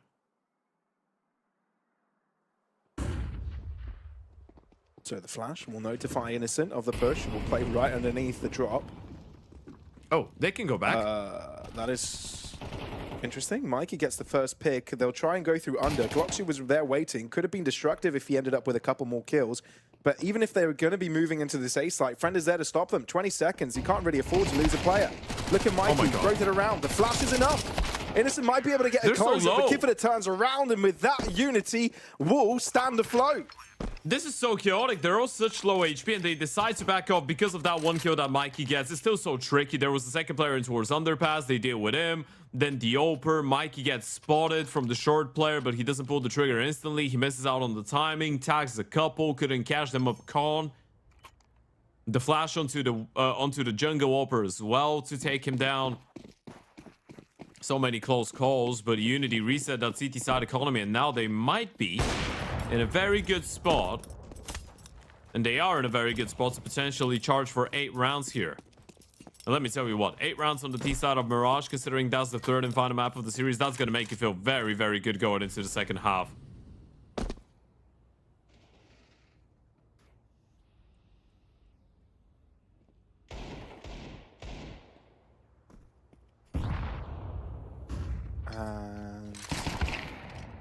Innocent is... Marisco didn't believe what he was seeing in that moment. But yeah, this one should be fairly straightforward as well, with Unity getting the picks, figuring out where the B site's open. Sure, if you're Unity, you're playing a little bit more spread out, that I think is comfortable. But they're winning their engagement, so no big deal. Poles are going to create a bit of a buffer now.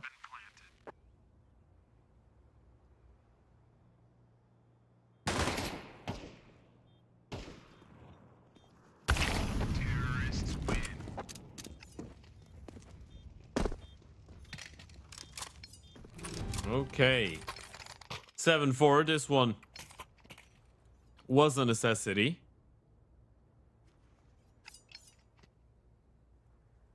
And now it's all down to that final round of the first half. KOLESIE with an opportunity to get a 7-5 half. That would basically leave them in the competition.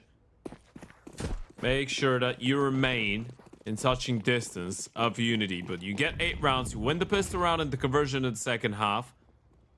You're basically 1 or 2 buy rounds away from the win and a spot in Barcelona if you're Unity. So this is a very key moment. What do you want to do? Solo player being sent out B is Neofrag, and he nearly gets that opener. That would have been massive. They still have the wall coming in towards middle, though. Eyes on the gap. The B site is where Unity want to end up. And no one out in mid to stop the short cross. Exist in trouble. He needs to figure out how he's going to deal with this. And headshot lands, and that simplifies things massively. Even having Innocent nearby is a plus, but with Exist falling and Morisco knowing where approximately the check, finds the headshot, and the round has swung open in favor of Unity. Still needs to cross past the Oper, and that's going to be an opportunity. French shuts down Woozy. Bomb will get planted, and it's a 2 versus 3 for Morisco and Kefira. It's always uncomfortable, though. Look at the lurk, though, from Bialani. Over in apartments, this is the big changer. Game changer as well. Right on time to deliver for KOLESIE, making this a really close ordeal by the end of the half run, and we wouldn't have it any other way. A massive back and forth. But with this, KOLESIE on 5, first half over. This game is far from being decided. It's such a freestyle FACEIT call, what Unity did in that final round, and I love it so much. This is Pavlos, what you do when someone calls, well, Neofrag, supposing you're the one calling for it, you're like, okay, do a Magnolia on B. That's Magnolia. This is essentially just sending one player out with a bunch of flashes on the B-bomb side. It's just a B-pop out of one person. And then you're doing that. If Neofrag gets the kill, is great. He can basically secure the round on his own. But you're doing the Magnolia, and then you've got the B split as well. So you're faking a B pop, but it's just one guy, and then you've got 3 people walking up short. So it's not a bad call. It's just the fact that, you know, KOLESIE were able to win a couple very important fights. It just comes down to 1v1s. In terms of the idea, it's very nice.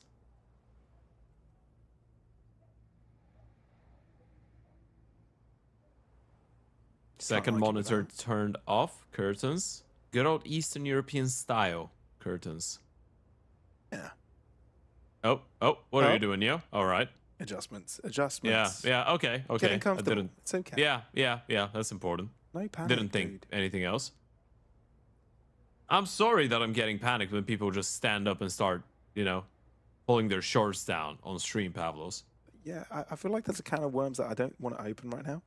Yeah, no, me neither. That's why I'm getting worried when they do start doing that. Or they get close to it. Yeah. Okay. Oh boy.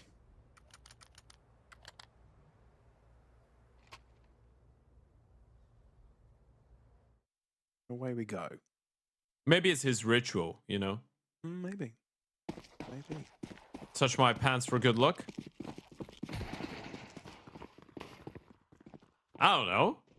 Ted, what's happened to your brain? Brother, you know what James was doing before games, right? That's not you just I mean you just touch your own pants and then you're like, okay, I'm good Ted, to go. I think this is where you stop talking. All right, yeah. HG, that's done damage, but you know what is more devastating is Kefira finding a drive-by headshot and now having reinforcements to work around with. Mikey, he's being a bit of a sacrificial lamb, distracting, as he's also taken one down with him. But in the process, Unity have struggled, well, KOLESIE have struggled to find answers back. It's all down to Friend, Bomb in no man's land. Sure, he's found one pick, but with 3 players lurking around, this is not an easy feat. No, and this is where it could get a little bit tricky for KOLESIE. Friend doesn't even have armor in this one, does he? Elevated angle, tags him down, and is just chipping away from the HP. Woozy confirms the kill. You get that pistol round, Unity. That's put you in a very good position.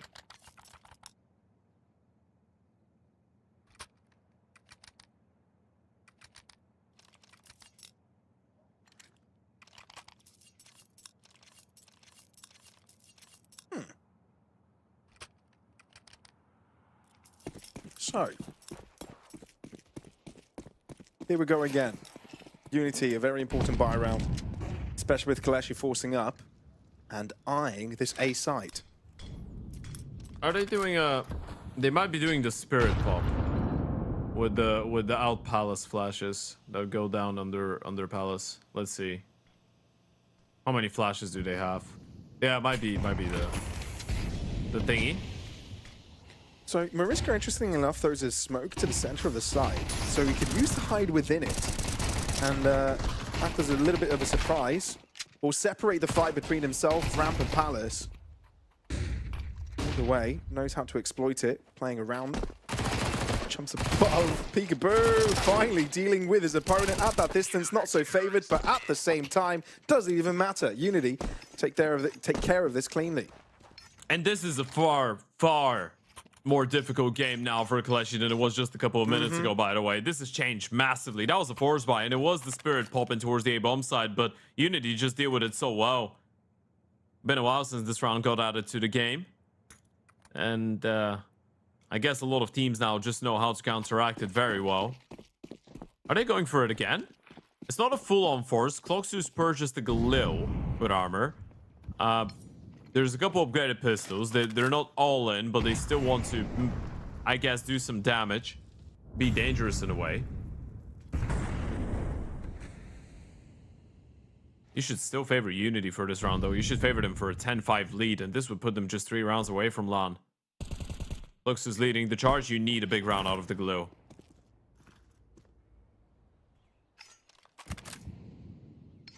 Re-smoking Palace, so Bialani will have a harder time rejoining with the team. And Woozy's pushed all the way in towards Ramp. He's not seeing anything. You can just let him be, right? Everyone else can focus in towards that A-bomb side. You re-smoke Palace. Woozy's got a good position. You can have at least 3 people just looking at all the different possibilities and options in middle. Ooh, oh, yeah. Noise queue. Well, you can't go for that boost anymore.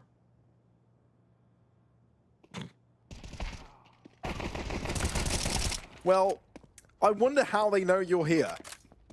I love how he just started jumping around to try and fake that this is just one pistol messing around in towards under window. Just like, yeah, guys, we didn't fail it. I promise. I'm alone. It's just me. It's just me. There's no one else here. Yeah, I'm alone. I'm just a distraction. Guys, look at me.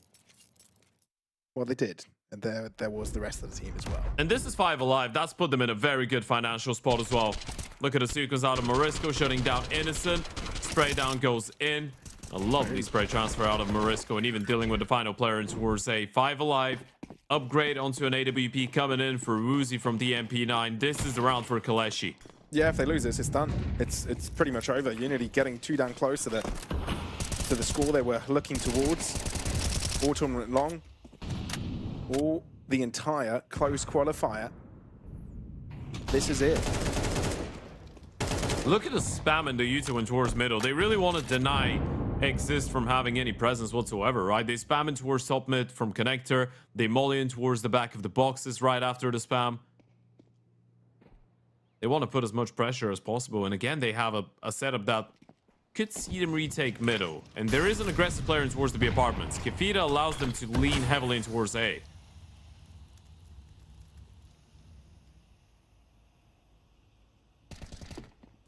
Oh, he's heard him. He's made a step.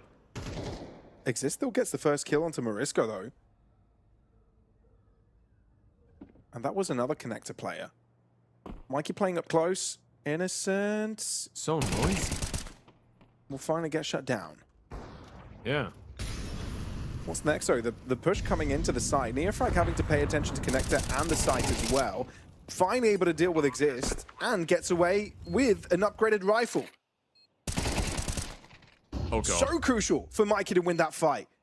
And all of a sudden, KOLESIE are in dire straits, especially considering that Kifida is moving in from behind. CT crossing. He's taking a sweet time, though.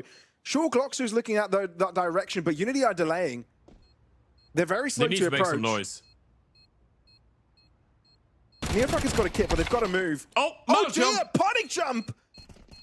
Touching the mouse wheel. And now Bialani close by, hasn't really been figured out yet. Neofrag realizes back onto the defuse, needs to stick it now, and Gloxu trying to stop it all from unveiling around him. KOLESIE hold on! Even with pistols, they survive. There's no way. Kefita's kicking himself after this situation. That should have been the round. You get that kill onto the Tetris player. You run down the guy on Ninja. You've got plenty of time for the defuse with the defuse kit. It should have been impossible to lose this round. And if that wasn't enough, yeah, he's looking at his scroll. Yeah, that's... This is not pretty. It definitely isn't pretty. I was just gonna say, these two players coming out of CT spawn, if they're not making any noise here, the Tech9 will be turning around and thinking about the possibility of a flank, but it doesn't even come down to that. It just comes down to the mouse jumping. Yeah, it's frustrating. It is really, really frustrating. Imagine they lose the game now. Oh boy. He's throwing that mouse out the window.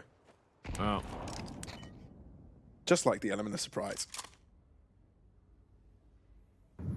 Poor guy named that mouse. I was gonna make a joke with, you know, being benched and whatever, but that's a very low blow. I'm not gonna I'm not gonna do that.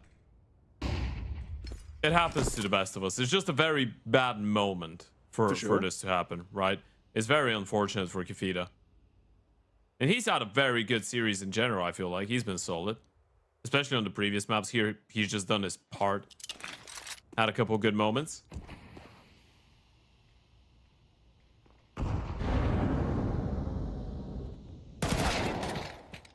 Big kill.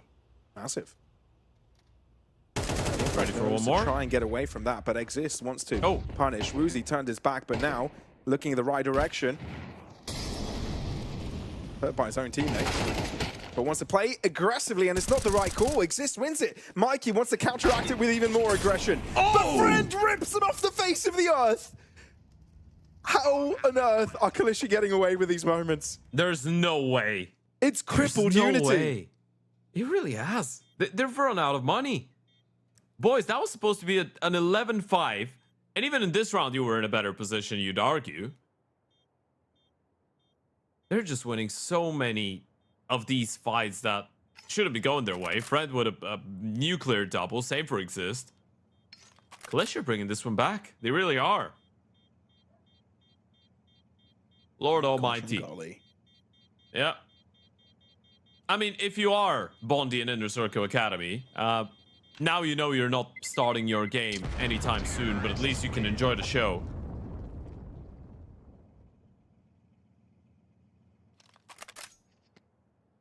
At least you can enjoy the chaos.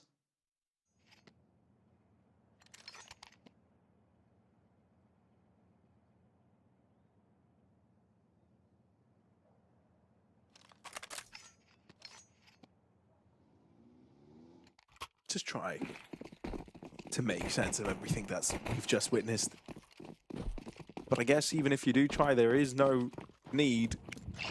What's certain is KOLESIE is making this a lot closer than what Unity would like or feel comfortable with. And that when such important games are played with no lower bracket, no option B, things will get rough, dicey, hairy,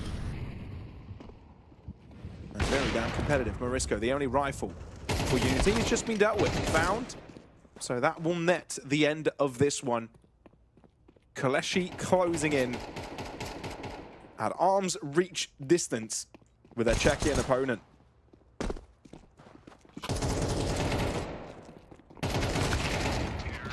Uzi's gonna give it a good old college try, but it doesn't really work. Boxu shuts him down.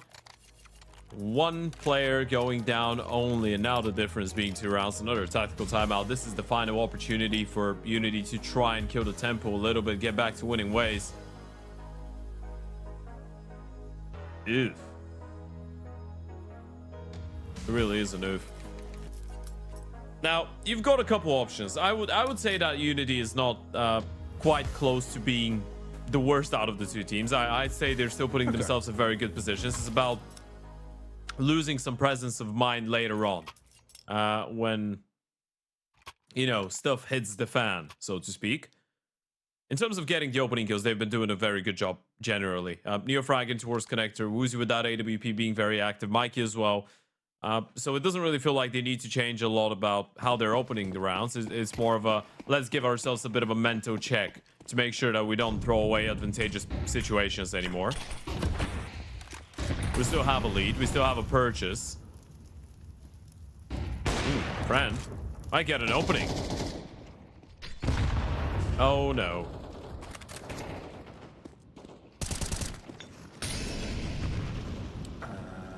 Now. What? What a scream of a shot from Glox. He had no right to get that so cleanly. Oh, Mikey didn't see it coming. Way. There's no no way. He's 1 HP. You know where he is. And he just insta-headshots you like that?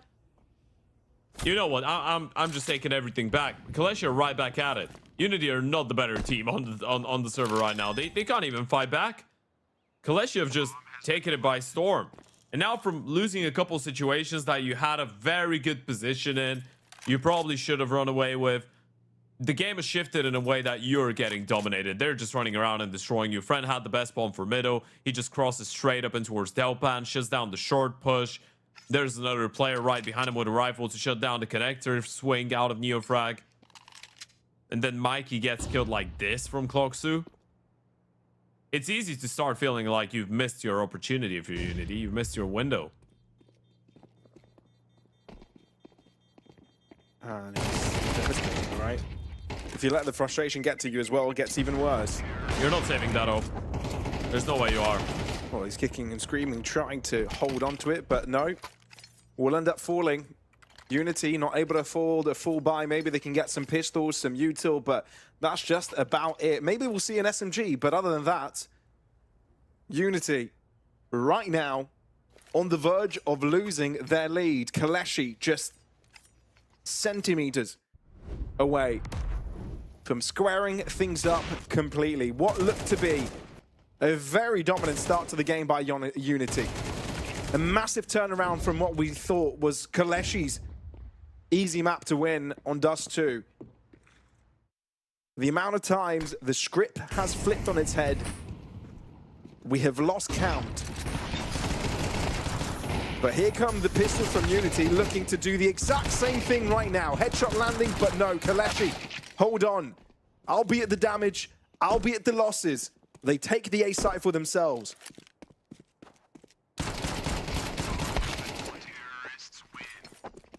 They've leveled it up. It's a tight game. Can you even believe it? Someone go back to that 11 or 10-5 round and screenshot the minimap. They've won 5 in a row after that. That one situation, the mouse jump, has now led to this game being so damn close. Does that weigh down on you? Double AWP setup being brought out. They're ready to try anything to just throw a spanner into the works, switch things up. Live the curse, break the seal. Mikey on a nope. You need a hero. You need anything, something.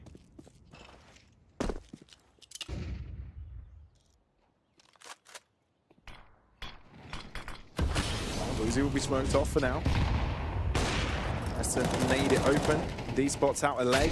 Here comes a spray. Oh. But two. Neofrag surprise. Exist jumps in front of his face. Woozy. A counter action. Strafing onto his opponent's head, but indeed nothing's over while Friend is alive, stopping the rotates from heading over to this B site. KOLESIE, a very decisive attack. Yes, everyone's low, but 4 players standing. This is ridiculous. And Fred is just going on a massacre right now in the last couple of rounds. He's picking up multi-kills left, right, and center, and you're spot on. The stars are just not aligning for Unity to win a fight. Friend down to 12 HP, Innocent down to 9, Bilani down to 10. Mariska without anything to do. Bar just get a couple exit kills, maybe hold on to an AK. Is he running in? He will get that kill. Doesn't have time for the defuse, unfortunately. He would have loved to give it a bash. There's not enough time. This is going to be 11. This is 6 in a row for KOLESIE. Unity can't catch a break. And at least you have the maximum loss bonus, meaning you can rebuy, I guess, but you should really think about it. There's no tactical timeouts left either. If you had a tactical timeout, this is where you use it. And now you're just forced to go for another investment. It's not going to be the worst one ever. You've got enough money on Mariska to drop over an AWP for Uzi. But this has really got serious now. It is hitting the fan. And KOLESIE might be making that final last-ditch effort stretch in for Barcelona. Uzi's going to try and open things up. Both opers miss each other.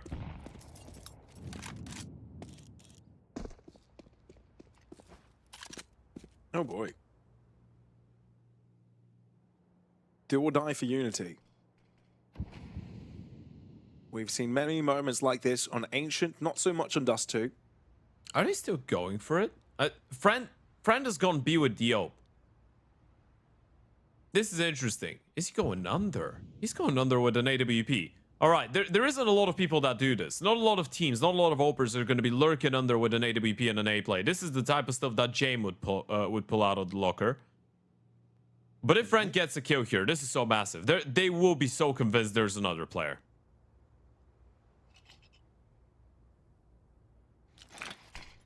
Sends in a smoke. Key player's busy. That's a good molly as well. Oh, he's starting to burn. Looks like one player's pushing There's the past. kill. Indeed, there's the one pick. If it will drop, so Ace there's open. the counteraction. A-site is what KOLESIE want to pursue. Smoke cut jumping in. The late one is in as well. But KOLESIE aren't rapid with the push, so avoid the first spray downs coming in from Unity.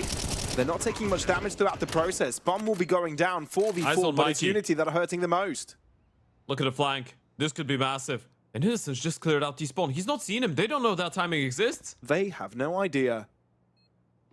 Bialani is about to get shut down, and he doesn't know what's coming. Mikey playing the timing game as well to see if he can be an impact onto the site itself. Here he goes. Attention turned towards him. Exist gets one before it falls, so at least that's something going in KOLESIE's favor. Mikey looking to drop by. Still, you haven't dealt with ramp, which can be an impactful position for Innocent. Wins the first one, but Neofrag is there. Unity. Do they have it? There's no defuse kit. They don't have it. No! Just in the nick of time! What? Less than 100th of a second! That's impossible. They did have a kit. They did have enough time, barely. 0.018. This is what the clock shows. When was the last time you've seen such a close defuse in such a tight moment? Just imagine the moment of relief for Unity. That's so clutch. What a clutch round out of Mikey as well. He was the one to get it out. He was the one to steal it away from KOLESIE. Out of Palace, in towards the multi-kill, and in towards that defuse. Unity level things up again. This one's going all 24 at least. A true master in that moment. Mikey being clutch for the Czech squad once again. They're doing the B-pop with... They're doing the Magnolia as well. They're doing the same thing that Unity did in the first half. Clocksu didn't jump out though. Not yet, at least. No, and the bomb is going to be late to joining as well. They know he's alone. Kifita's communicated it. Wilson gets the frag on short. He's down. Oh my god. Terrifying. Especially when it's two fronts at the same time that are getting picks for KOLESIE. no one's looking Bialani Palace. as well having a great impact out at Palace. So Unity are losing players left and right, which leaves Neofrag in an all-important position. You don't trade your life out, or at least get two here. This is going to be a tough call for Morisco. There you go, Neofrag out of the equation.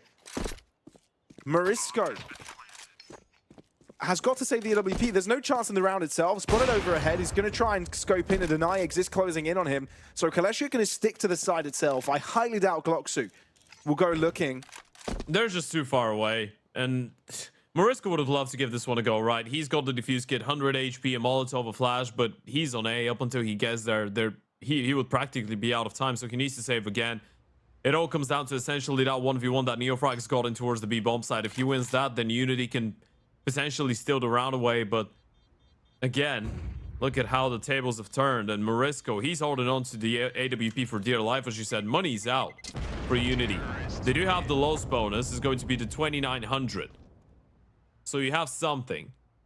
Morisco can drop over that up. He can purchase himself an M4. Woozy's going to be able to buy an M4 and give it over to somebody else as well. So you will have a decent purchase. Only one player on MP9 should be the case. And Neofrag on a FAMAS. But this is it. Map match series and qualification point KOLESIE. One round away from Barcelona. After being down 5-10, that is, on Mirage. Oh, that's absolute madness. Ridiculous. Oh, the break of the smoke can exist to get the better end of that fight. Woozy's still there. Still fighting. Keeps Unity definitely in the conversation. Morisco kind of solo endeavors over to the safe site, and that's where KOLESIE are looking to hit. Bomb heading in this direction. You've got a player already in Palace, Bialani setting up. Here goes nothing, I guess. And Unity with a brilliant read. Kefida has already made his way over to the back of the site. This is glorious for Unity. Morisco's just playing on jiggles, and he's going to smoke them off. And Cloxu's the first guy that's going to take contact with the bomb. He doesn't even see him, but the flash is going to make him deploy the smoke. And that's why he's going to start to drop away. Looking at Palace in case someone is breaking out already, as no util has been thrown in that direction. KOLESIE, do they double back from this? They've decided against the A-site push. It's a very difficult call to make, but I think as of right now, it feels like a more valuable option to just regress A, right? You can't go back. You've lost space in towards the B bomb side, and you haven't had anyone there for such a long time. They're going with 3 players in Palace instead. They'll just walk out. They'll have Innocent to potentially throw a smoke, maybe top connector, maybe deep jungle, or maybe just smoke jungle, molly stairs, flash up, swing Palace, hope for the best. Kefida's got a very key position. Well, Unity have had no reason to rotate away from the A-site defense. Here comes the util and flashes. Kefida indeed with a brutal angle, but Morisco unable to hold on to his own. This is clean. Neofrag trying to see if he can stop this part from going down, at least get some extra damage in there. Innocent finding the headshot, and that just might be it. Woozy has been trying all series long to keep Unity ahead, but adversity, risk, nail-biting rounds, script being switched up time and time again, but it just wasn't meant to be. His last-ditch effort, a 1v3, 3 very different angles, and players all around him.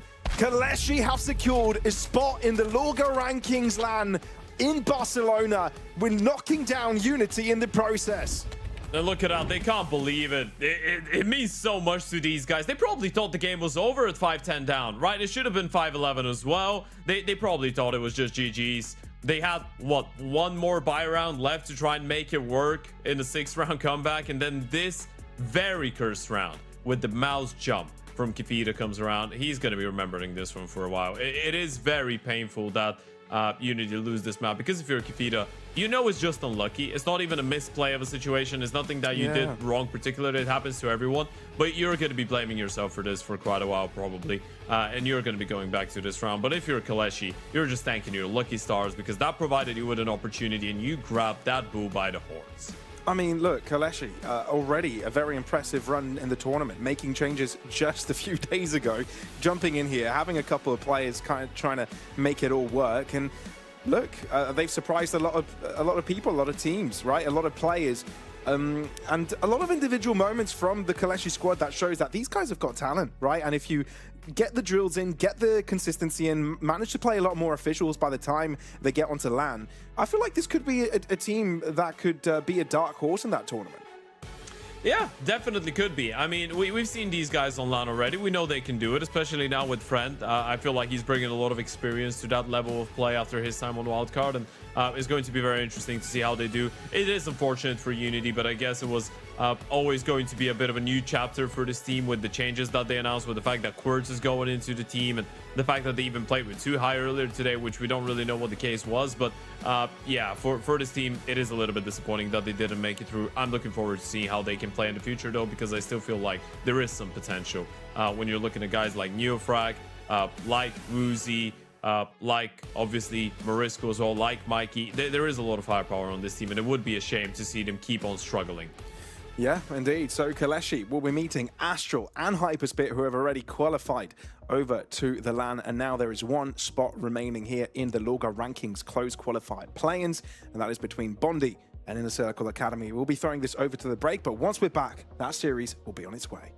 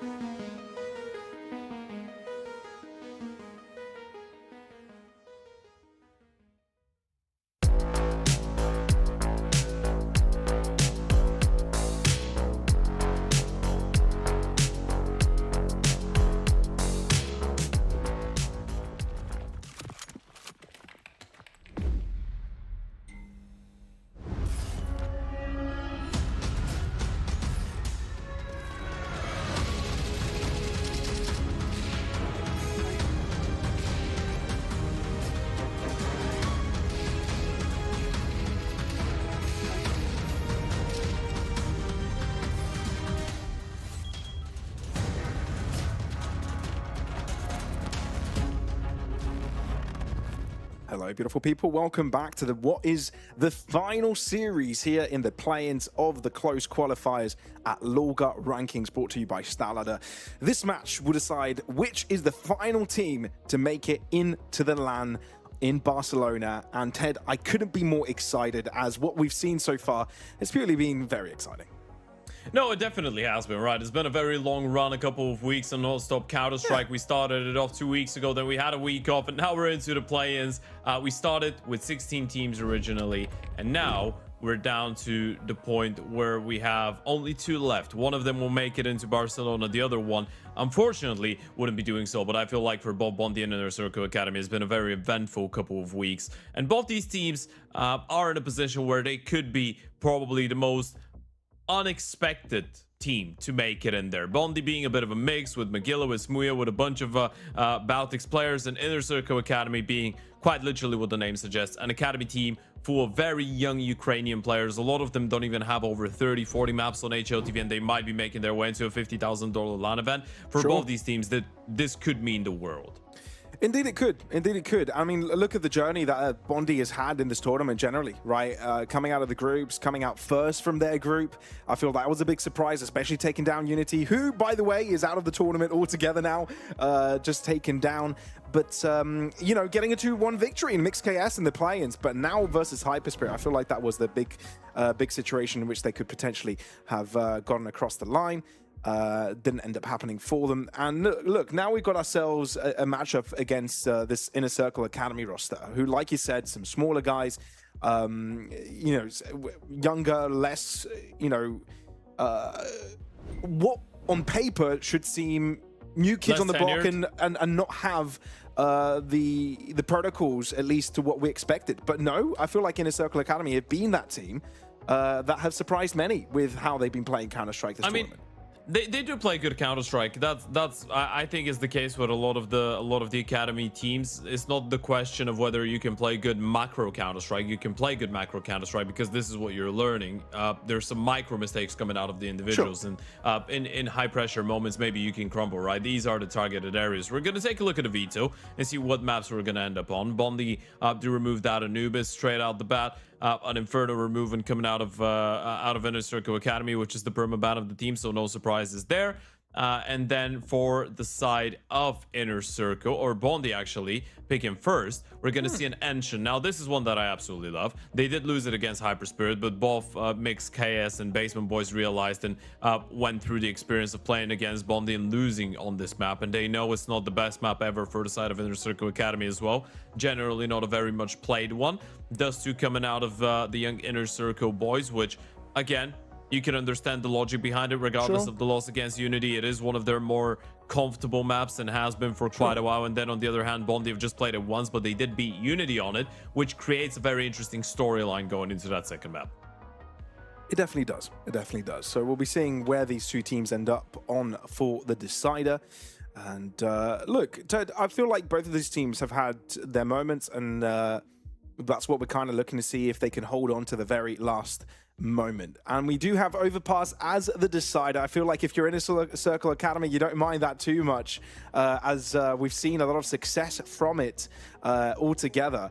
So yeah, we'll see if that pays into effect, if we will see indeed a third map at the end. But Ted, if you look at this veto, I haven't been asking you this question too much lately. If you look at this veto, who are you favoring? It's very weird, but I actually want to say Bondi for this one. I feel like Inner Circle Academy have been very, very impressive, and they have played some good Counter-Strike. But in general, I do believe that they are susceptible to crumbling under pressure. I feel like they're a bunch of young guys that know they can play very good Counter-Strike. They have a lot of pieces that I'm sure we might be seeing on a very high level in the years to come. But on the other hand, I think Bondi are very confident going into a game like this because of the experience, because of people like Magilla and like Smuya being on the lineup. And I think for those guys in general, they have shown an overall higher, I want to say, floor to their game. Even the game against HYPERSPIRIT was very competitive, was quite a close one.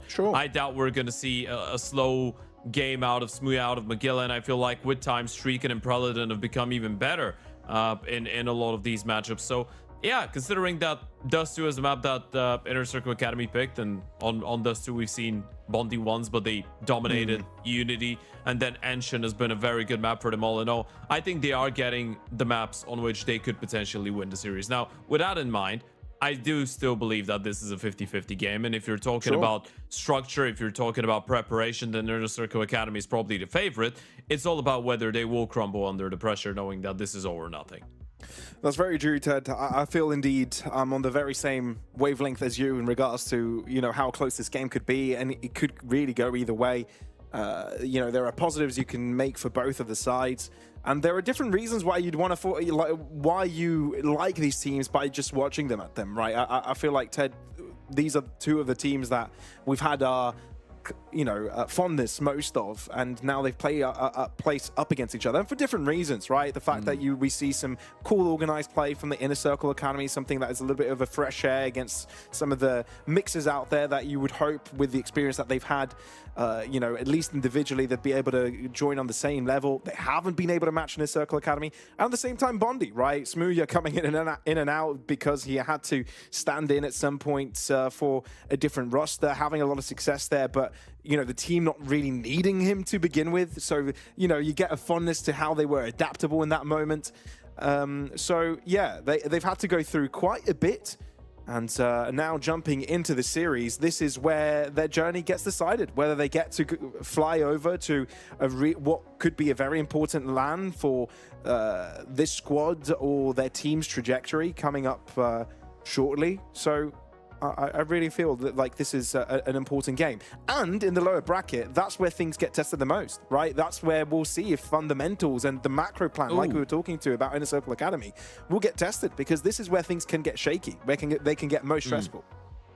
Yeah, exactly. For a young team like this, it's usually how things go with an academy, right? Especially if there is a main team that knows how to play some more proper Counter-Strike. But if you're looking at a lot of the academies over the course of the last couple of years, you could guarantee that the young guys will try and play a similar style to the main team, and then with the coach they will spend a lot of time trying to learn the basics, trying to figure out how you do a proper anti-strat, how you anti-strat yourself, how you have a good amount of protocols, a high floor, all of these things. Teach them how to play proper Counter-Strike, because they don't really have a lot of individual experience, and you're trying to build that knowledge into them. And some things that might not be coming as a second nature, you need to explain to them and make them be a little bit more conscious of, right?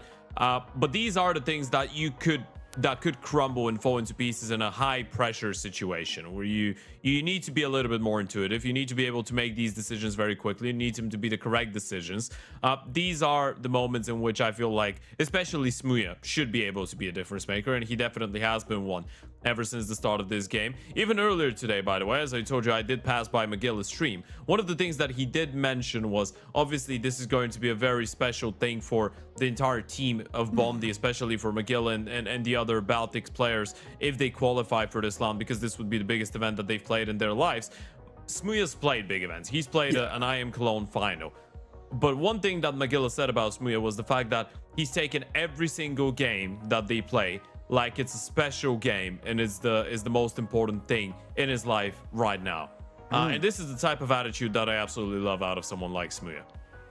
No, absolutely. That's what you kind of want. You know, when you're no longer in the tier 1 space, I mean, you're not competing for tournaments time and time again, and you have to drop back into a different role, play with a completely different roster that has not much experience. You got to take it seriously alongside with them, right? Realize the situation where the team is, not look at you individually. And I really like that maturity from Smooya coming into this and how he's been approaching it. And it looks like it's really well received with the rest of the Balkan squad as well. Folks, we'll be jumping in right away into the action. Ancient, the first map of the series between Bondi and Inner Circle Academy. It's been a long road for these two squads, but this is where it could begin a journey to a very important LAN for either of these squads' careers. A journey to remember or a journey to forget. This could either be the happiest day of your lives or the worst one. It really depends on the outcome. Let's see how this one goes. Out on the A-bomb side they go. Dichka with the opener on the Julies. Magilla trying to fight back, but Dichka and Dreepok keep on fighting, and the CTs are fending them off. Smooya, the last man left on low HP. And you quickly realize how Inner Circle Academy want to be playing this, right? Play fire with fire. Don't let, you know, Bondi settle in. Just play it aggressively. Great read from them to kind of drop in initially from the very first fight. I mean, the dually is very useful for a flood situation, but taken care of nicely. Round number 1 in the bag for Bondi. For the Inner Circle Academy. Not very similar names, are they? No, no, really. I guess they both have an I and an E And a D. and a D, and that's about it. Ooh, Okay. Magilla, Tech9, madness. You got to be careful though. Oh god. Nice, goes down. How about this tech from Bondi? And I am talking about the Tech Nice, not particularly any other technology that they brought to the equation in this round. Lyseung is up close though, and that kill on the spam. It doesn't mean that Lyseung needs to give away his position, but it's Smooya in a 1v2 clutch. He's fully armored, he's got a FAMAS and full on HP. This is doable. It's crazy how doable this is. 1v1 secured, and now one more to go! What a scream of a headshot! He has not moved from that angle. He is just chill. It's not about moving, it's about just peeking into him and absolutely annihilating him, and that's the smile on the face of Magilla. This is what it feels like to be playing with someone with the experience. And he's not faced at all either, right? No reaction from him, no smile, he's no very, nothing. very chill. There's Mr. Big Owen. The Rat King in his full glory. There's their own Butterfield.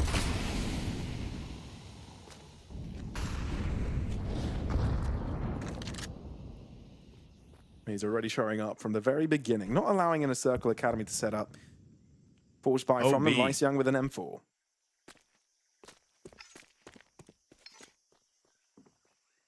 Why have we not started calling him OB? Mr. OB. Mr. OB. I feel like we would be calling him Mr. OB if he had a very difficult to pronounce in-game name, but Smooya is pretty damn simple, so Yeah. Right. why complicate things? Smooya, it's like Booyah.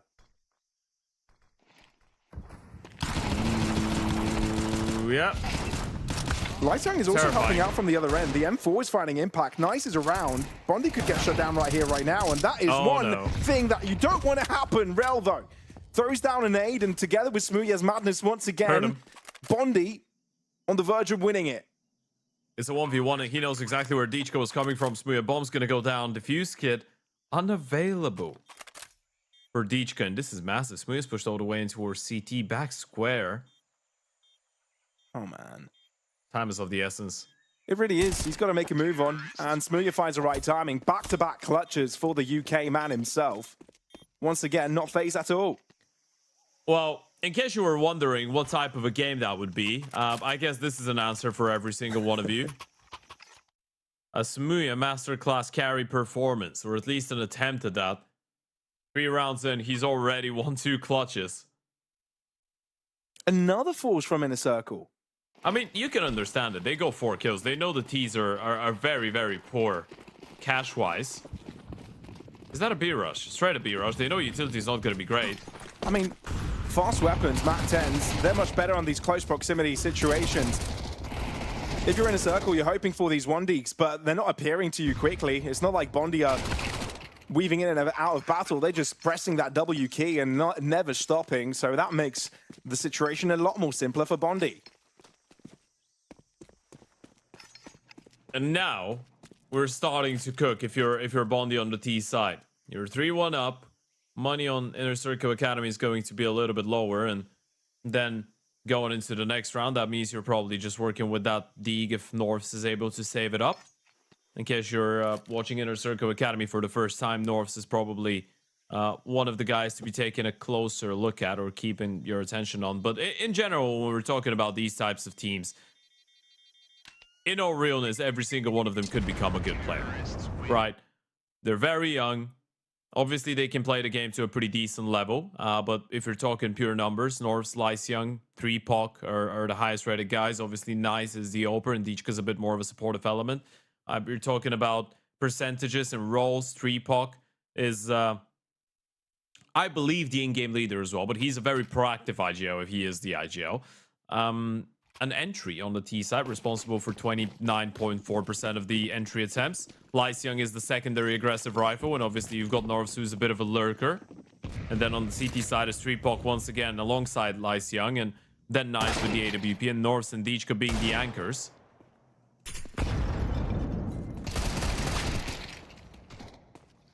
If Young found a second 1D there, that would have been absolute pandemonium for the game itself. But Ditchka gets there.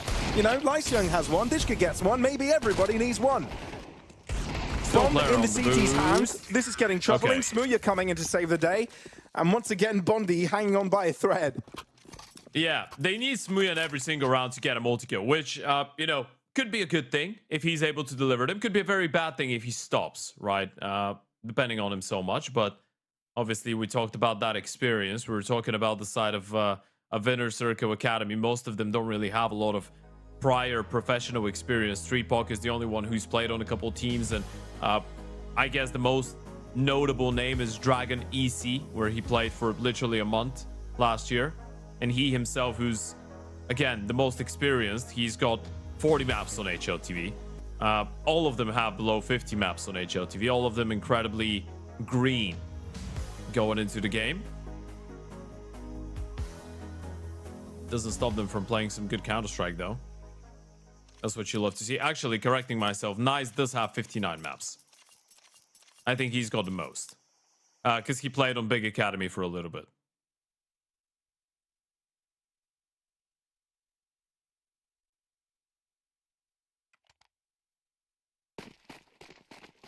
And that was right before, I think, Jay Bowen joined the academy. I think he was the one before Jay Bowen.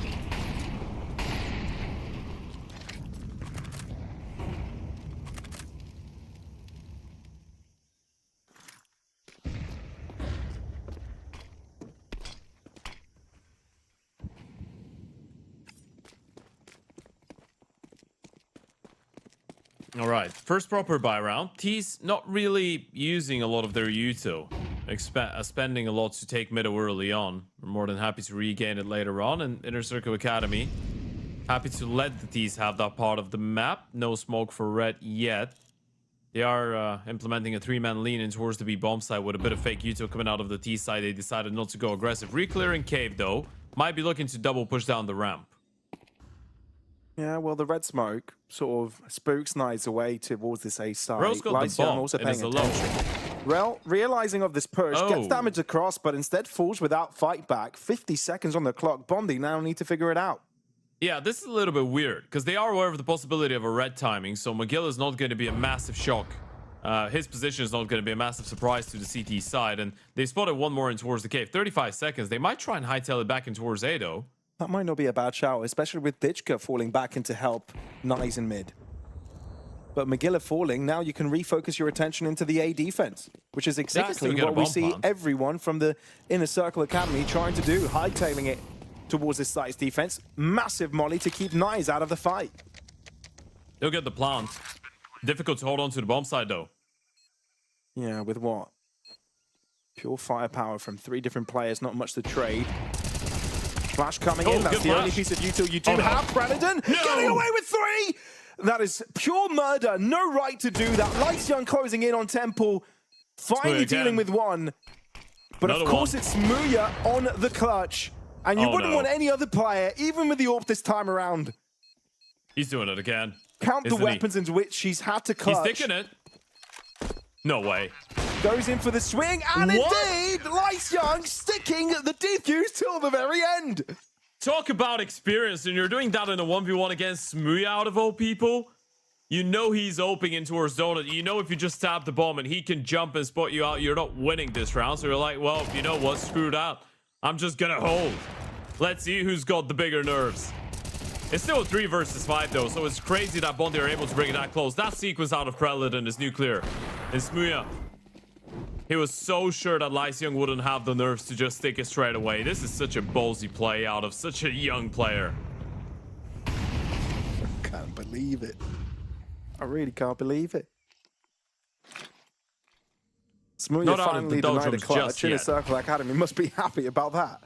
Yeah, but they still lost 4 players, and that was 5 versus 3. So money-wise, it's still a tough situation, especially without double kills. So yeah, that's why you're not celebrating. No, not at all. You're given extra reasons not to celebrate moment after moment. Ditchka finds the 1, but that's just about it. Trades in. Bomb planted. Nice has to save the AWP. That's it. Yeah, this is why the previous round was kind of like a blessing in disguise, right? Because you do win the 1v1, but originally it was supposed to be a lot cleaner, and it's all about chaining them up, making them consecutive. And nice, might even be going down. Good reaction onto the first. You probably don't want to hunt anymore if you're Bondi, though. Yeah, I can't really afford money to give on the up too T many side is not guns. great. Yeah, exactly. You need to prioritize stabilizing your own financial situations first. So you can't blame Inner Circle Academy for trying to force the issue at the start, right? The question is how you do that. A bit of a one-by-one situation crossing into doors, given individual fights to your opponents, is definitely far from ideal. Going back to that 5 versus 3 though, in the triple spray down out of Preledon. Preledon's been a player that I've been very surprised with throughout this entire event. Okay. Obviously, he's the only Latvian on the team. You've got 3 Lithuanians. That's going to be Magilla, Rao, and Streaken, who's known as Tony Stark apparently. But Preledon's been very, very good, progressively getting better throughout the event. Interesting thing about him is that he's not actually a young guy. He's 27. He's been playing Counter-Strike for a very long time, but he had a massive break between 2022 and 2025. I guess 2026. So he's not been active. He's played the game a lot, but not really someone that's on the grind as much in terms of the officials. He's still looking very sharp, though. It kind of feels like he's getting better and better with time.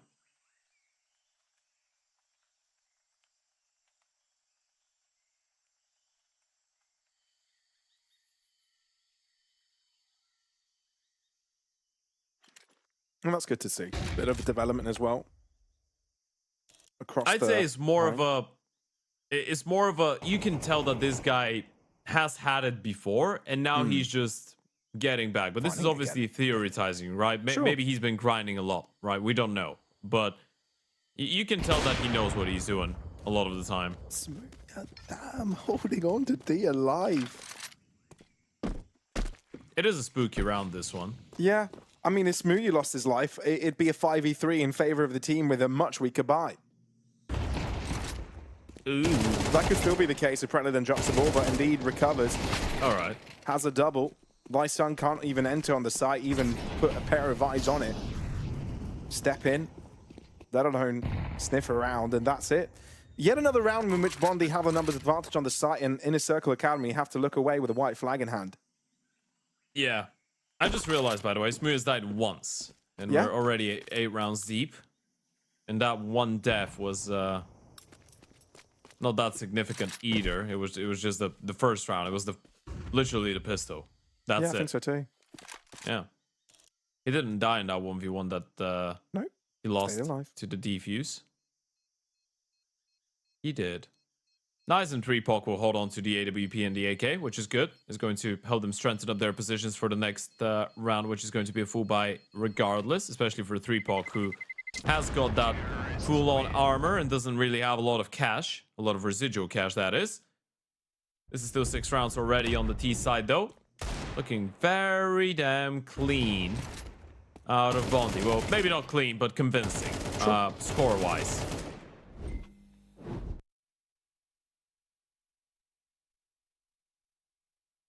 Well, if you just tuned in, well, the reason this tournament is happening is due to LORGAR, so go check out their platform ready to play. And they've also got a sweet little giveaway going on, and it's not very little at all. They've got many things that you can win, including a whole racing gig for PCs and all sorts. Yeah, you can win a PC, you can win a racing cockpit, you can win a lot of things. So go and sign up. And what's next here? Rel on 1 HP. Will end up falling and dying. Maybe that was his own nade. I think it was a right-click nade that ended up being his demise. Either way, though, Bondi, this time not starting off with a numbers advantage. 3POC being quite a menace. Terrifying. He's still on 50 HP. McKiller's just gonna hunt him down. Did he see the ult? He spotted the second player. He just goes back. Mr. Tony Stark himself. No, that's really Streaken. Stepping up.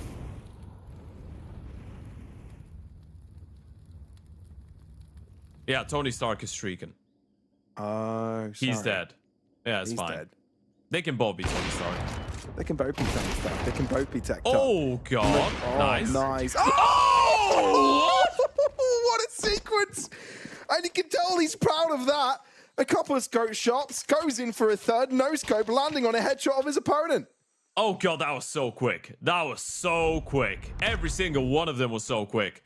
The first one is a straight up 1v1 against me. He wins that one. Quick scope onto the second when there's 2 people on the screen, and look at the way that he kills Magilla as well. Bang! Magilla barely saw him on his screen, probably. It was just the bullet through the eyes. Well, if anyone was sleeping, now it's woken them up. That was a ridiculous play. That was probably one of the most beautiful opening sequences we've seen in this entire qualifier. Sure. I'm not over-exaggerating. This was very well done. Very smooth. Mechanical prowess, yeah. So now for Bondi, how to respond to it. You probably want to respond quickly. Don't allow Inner Circle Academy to get into their groove, get into their mojo, because as you just seen, if they do feel comfortable, they will deliver. North's up first. Does land the first shot to Prado and boost it up. Now wants to close up the distance even more. They knocked him out. They've retaken the bomb site before the T's even took it. They just waited out a little bit. North's closed out the distance. The Oper was, I guess, scoped in on A main at all times. North clears out the boost, which is very good awareness. Then they double nade inside of main. They smoke. And if someone wanted to try and, I guess, push their luck, force their luck through the Yuto, they could have attempted it. It's a very good way to regain the bomb site if you're in the Circo Academy. And now you've basically forced the T's to go in towards middle. And you should know. Especially with the donut smoke. Nice. Already here with the AWP. And they don't have a smoke for him. Just the 2 flashes. Someone probably just jumps over. If you're nice, you need to stay alive. And that's exactly what he's going to do. No really a need to force the issue. You've just alerted the rest of the team to pay attention to your CT spawn. Player on the boost. My goodness me, North's gone. Indeed, the boost, but it's been spotted. So now you've got a couple of pairs of eyes looking in his direction. Thurpok able to find one, but the damage has already been done. And Magilla's waiting for Ditchka, playing aggressive. Smooya, same could be said about him in mid. Bondi, the recovery is superb. They just make it look so clean as well. You walked into a 3-man setup in towards that A bomb site, a stack, and you barely lose any players. It's such a mental way to come back into a round. They should have never won it. It was a great call out of the side of Inner Circle Academy. A great setup. They just couldn't play with each other. Good due diligence coming out of the Temple player to jiggle the boost before swinging out. Not ignoring the possibility fully, regardless of they themselves having a player there earlier that was killed.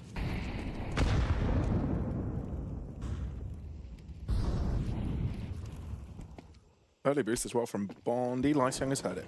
And he's going through the smoke. You sneaky man. Thing is, a couple of players are watching it, so even if one angle didn't work, the other one had it in store.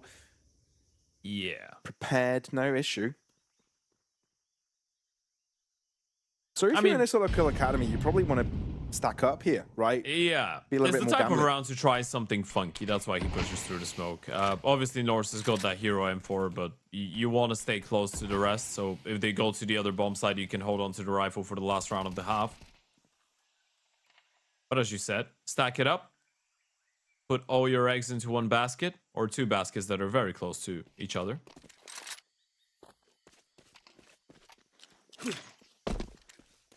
They are stacking B. They've got the right read. The M4 will be here on time. Norths. Oh.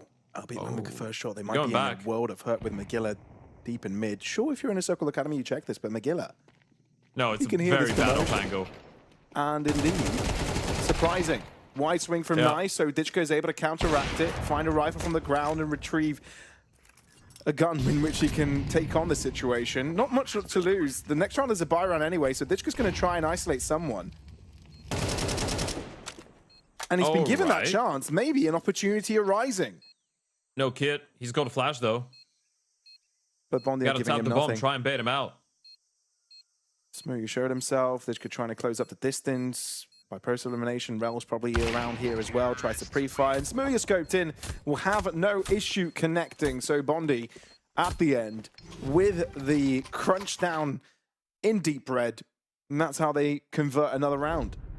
I like it when we get to see a very good example of a very small thing that makes a difference, which is just how smart the player could be. That off angle that Magill is playing is very sweaty. Very, very sweaty. these are the little details that make you realize that some players are not lazy and they are thinking about how they should play the situation in order to give themselves the biggest chance possible, right? Obviously, doesn't get all 3 kills, but it is a small little detail that's a little bit cool. And so is a B rush to end it, even with the team kill. Hold on a second. Lysia has just found a triple out of nowhere. They get all the entries, even a team kill. That round took like half a second. Well, not an ideal way to close out the half. At least for Bondi, but for yeah, Inner Circle, they'll take anything they can get, including this. Oh dear. Oh no. Yeah, Predator was like, where is everyone? Do I really have to stand up, stop planting here? Oh goodness me. He did. He did. Yeah, well, didn't last long, did it?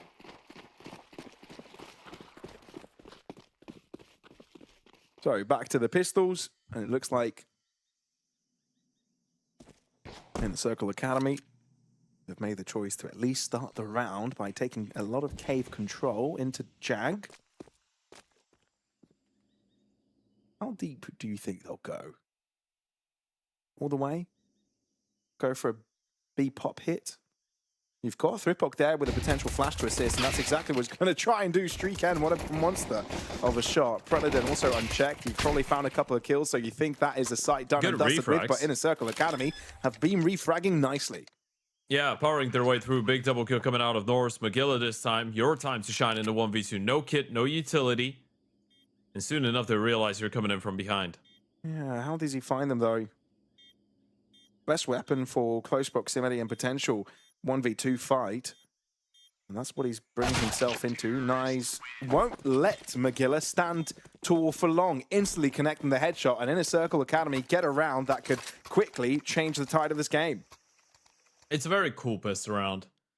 I mean, in the end of the day, it comes down to a bit of a brawl and a bit of a deathmatch session, but Inner Circle Academy are, and their T-sides over the course of the last couple of weeks have been filled up with a lot of confident calls and a lot of good stuff out of spawn, which is usually how you'd expect it to be with an academy, right? Keep it simple, have a lot of set-piece ideas where people know exactly what they're doing, but they seem to be pretty decent at finding their way through the chaotic situations as well, even when the plan goes out the window.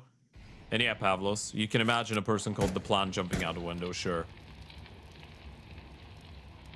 That make it better? Yeah. It's overused now. Well, you can do that with down the toilet. Down the drain as well. Down the drain, but down the toilet, I think is very funny if you imagine down the drain, because then you can go back to the Looney Tunes years, right? Where where a person literally, or well, a rabbit or another creature just stands and then suddenly turns into slush and just goes down the drain. It's not supposed to happen, but when it happens and you see it with your very eyes, it's very funny. Yeah, fair enough. Yeah, shout out to everyone who's grown up watching Looney Tunes. That was good.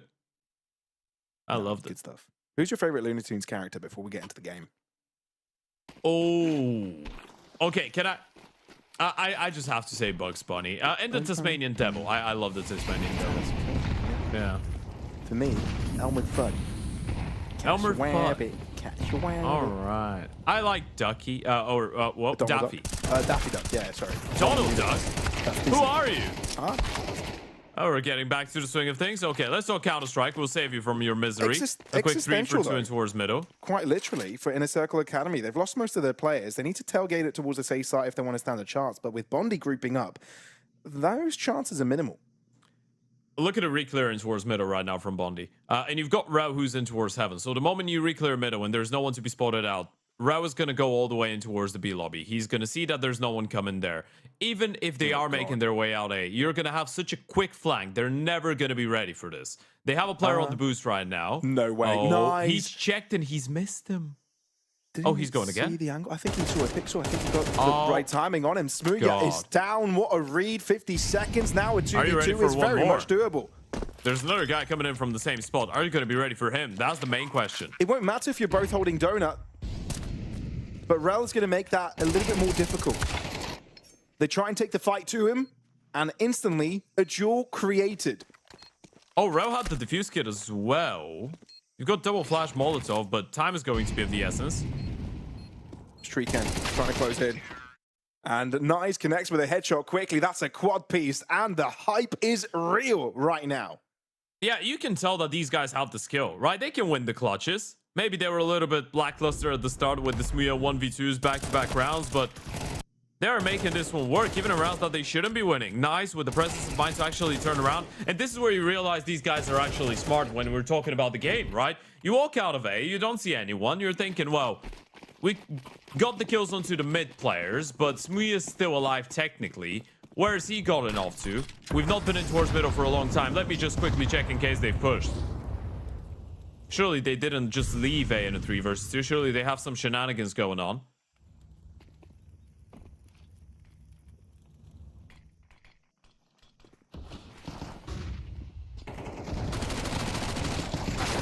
Well, oh, 3-bot gets caught, actually. I thought he could be good for one, but that doesn't end up happening. That's the bomb. Is the C4 run away? Oh, he's done it. And he can still hear gets one a free kill. behind. Oh, God. Yeah, Magilla's got a perfect read on this. Thing is, he might give his teammate's life away. No, doesn't let that happen. But at the same time, gives away his position. Ditch picking repositions. Damage inflicted, though. This is troubling, especially with Smuya winning on the pistol. Hang on a second. Oh, hang on a second. This is an eco round going in the way of Bondi. Quick interruption, not allowing Inner Circle Academy to catch up to their score. As much as we thought this T side was decisive by the Young Guns, it is not going to be decisive enough. Yeah, after a quick intermission, we've concluded that Bondi is just not losing this map, apparently. They're ready to bring in some of the FaZe bullshit when FaZe are not using it and they don't have it on their side. That's such a big play out of Magilla. I was thinking for a second, the moment that he sees the rifle going towards middle, does he just communicate that with his teammates and just try to catch the timing in towards A main? That would have been a good old James classic from Dust 2, which he's done a couple times. Prefers to guarantee the kill, confirm it. They still win the round because of it.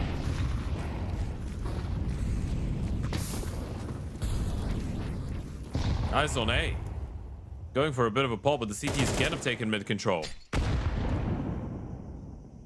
There's no one close to that A-bomb site for the CTs. Thing is, it's just the amount of util that Inner Circle Academy have thrown in that keeps them occupied. Very true. But the smokes will fade and they'll clear out that area and quickly realize as well with a bomb plant that they're on the wrong side of the world. That's problematic because you're very far away. You're still waiting for a flank. But the T's can take tempo. They haven't taken donut, which is good for you, I guess. But you've got 5 people coming out of the same position. And it's been smoked off. And now you're hearing all these steps of people going back CT. Well, this might be unwinnable. Yeah, you have the defuse kits in the smoke, so they will give it a go, but this is going to be tough. Time is already running low. They're cutting it really close. Facing some resistance already in tempo. Magilla able to find first blood, but you need to start moving a little bit quicker, and that's going to favor Inner Circle Academy because they've got the defensive lines. Smoke to create some cover, but Rev realizes there's no time. He's got to walk away, run, save. And with that, sure, everybody bar one per team dies, but it's Inner Circle Academy to win it, and that's the important part. Yeah, that's one of these moments where you just want to make the crazy call to just save in a 5v5 the moment you get smoked off towards donut. Because the time is running out so much. You rotate back through CT, and you can't fault them for going for the retake. You couldn't even fault them if they decided to save. They probably would have been a little bit crazier if they had saved, but in hindsight, it might have been the better opportunity or the better decision. It's just a very tough scenario. It's all the util that Inner Circle Academy expanding towards middle and towards lane. It just makes you feel like it's impossible for them not to have at least one player that you can kill, which would give you an advantage in the 5v4.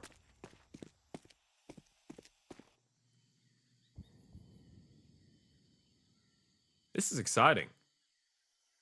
And I don't mean that with any disrespect towards some of the previous teams, but this is probably one of the highest quality games we've seen in the qualifier so far. True. In terms of the logic, in terms of some of the calls coming in from Inner Circle Academy. And Bondi are not far behind.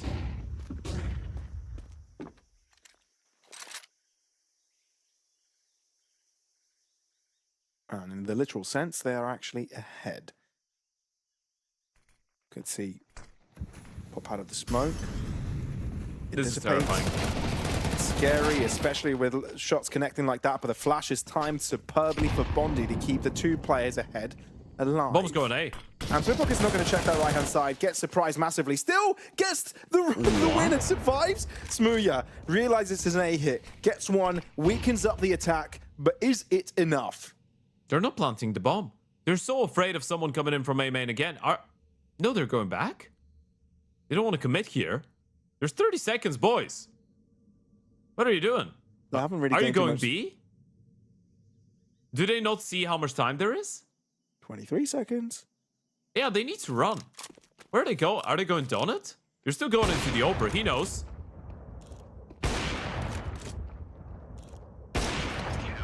Yeah, no need to talk about that. Smooya's play talks for it on its own. Inner Circle Academy walk right through it.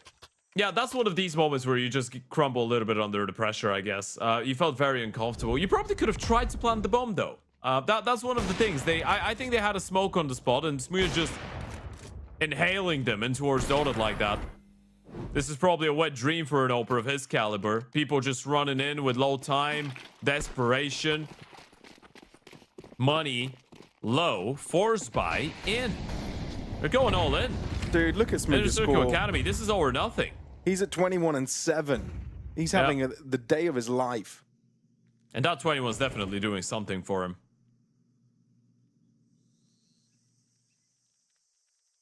If you know, you know. So Inner Circle Academy now needs to take some risk.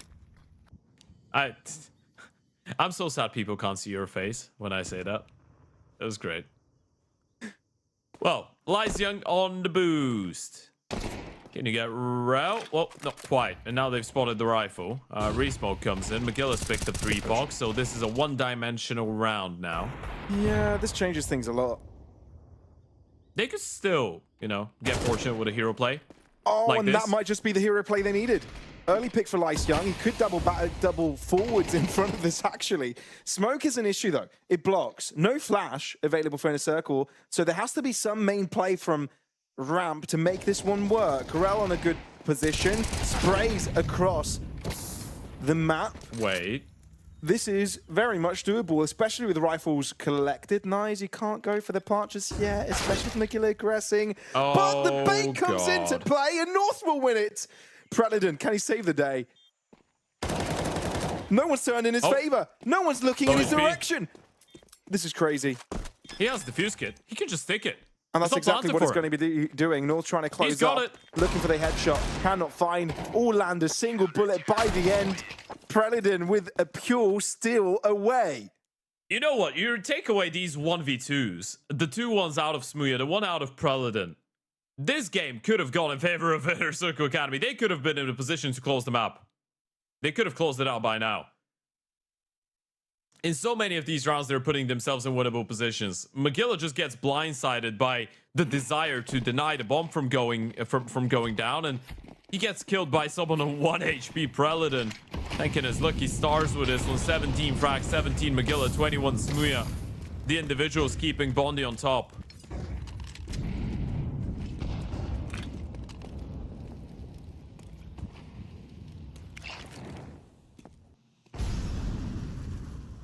Yeah, and Smooya's going to make sure this attack crumbles quickly. Same could be said about Preledon.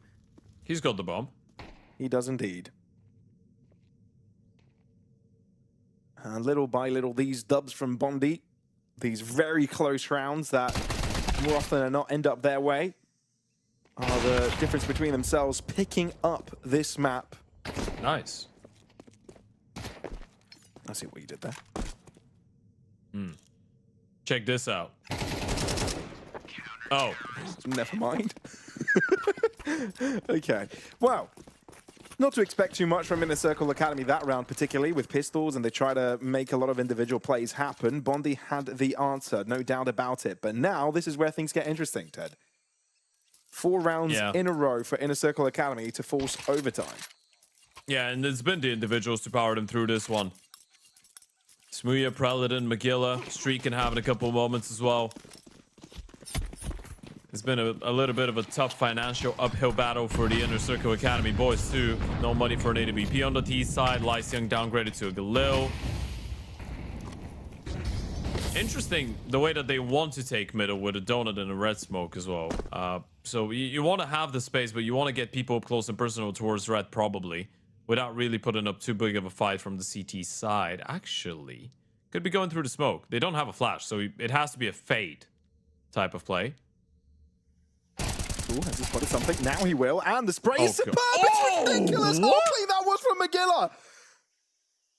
He mowed him down like it was nothing. Like he's playing bowling, and that was a strike and a half. Oh, it definitely was. Somehow the ball landed on the next alley and had a strike there as well. Surely that's it. It has to be. Even though Nyze is kicking and screaming his way through this one, Rel shuts down his teammate's life, which means he's all by himself with 2 HP. Bondi, make it happen.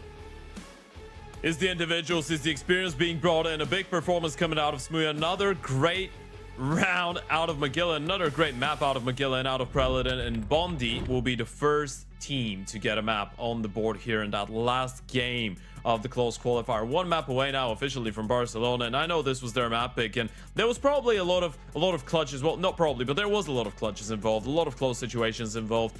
Bondi probably realized that individuals bailed him out, but in the end of the day, I feel like Inner Circle Academy can't really be mad at it, considering they won both pistol rounds, they couldn't convert on the first one, and then with all these clutches lost, I mean, this is ultimately where the lack of experience is going to show, and these are the types of rounds that you cannot afford to lose if you want to get a clean series on the board.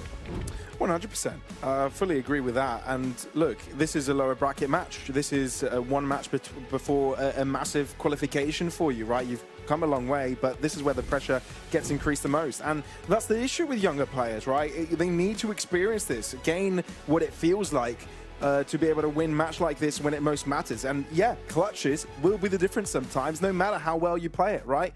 No matter how good some of your individuals are charming, it has to work out consistently. And yeah, for Nyze, even though he showed up quite a bit, quite often, it just wasn't enough. Yeah, he had a couple of very good sequences with the AWP, and I am excited to see him keep that performance going into the second map as well, right?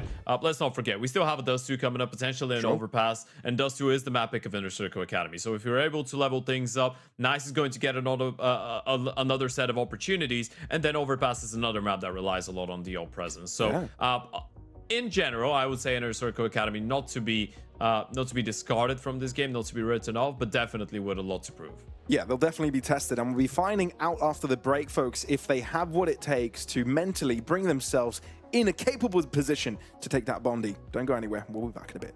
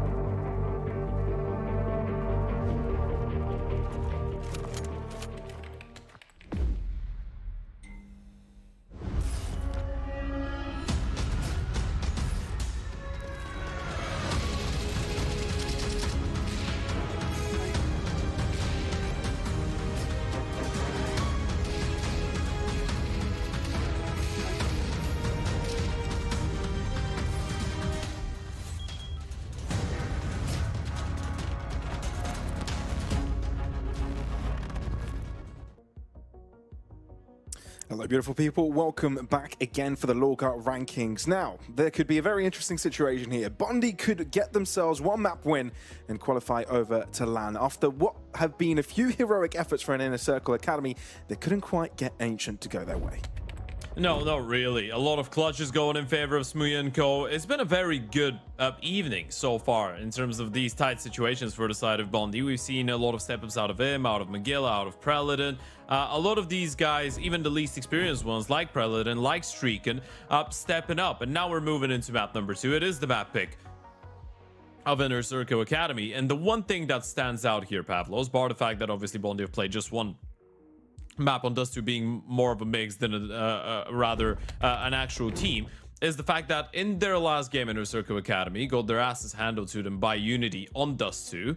This is the one team that Bondi has played on this map and the one team that they've dominated on this map.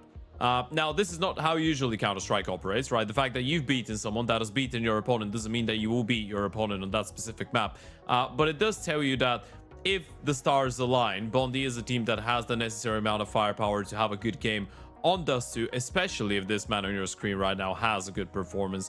Of course, we're talking about big old Smoo going in against Nice, who had some good moments on the other side for Inner Circle Academy. But this is the time for him to step up and potentially show that he could go toe-to-toe with someone like Smoo when it matters. Oh, he actually absolutely could, and we saw glimpses of it earlier today, right? And we've seen glimpses throughout, you know, in the game itself, right? It's been a massive performance, and I feel has showed up against many other AWPers. But now, yeah, Smooya is indeed something that will have to look out whether he's able to perform on a map like Dust 2, and maybe even Overpass if we end up going there as well. Well, we're ready to run into the swing, or get into the swing of things. Pissed around already beginning. Bondi on the CT side for the first 12 rounds of action. Inner Circle Academy will be on the offense. It's one map away. 13 rounds for Bondi to make their way into yet another LAN. I say yet another because Muya literally just won Riga Open last week. Might be helping a bunch of young guys to make their way into the biggest event they've played in their careers. Just needs another big performance. Here's Treeken trying to hold down the fort. Inner Circle Academy take over the site. Not too much resistance. Bondi, though, they're trying to play the waiting game, trying to explode, especially with Magilla trying to break through as well from long. You've got one pair of eyes looking that direction. Nizewell making sure that Magilla's impact is not too big. Shows himself. Resistance arrives and pays attention. Magilla, that is beautiful. No way. Deals with all two, while the rest of the team is having brilliant luck on their side push as well. How about that? How about that for Magilla as well for an impact? Oftentimes you'd see a player in that position just get annihilated. Double peek from the pit player. The guy coming in from the angle. Magilla just turns around. Instant headshot onto the second player. Gets his attention back to the guy in pit and kills him as well. He was never supposed to be getting a double kill out of a situation like this. A lot of impact coming out of Magilla. It's awesome. Look at this. Look at that again. Phew. The fact that he turns around over to the left-hand side as soon as he hears his opponent was super squeaky clean. And then converting, running down as well, the player in pit. Are they Well, the rushing rest of the B? team was having a lot of success on their end of the equation. All so right, it's not a rush, it's a pop. Smooth's pushing. They're going lower. Hand spotted. Magilla needs that refrac, and he'll get it. No one else seen there, which is a bit of a signal. So it wasn't a B pop. It was just a default with 3 players going through lower. I wanted to potentially make it a mid to B play, maybe. But now you've lost your B presence. So do you still go with it? Crisscross smokes in play, but you've been mollied. You need to go short, but you don't really have a lot of util left. I mean, it's 2 flashes of smoke and a molly, so it's not too bad to try and make your own to the bomb side, but it's still going to be difficult to hold on. And Streaken starts to realize what's going on. He's going to join in with Preledon. Oh, what a shot by Streaken. Preledon follows it up as well with some damage, but eventually gets there. Dicey, sure, a lot of damage, but not enough to cause concerns, at least to the score of the end of this round. 2 on the board already for Bondi. Yeah, it's not the cleanest round ever, but it's a very good conversion. I mean, the round itself is clean. Maybe not all of the shots from Preledon, but still good enough. You lose only 2 players, and that was a forced buy from the T, so you're probably seeing an eco round coming through. Bondi looking very solid at the start of this one. It's all about not relying only on Smooya's performance as well, right? I guess the first map, it wasn't misleading because Smooya did win them a lot of clutches and he was generally the best player on the server. But we've seen so many good moments out of Prelatin, Streaken, and Magilla as well that I think it's a little bit unfair to just say they are winning only because of Smooya. Well, he's doing a lot of it, but it's good to see Prelatin, Streaken, and Magilla also start this map off nicely. Yeah. Get a couple more kills. We know how impactful they've been. Obviously, Smooya's not going to take too long before he gets on the board. Yeah, and when he's just kind of bunny hopping his way, it's not quite the bunny hop, but, you know, hop skipping and jumping through short to try and get as many kills as possible against the eco, you know he's feeling swell, feeling comfortable. Yeah. I mean, and you've got to feel comfortable when you win team. so many clutches as well on the first map, right? You know how influential you are. You know how you can take this on. And now we're seeing some emotions out from him as well. Finally smiling. We saw him, like we were just talking about, on the clutches as well. He was not showing any sort of emotion, not looking like he was frazzled at all. But now, everything's looking smooth. Oh, Magilla caught off guard, and they did tag Rel. Now, this is unconfirmed because it was through the door, but it won't stop 3POC from exploring the possibility of going out middle. Yeah, this round is over. It should be at least. Yeah, there's only like very little opportunity for Bondi to get back in. It has to have to do with something within a Circle Academy for some reason, not going towards the B site, getting spooked out and then making a mistake. But I mean, they don't know Streaken is in tunnel or in T-spawn. Sure. And he sees one walk past as well as Smooya wins the 1v1 here, which won't happen. Yeah, if Streaken had a defuse kit, that would have been so sick. Now he's just forced to actually hold on to the op. Might get a bunch of kills if he's allowed to. Another peek. Nice that's shot. a blessing of the skies, isn't it? Yeah, it's not. I'm not the biggest fan of this hunt, by the way. Oh my God. They've lost a lot of players, and they've given away an AWP and an AK. The CTs have more money than you boys. So this is Inner Circle Academy getting a little bit overzealous here. They shouldn't have really separated and hunted so many of these players. So let's isolate the positives from the negatives. Positives, great entering from the young squad. Negatives, getting a bit over-eager at the very end. Yeah, I mean, long story short, positives, winning the round. Negatives, losing money. Right. Sure. They usually don't go hand in hand, but now Nice is on the scout. This Smooya's got a... They've got a double O. Now, this is the discrepancy. Nice is scouting, and both Magilla and Smooya have the AWP. I wonder how this one works out. Well, they've moved over to long, which is where AWPs can have a lot of impact. He doesn't need help. Oh, is he... 3POC is overlooking him. He didn't check him. That was so uncomfortable for Streaken, but counteracts it with a second. Oh man, the first shot looked so rough. It looked like he would have been a dead man by the end, but not only does he get the one, even ends up with a second. It's crazy. Yeah. These are the moments where the lack of experience and maybe a little bit of the pressure is going to start showing up. They're just getting picked apart. It's just the fact that also you knew this player was very close to the corner. And in your head, it didn't go through that he could have been in towards the car, right? It's not even that angle. We weren't looking at it at all. And these are the oversights that if you're in the Circle Academy, you can't be making. You even saw how many bullets Streaken needed to get that first kill. If he gets cleared out, he's dead. In general, this is a very difficult angle to get a kill from if you do get cleared out. Even if we're not even talking about getting flashed, getting mollied. True. We're just talking about someone looking at you. It's such a big play out of him. Inner Circle Academy definitely going to be feeling a little bit frustrated at this one.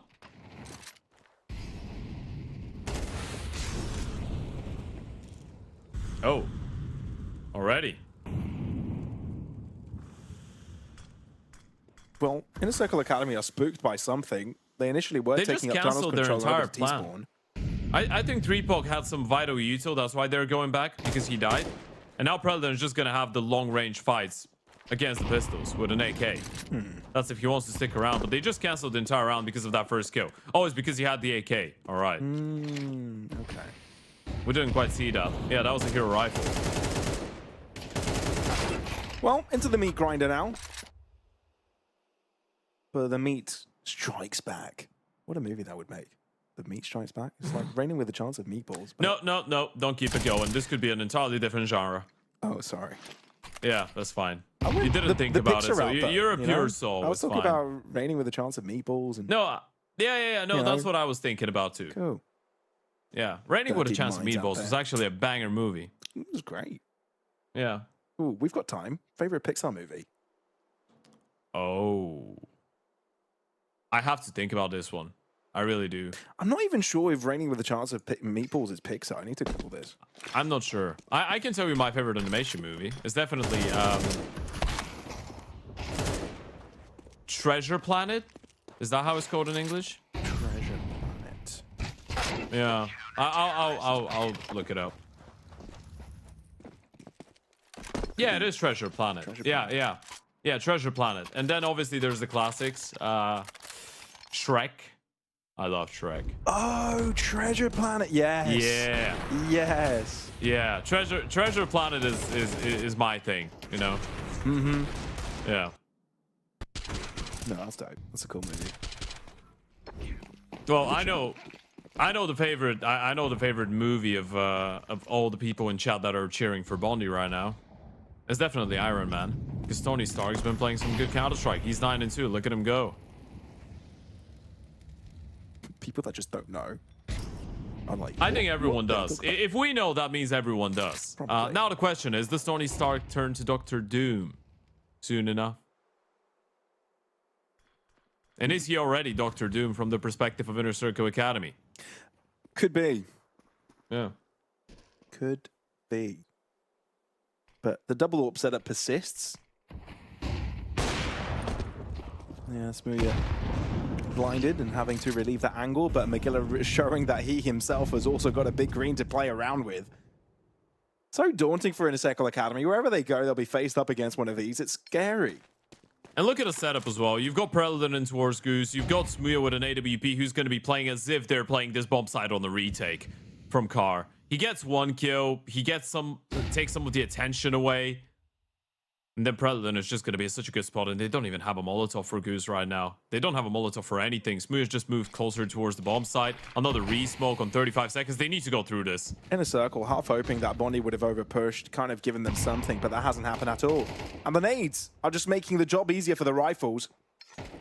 Smooya checking in case there's a ramp drop, because that smoke kind of alluded to that idea. Okay. Nice scoped in into Smooya's angle, though, and that's a big chance. Gotta get the refrag. Cannot hold on. Magilla closing in. Oh dear. Right into Lice Young's hands. 2 versus 2, but the bomb needs to go down quickly, and Shriken seizes the opportunity to punch. In Low she HP. goes. Ditchka. So damn low. What a headshot. No way. Burrell plays it quickly. Doesn't allow his opponent to reconfigure. Find cover. Bondi play it fast, and that allows them to get the dub. I just feel like it's impossible for Streaken not to get a multi-kill now. We had a similar situation with Smooya on the previous map, and maybe at some point with Magilla.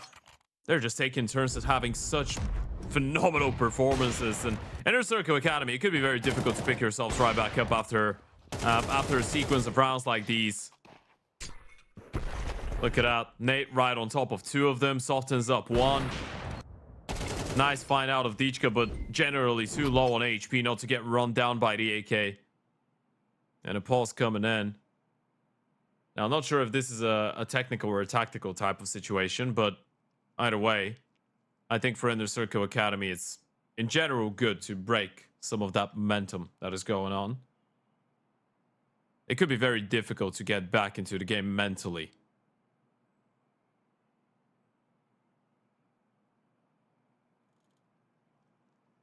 Yeah, it can be. And we already talked about the inexperience with the Ukrainian squad. They don't have too many reps on them in situations like these. And it's always going to be a learning experience to kind of bounce back and keep your head down, think about it a round per round basis. You're always going to be circulating on the what could have been, especially from the previous map. You don't want that to be the case, and you know, you're working on it not to be the case, but Sure. it happens. You're Yeah, it human. does. Yeah. I mean, in the end of the day, we're talking about an academy team here, right? Yeah. And as we said, they don't have a single player with over 60 maps on HLTV. So for these guys, the mental game is going to be very difficult. We know they can play high-quality Counter-Strike. It's about what happens when things are not working out and you feel like the game is running out of control. You're losing a lot of clutches. Some of the individual plays that you're pulling off are not enough to get you through because there's as good individuals on the other side doing the same or even better.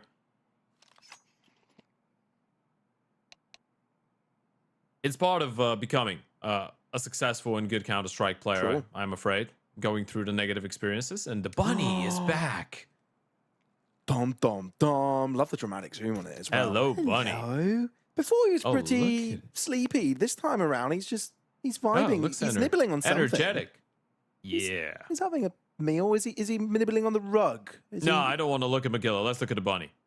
Zoom in on the bunny again, please. Bunny camp. No. Aw. Okay. Well, we can zoom in on the pug mug. Oh, look at the dogs. Yeah, look at the dogs on the. Oh, we're back. We're back. Bunny. Zoom on the bunny. Yeah.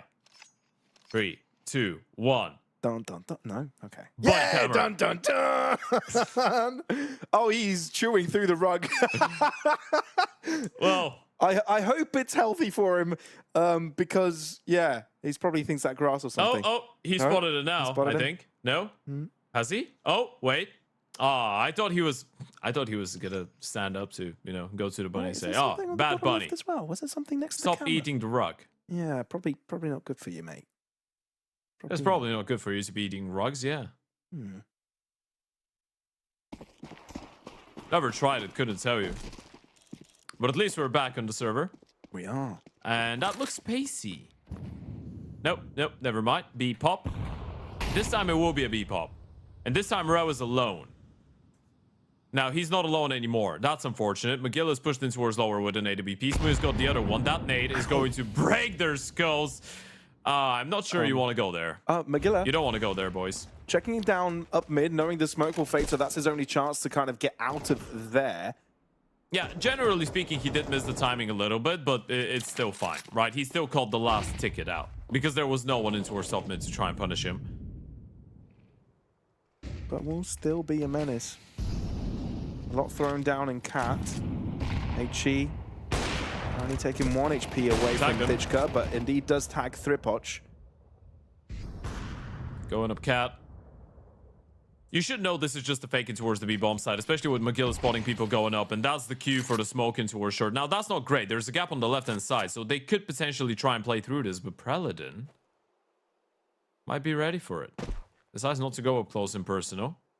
Instead, he's going to be the one responsible for CT, and this is good. You don't want to have the two ops being responsible for a potential mid to B play, right? You want one of them to be in towards the car. You can play that A-bomb side on a retake if need be. And this is a fake. Has he heard him? Nope, not yet. Now he does. Clean. Very clean. And Norths will try and make it a little bit dirtier, throw some mud on the wall, but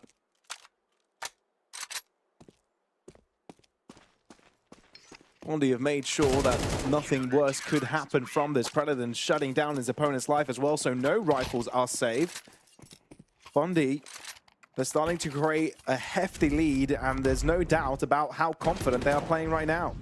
What a position from Paladin, by the way. He's just playing in front of the box to protect himself from a potential drop in towards CT spawn, and he's able to deliver a nuclear multi-kill. Nice effort coming out of Norths, but Predator is just there with another 4-piece. It's not even Smooth and Magilla anymore. It's Predator and streaking. 23 kills between the two of them. That's a deal and a half.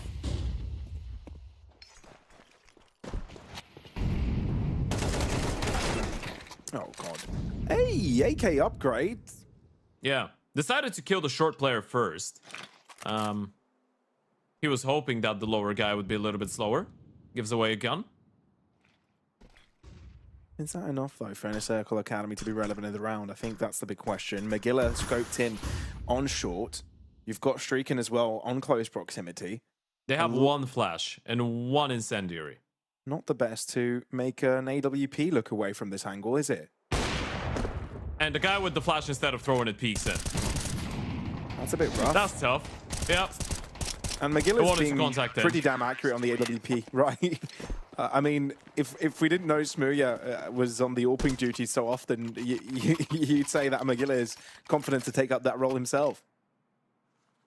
I mean, Magilla has ult before for a bunch of events, right? Sure. He's been introduced to the AWP under different circumstances, and this is one of the bonuses. This is one of the good things about this Bondi lineup in general, is that they can run that double up setup every now and then. Inner Circle Academy trying their absolute damnness. Contact up short doesn't work out. Back to the guns though, and this is the first time in a while that Nice has had enough funds to actually solidify buying that op, bringing it up. He had a bunch of very good rounds on Ancient and a couple very good maps all in all throughout the event. Speaking of the Devo, there goes Nice. Opening kill onto Smooya. It's been a while since we've seen anything like it. Needs to lead to a round. If it doesn't, Inner Circle Academy in a world of hurt. Gotta get something going their way soon. And Predator been caught out into the open. Now this should convert into an A-site take. Thing is, Bomb is really far behind. And Streakin may have a timing on it. Or not quite. Yeah, not quite. Over to safety. He might get the kill on Norse. He will take down Norse. Yeah. I mean, they have money. They could give this one a go, even though on paper... Oh, yeah, now you're going. He's gotten the kill onto the wallbang. That's a 3 versus 5 with a planted bomb. Lice Young. Oh, no way. Oh, God. Is that really where you want to be, though? A couple more players down short, and you don't quite expect the push. McGill now left all by himself, and he's going to have to slow peek this. 2 players trying to see if it's just the one, but indeed falls into the lion's den and gets his head ripped to shreds. With that, Inner Circle Academy break their silence. Yeah, and this is a good round out of Nice in general.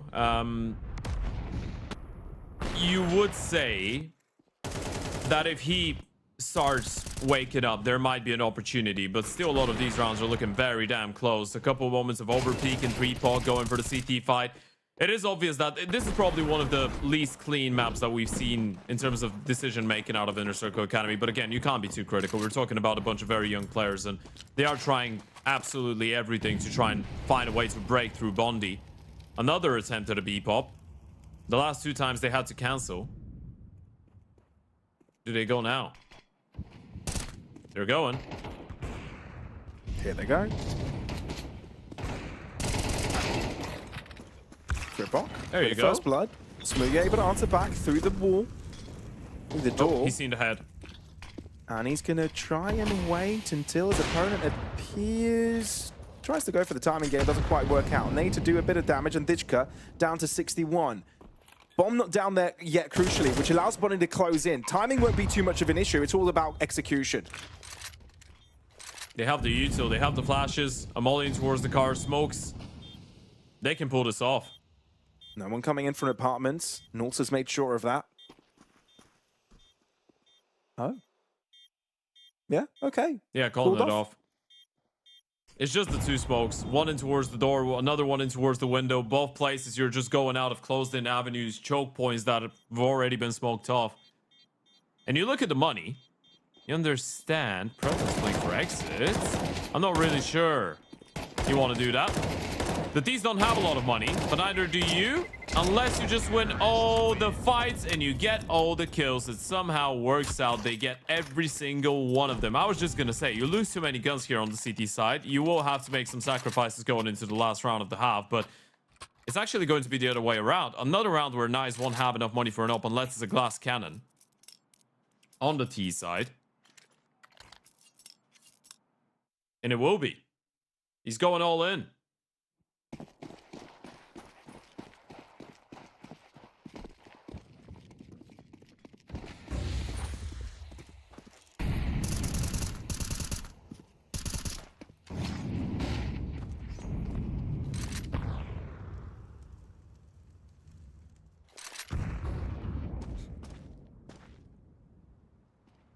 Early mid presence, no one to contest it. Predator just now arriving to the scenes. He's heard that flash. He knows one player was out. So you want to play this one safe. And you've got McGill starting B with that AWP. Might get an opportunity to take down Norfs, and he will. Now, that doesn't give away too much, because you know Norfs is the guy that defaults B, but it is one of the AWPs, and they might be walking into the other one. There's no utility. They're just going in. They don't have a single smoke. No, they do not. So this is prime time for Smooya to show up. He's given another chance. The HE will do a little bit of chip damage, but the main fight is to deal with the players approaching from beneath. Smooya can still hold this angle, and in fact, if you're slow peeking, it may work actually in Nice's favor. Preledon hiding this between the smoke, trying to use it as cover. Bondi have got the numbers here, and with Streakin approaching from Cat, that's what you're waiting for. Nice delaying it a little bit, but he knows he needs to think about planting, but Preledon jump shot, headshot, he's got to feel good about that. Everything's working out for Preledon on this Dust 2 map, and I think they know it. Even the bunny knows it. Oh, he's hiding from the camera. Yeah, he's behind the couch. Private guy.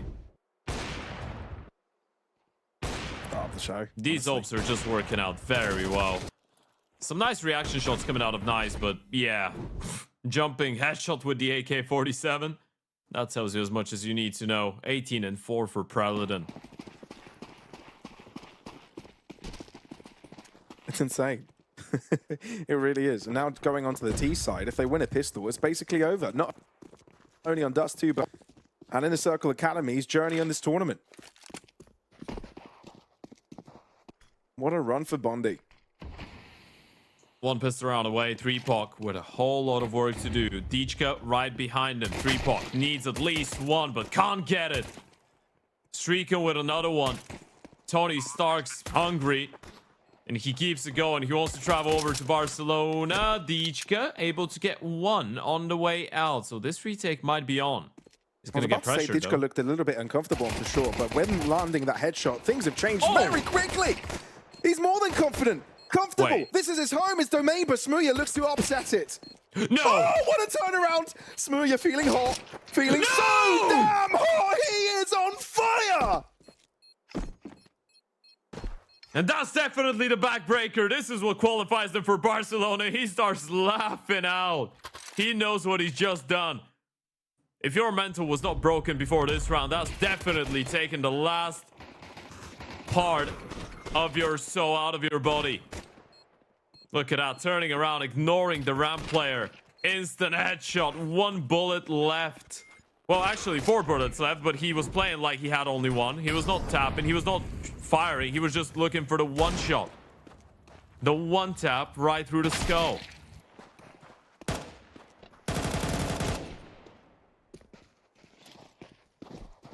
This is mad. Bonkers.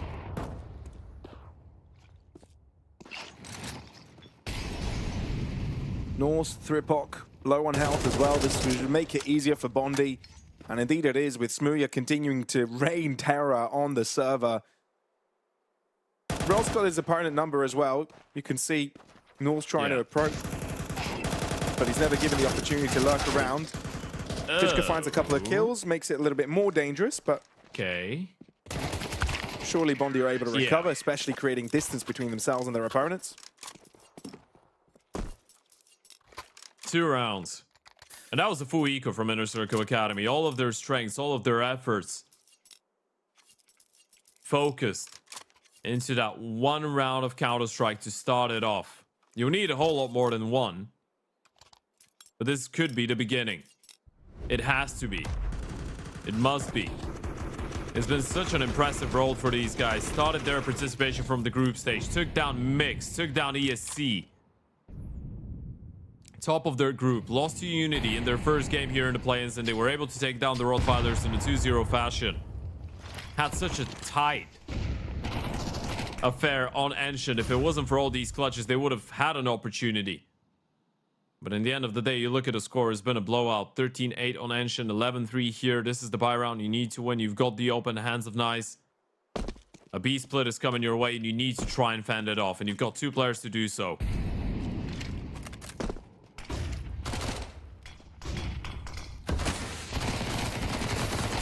Heading in, but he's met by North's MP9. That's a good start to the round. If you're in a Circle Academy, gives you a chance. They actually delayed the mid to B smoke. They were hoping someone would try and pick up a fight or rotate and they would get a kill. So that's put a stop to this entire play. But Inner Circle Academy are not rotating. They're not moving. They've actually left the bomb site. They're focusing on middle. if Smooya spots a couple of players, that's when Bondi jump in, but they go in nevertheless, block out the remaining players with a smoke. Laixiang moves in a little bit too quickly, but this is where Smooya comes in. Oh no. Double kill as their opponents are distracted. And the round is flipped on its head with Inner Circle Academy playing catch-up. Smooya's going through the tunnels. They have the defuse kits, but they need to go, and this is so uncomfortable. You even have the AWP on the retake. And with a molly thrown, all the players looking at doors to focus onto that position. They've got Smooya now focus on, but that HE is going to do so damn much. And these Rip Up goes down, but it's all down to Preledon as he's low on health. One bullet should be between himself and death. Who gets there first? The answer is nice. By the skin of their teeth, Inner Circle Academy hold on. No kit available, but no kit needed. Job is done. No, he had it. Well, either way, the Ukrainian team stick around, and they'll be in the game for a little longer. Jesus. That was very, very tight. Considering that's 3 versus 5, Smooya just activates long after his teammates make that first contact. They were just not ready for it. No one was looking. A nice clutching up in the 1v1 against Preledon. Both players low on HP. First one to pull the trigger wins that. They do stay alive, Pavlos. They keep on fighting, these youngsters. I mean, if you thought these guys would give up, you're kidding yourself. Inner Circle Academy been fighting tooth and nail every single game, whether they are miles behind or they're right in it. No difference. We know they've got skill. You're looking at only 1 or 2 maps of play throughout this entire tournament, especially when we're talking about such young guys, and is the most high-pressure scenario. Is not really fair towards them. So if they can pick themselves up mentally and believe that they can bring this one back, it definitely could be a much more competitive game. But you have to get Streak and Preledon, McGillis, Smooya out of the zone. Rao is just chilling. I think regardless of the result today, this has been a brilliant showing from Inner Circle Academy, the tournament. It's all about getting more and more reps in. And someday we'll see them in bigger, better events. Maybe here in LORGAR, maybe somewhere else. Nonetheless, Bondi initiate their attack towards this A site. Thripok looking to see where he can chip in most of the damage. Respects the approach quite a bit, though. This is interesting. Tries to jump onto the smoke, maybe deny the plant onto Rel. Indeed is a bit of a surprise. Thripok ending up with 2. This is quite quick thinking from the Inner Circle Academy squad. Yeah, and it's safe coming out of Smooya. It's the right decision, especially after the double kill coming out of Thripok. It did feel a little bit weird towards the start, right? Because they didn't have the second smoke, so they had to just go with the Avanger one, but then the Oprah gets blinded, couldn't find a kill. Nice, redeeming himself. Thripok as well couldn't find a connection. You can see the moment of relief from Nice. Another round on the board. This is 2 in a row now. As bad as it might sound, this is the best they've been able to do in a long time. And it's all about keeping it going. You've got one of the most spooky rounds to be up against when you're in a similar position now. 4 upgraded pistols and a hero AWP in the hands of Smooya. This could be terrifying. It could be very easy to deal with, but it could also be terrifying. Almost terrifying. Very close.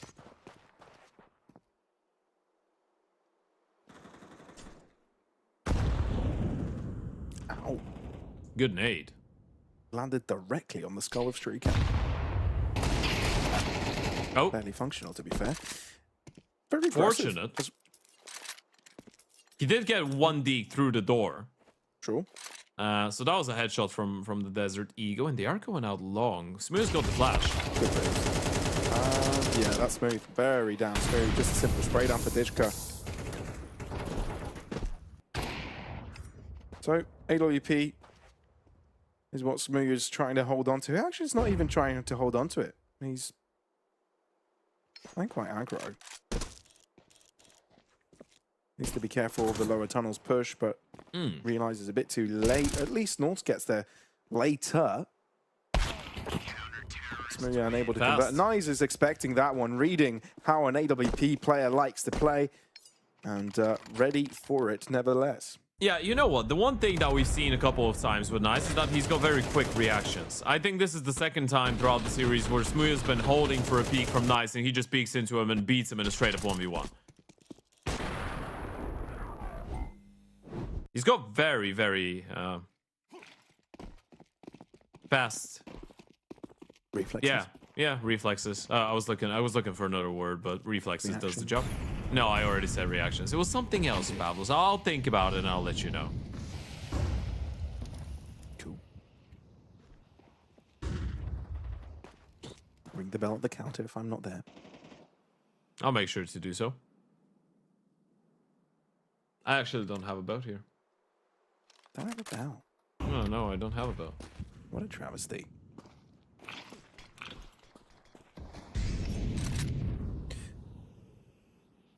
You got to applaud Inner Circle Academy for giving it their best go, and you got to applaud 3pok's push here. No one's checking it. This could be humongous, but no one's looking either.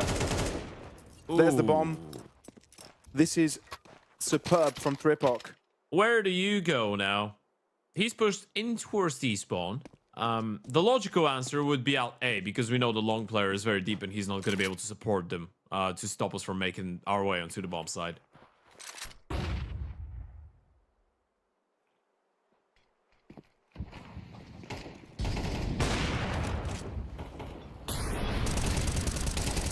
Ooh, Dishka falling down the line of fire. So this is becoming a lot more simple for Inner Circle Academy as Bondi make the choice to move into the A site. Obviously, the Ukrainian opposition very much aware and ready. The gap is closing, Ted. Game on. Yeah. 4 rounds the difference now. It probably felt like it was GG's just a couple of rounds ago, but now Inner Circle Academy have picked up 4 in a row. So maybe tactical timeout time for Bondi, even though obviously there's no coach behind the team. And I mean, yeah, it could be a bit tough to look for new ideas. If you think about it, Ted, Bondi haven't won a single T-side buy round, right? The only rounds they've won on this half was the pistol and follow-up. Yeah. So it might be time to try something spawn-based, right? This is going to be a half buy. Judging by the amount of you two, you could try to crisscross smokes yourselves, or go for a short exec again and try and run him down, drop him towards CT. You've got options. Starting the next round, you will have money for a lot of stuff. Max loss bonus, meaning Smooth is going to have an AWP as well. So you can start trying to be a little bit more, you know, aggro at the start. Get yourselves a 5v4 early on, or at least try to.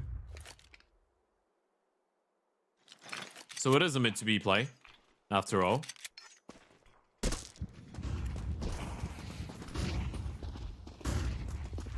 Only 2 players here.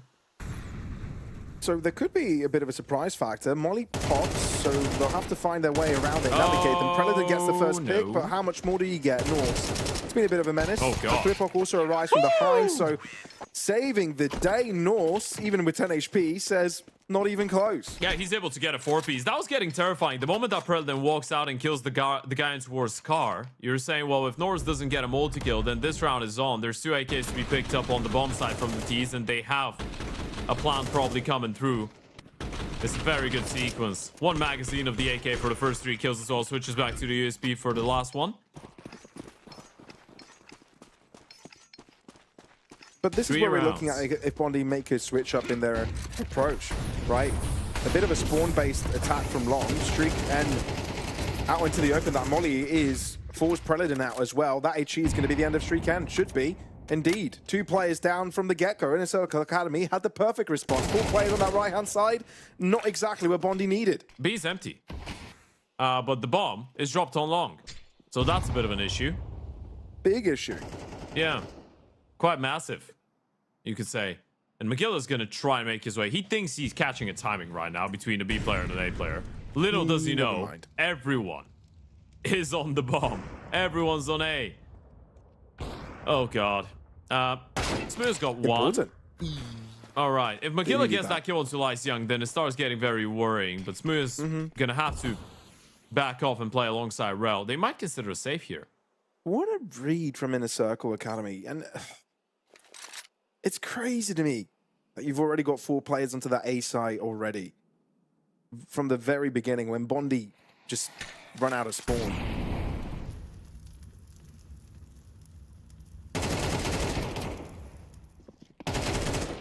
Oh, wait.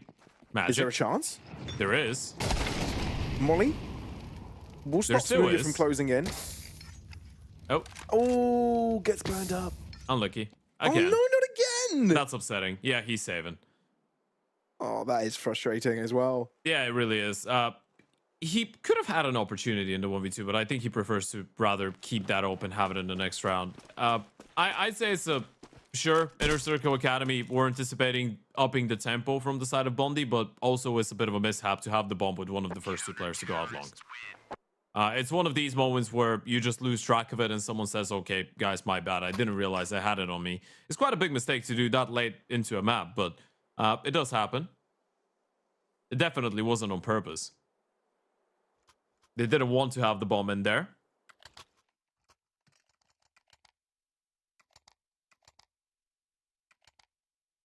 Look at that comeback. And Dichka's been leading the charge, 20 kills. There's the saved Ope. Smuya on the boost. And a cross without a nade, knowing he survived. This is ballsy. They've actually decided to go all in here, Bondi, with the investment. At least on one more player. It's a half buy for Streak and Predator and Rel. Magilla getting that hero AK. Trying to walk through the mid smoke again. Might catch the timing. Ooh. He's hearing the steps. 3POK is just jiggling utility. Magilla's hearing all of this. Will he try and take him on? Oh, He does God. indeed, and catches his opponent with a nade out in his hands. This Does is Bondi massive. convert from this? Because now they split the map in two, and Inner Circle Academy can't rotate quickly. This has got to be a B quick hit. Magilla needs one kill. This is big. Now he's going to be ready for the other one. If Lyseung is fighting like this, he's not going to do it alone. They know Norths is alone on B. This is exactly what they needed. One kill. That's it. And it's a one deep from Rel to get them across the line onto the B side of Magilla. He's an absolute terror. The center of the site, of the map is his. What a brilliant performance from this young man. And look, Inner Circle Academy off the back of single individualness from Magilla will get shut down. This is the type of play that Smu and Magilla are just calling for themselves, right? Because Magilla buys that AK with an idea. They know what they want to do. That's why Smuya gets boosted early on. He gets boosted top mid, so Magilla can walk through the smoke. Smuya fires a shot. They don't see Magilla. He goes out, catches the timing. They've been leaving middle at the start of rounds so many times, and you can see 3POK's reaction.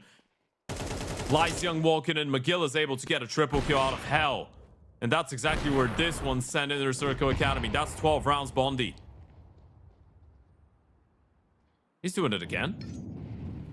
There's no way. Oh my God. There is a way. When Magilla is here, have no fear. 3POK wanting to do something of his own, but he's burning up, and that allows Rels the time to jump in as opponent distracted gets to the smoke, but it's a little bit all over the place because Bondi tried to go for a B pop as well, and it's failed. Smooya not quite considering that his opponent could be so close so quickly. He zoomed in all the way, which Norths is permitted the early pick. Saw some damage comes in, but Inner Circle Academy turn it right back around. This is such a wild thing to do if you're Magilla, by the way. He should have been dead to Rise. It's straight up fortunate that he's able to get that kill onto Lyseung. I like that. I like the balls to call for something like this in back-to-back rounds, but now you probably calm down a little bit with the mid walks early on. They're going to be wary of the possibility. You know what's the wild thing to do right now? Just hit a bomb site. Go quick. You've made them so afraid of middle. You might try and take some control towards the extremities. Smuya, big spawn. Oh, bullet. Wheezes past that body. He spotted two players, though, and he knows the CTs are fighting for long again, so back towards middle and short we go, I guess. He's walked through the smoke. He's doing it again. He's just fading it. They've broken the smoke for him, but he doesn't get the kill. Smuya's there for the refrag. Okay, so this will be a little bit more of a difficult round to unfold than Ravel. Nice trying to play the Xbox jump. They know the upper's on B. They can just go up short. That's what they are attempting to do. We're alluding to that idea at least. Yeah, you just go through the smoke. There's only two rifles here. Full commitment, 3POK receiving a ding to the head, but still alive. Shriken lining up his shot against Dichka nicely. 3POK gets two and finally dealt with. Now they need to deal with the two CT players that are moving rapidly. Shriken aware, but also falls nice. So damn quick for Bondi to react. There's no way they're pulling this one off. That 1 versus 1, that was the opportunity for Streak and for Tony Stark himself to get it over the line. And they don't even get that bomb plant. Look at the money that they'll have. First tactical timeout. Look at a streak of rounds. That was an 11-3 lead. And 3POC is actually having a fun time.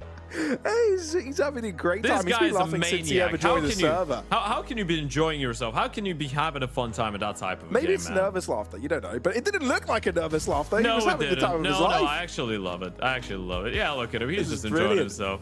He's like, hey, guys, we actually lost this game such a long time ago when we were 3-11 down. Just imagine how nervous Bondi are right now. Just imagine how frustrated they are that this game is still going.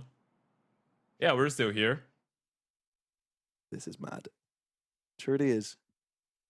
But again, one round is all it takes. One round is only needed for Bondi to cross that line and eliminate their opponents. But this time, it's only one round between Inner Circle Academy and bringing it to OT. Are they aggressing tunnels? They are, with the opener rifle. Red was holding for this, but he's very static, so that should be an easy pickings type of situation for Nice. Nice is so quick. We've said it again, but it's ridiculous how fast he can snap on his opponent's body. Filling the overtime. Are we? It is getting pretty damn close to that. Yep. 3POC needs to be careful. Nice is in transition. They've walked out. They've walked out. Nice is dead. Nice is very... Never mind. He's going to kill. Bomb doesn't get dropped down CT. He somehow gets the kill. Preledon fights back, but Nice keeps it going. And there goes the long presence of Smooya. Bomb could get planted. It's been dropped up on short, thankfully. He's got a smoke. All three of them are coming in from short side as well. Preledon needs to go in a little bit quicker. Oh, okay. Double long. Going around the world. Does Smooya read into it? He's paying attention to ramp. Smoked off. Now he will turn around surely. The timing could be war him. But North is the one to connect quickly. Preledon in a 1v3 has a kill to his name already, but needs some extra spice. He can hear his opponents rapidly approaching. But Nice with a pistol has gone absolutely insane. No matter the gun. AWP or pistol or rifle, Nice is your guy. Oh my god, 3POC cannot believe it. This is absolute cinema, isn't it? They've brought it back. They've come back all the way. A 3-11 deficit. The bunny's chilling, big chilling, but McGill isn't. Look at that shot. Oh my god, 9 out of 10 times. Right after as well. 9 out of 10 times you're an over trying to go back towards the ramp. 3 players are already out short. And you go for a shot like this, you're getting at least refract 1 for 1. He gets the kill and he's out of there. No one reacted. He gets a 4-piece. What a comeback. What a comeback. Inner Circle Academy really want this, huh? They do. They really do. And Bondi will have to dig deep if they want to finish this one off in 2.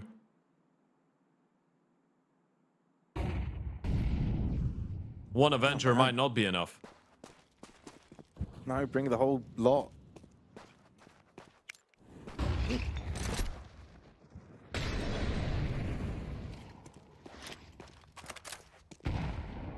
Good nade. Oh, big nade. Nearly half of Magilla's health gone by one explosive device. ThreadPOC. Pushing past the side, Magilla's reading it. But ThreadPOC is there quicker. You cannot make this up, dude. Inner Circle Academy could be having the comeback of the ages. You're just beating him in a straight up 1v1 right now. And that was the Magilla that was on fire for the entire game.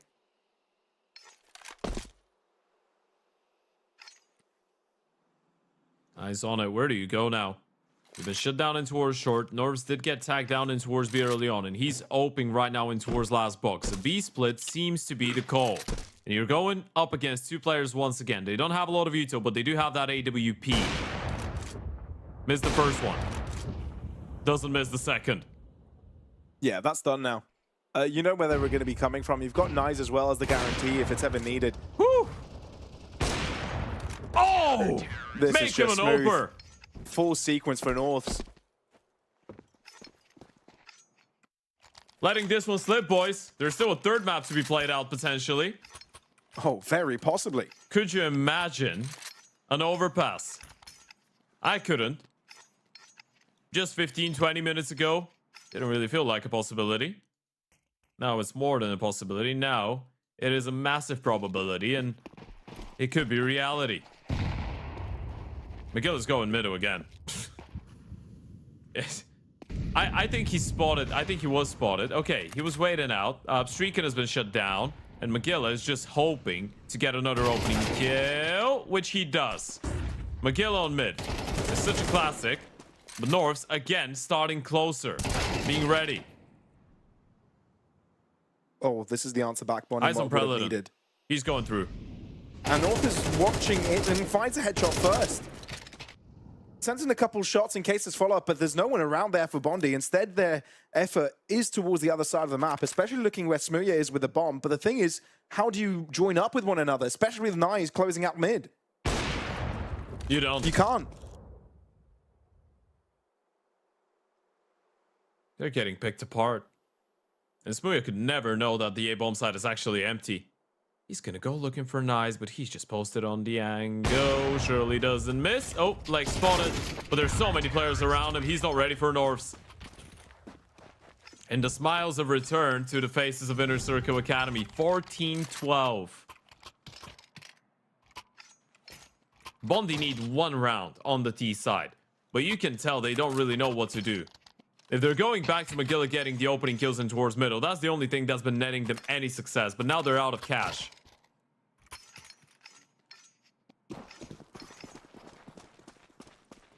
Sending it out long. That might be the play. They have 4 people there. Oh, yet again, Inner Circle Academy reading a potential long play. This time, though, Bondi haven't exited and are not stranded. Okay. But surely you will be in for a surprise when you realize the sheer presence of this Ukrainian side flooding the eastern flank.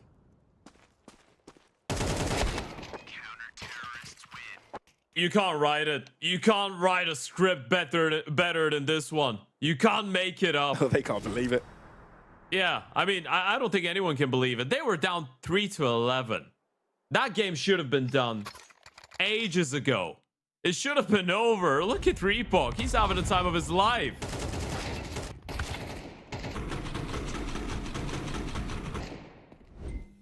How have they done that? And now they've got 3 chances to close it out. 3 opportunities to take us to yet another map.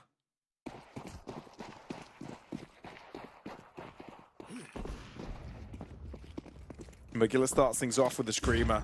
Bondi know how strong they were on the double AWP setup. That's what was working so good on the CT side for them. They've gone back to it again.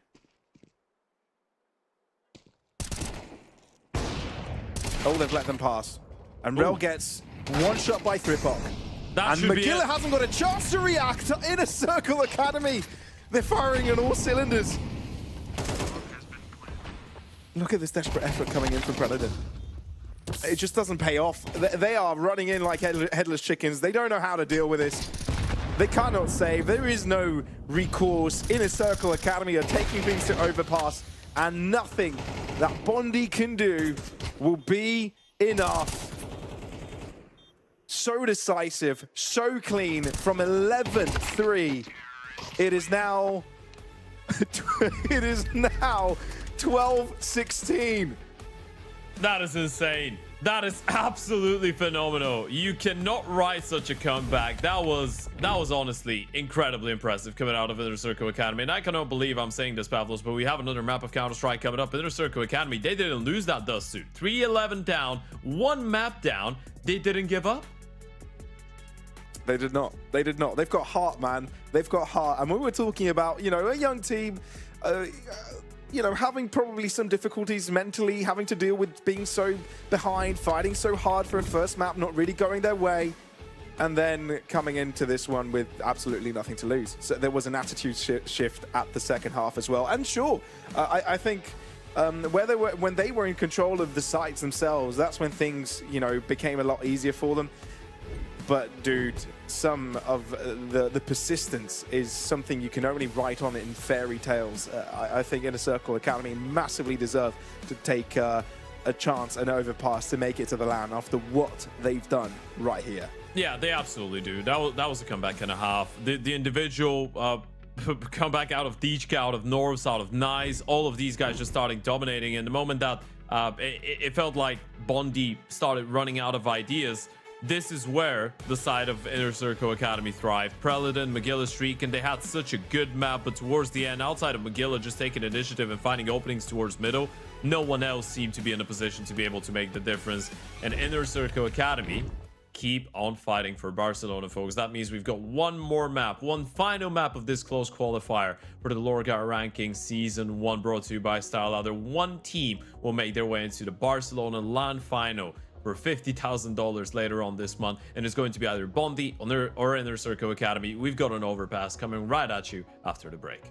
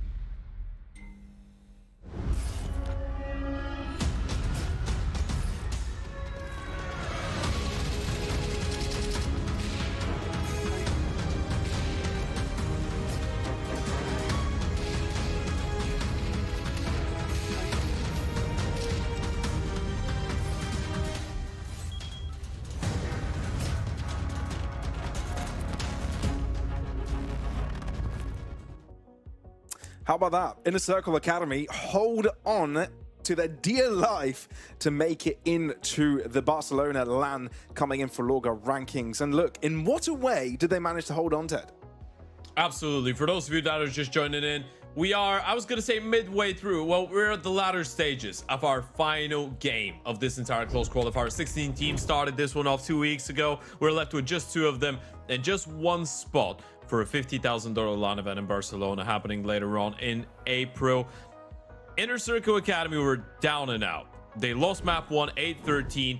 On Dust 2, on their own map pick, they were down 3-11, but they were able to pick themselves right back up. 9-12 down, win 3 in a row, deny Bondi that spot into Barcelona and close it out flawlessly in overtime. And now we're going to a 3rd and final map. We are indeed. We are indeed. And that map is going to be Overpass, right? And this is where we've seen Bondi rely on this map to take, you know, a map against HYPERSPIRIT. This is where we saw Inner Circle Academy in this very tournament needing overtime to take down rottweilers. So coming into this one, it's been part of the squad's journey in this tourney to get to where they are. But now they need it to cross the line as well, get it to LAN, and it couldn't get any more cinematic than that. It's a very interesting conversation we were having midway through that previous map, where mentally probably we didn't really feel like Inner Circle Academy were still in it, right? Now we have to ask the same questions about Bondi. They were the team that was up and probably was already imagining how they're having a walk by the beach in Barcelona, right? In just a couple of weeks before the games or after the games. Well, now you're going into Overpass and you might not be traveling anywhere. It is generally, if we were evening up the playing field and saying, well, they've got more experience, they've got people like Smuyan, he's played the grand final with IM Cologne and whatnot, and he's played at tier 1 for a bunch of years, and he's been part of this scene for such a long time. You've got Magilla, who's been very active on the tier 3, tier 4 space in the last couple of years as well.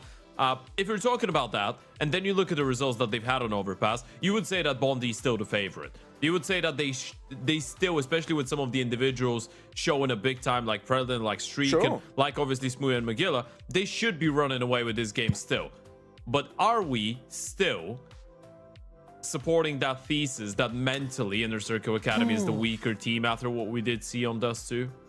I'm not sure. Look, I feel like there's some very new pieces into Bondi as well, right? Yeah. So they themselves will be facing some very similar demons after what happened on the previous one. And arguably, these are bigger demons than Inner Circle Academy have been facing throughout the entire series, right? Sure, you're down 11-3 at some point, but then you've got a nothing to lose attitude, right? The pressure is all actually on Bondi. So I'd argue here, Ted, that it's a completely different scenario. Sure, yeah, you kind of say that these guys are favored. Sure, there's a lot more experience here. Sure, these guys are a lot more strong when you look at, you know, the grand scheme of things. But on the other hand, Inner Circle Academy, they'll have the same nothing to lose attitude. They can roll back and say, we were down 3-11. We have no right to be here. So why not give it all with no pressure, close it out right here, right now?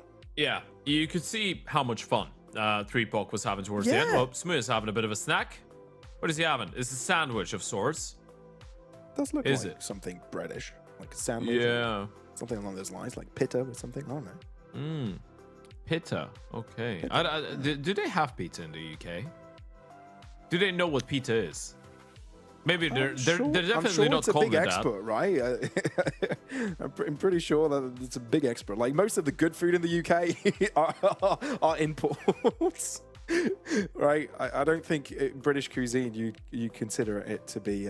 Is it just a normal baguette that he sliced? Could be, yeah. That could be. Oh, Magilla's looking for the bunny. Bunny's not there. There's something on the left of the camera. Something. Is that a reflection? I think he's got it right next to something else. So that has a bit of a reflection. Either way, though, folks. Overpass upcoming, everybody. The timer is on as we are ready to get in action. Knife round out, which means that we are ready to rock and roll on this one. Guys, if you've missed it, you're watching the LORGAR rankings. This match, as well as all the others that we've seen before, have been all about making it in to the LAN, the main event of LORGAR rankings, brought to you by StarLadder. Now, it's been a hard road for both of these squads, but this match is the final one of this qualifier and the last chance for either of them to make it to the LAN that they've been fighting through thick and thin to make it there. Yeah, they say all roads lead to Barcelona or something like that. So yeah, just a Yeah, no, thousand, I'm pretty sure a few that's the thousand saying. kilometers further No, along that's the saying. I'm pretty sure That's the that's the accurate That's saying. the only Yeah. city that all roads lead to. Yes, that is the one. Well, this The is a rapid center of approach one from of the Bondi. most powerful empires in the history of mankind, and Preledon Sure. wants to go there. Nice. Let's go down. You've got a 5v4 post plan, no defuse kit, aggressive post plan positions. Magilla with a nice pickup. Oh, this is clean, very clean. Some really strong headshots are landing here for Bondi, and we have no doubt. We never had doubt that Bondi are capable of something like this. It's the matter of dropping the ball at some point, and I'm sure after what happened of the previous one, if the same situation happens where they've got a ginormous lead closing in on the end of the game, I doubt they'll be giving Inner Circle Academy another chance like that. Oh yeah, definitely. I wonder how much of a team conversation was it for Bondi, or how much players just said, you know what, we're just gonna spread around, everyone calm down, you know, cool off individually, spend some time alone, and then just come in fully refreshed. They're rushing B. There's nades. Juice that. Good Oh read for my Inner Circle God. Academy. The nades land, Alright. but I'll tell you what else lands. Hot lead on the bodies of the Inner Circle Academy players. Hello. They're only downed players. Preledon, due to I the love how hands of committed Lice Young, Lice Young was to pretty the clean. angle, by the way. He didn't move. Yeah. He was Sure. very, very committed to that position. Didn't drop, didn't even consider it. He was like, yeah, I'm getting a kill. I'll get something. And indeed, something he got. Oh, it could have been a... How do you pronounce that? Do you pronounce it eclair? Eclair? Oh, Yeah, chocolate eclair. eclairs. Yeah, I think that might have been it. Oh, I would like some chocolate eclairs I'd right love now. me a chocolate eclair. Yeah. Made me hungry. I've not had chocolate in 2 months. I'm actually destroying myself right now. Well, back to talking about Counter-Strike. Triple nade in towards the boost. Doesn't amend to anything. But Magilla has beaten Nice in a 1v1. Now, Magilla getting opening kills has been my favorite arc throughout this game. He's just going on his solo missions, making it work. Middle one does too, long on overpass. And I love the fact that Magilla just goes, takes it right in towards the toilets, and Smooth is just standing behind and towards the tree by the rock, waiting for someone to reaggress if they want to. Ready to punish.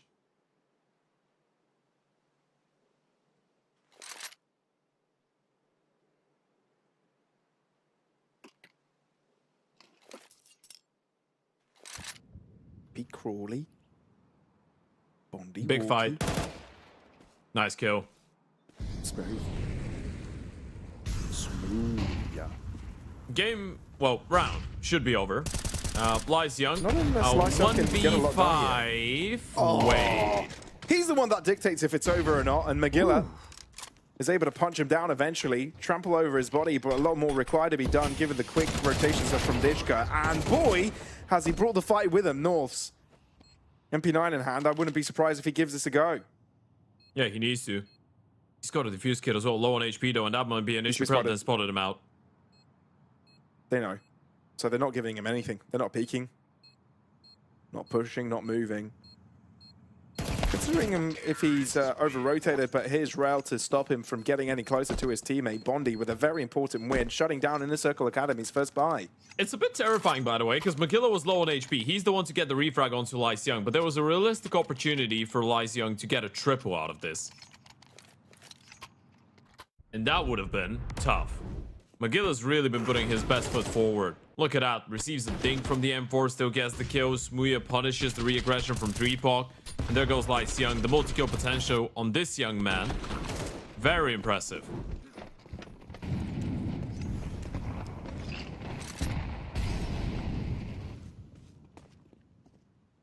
Well, howdy.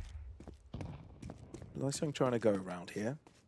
He's not being quiet about it, so it feels like Rel knows. He's going for the chase. 1v1. Lice Young will win it, but won't be without him losing his life. Oh. Starting around with a pistol, Thripok, ending up with a rifle full of face stickers. giving away an AK. It's not ideal, but I guess you did shut down the M4 that they had, so it's a bit of a 1-for-1 rifle-wise, but AK a little bit more dangerous. Free Pock. It's not been spotted by Paladin. This is still so treacherous for Inner Circle Academy. They've got so many players around. Bondi are going to have a bit of difficulty moving in. And like you said, Flip also coming in with a quick flank. Not sure how clean this is going to be. Not at all. Ditchka and Norse make their stand with just pistols. Yeah, these guys are such menaces at times. Ditchka's been a very, very tricky player to deal with, by the way. I think it's very easy to probably overlook him, right? In a team where Nice is the oper, 3POC is the entry and the initiator on both the T and the CT side. Lyseung is generally the star player, being the second guy in, third guy in on T sides, and having a lot of star spots on the CT side. Even Norvs being the lurker and the guy that, you know, we're praising about some of the holds as an anchor. Ditchka's just filling in the roles. He's just somewhere in between, but bringing in so much impact.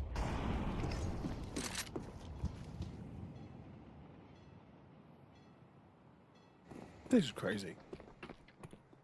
The fact that Bondi are able to answer quickly, the hands of Smooya yet again, it's not allowed this game to settle down. You've got Lyseung pushing deep on the left side extremity, so Inner Circle Academy know to overwhelm the B side defense. Yeah, flash coming in. Resmoke? Do they want to go through? That's the question. Ditchka's the king.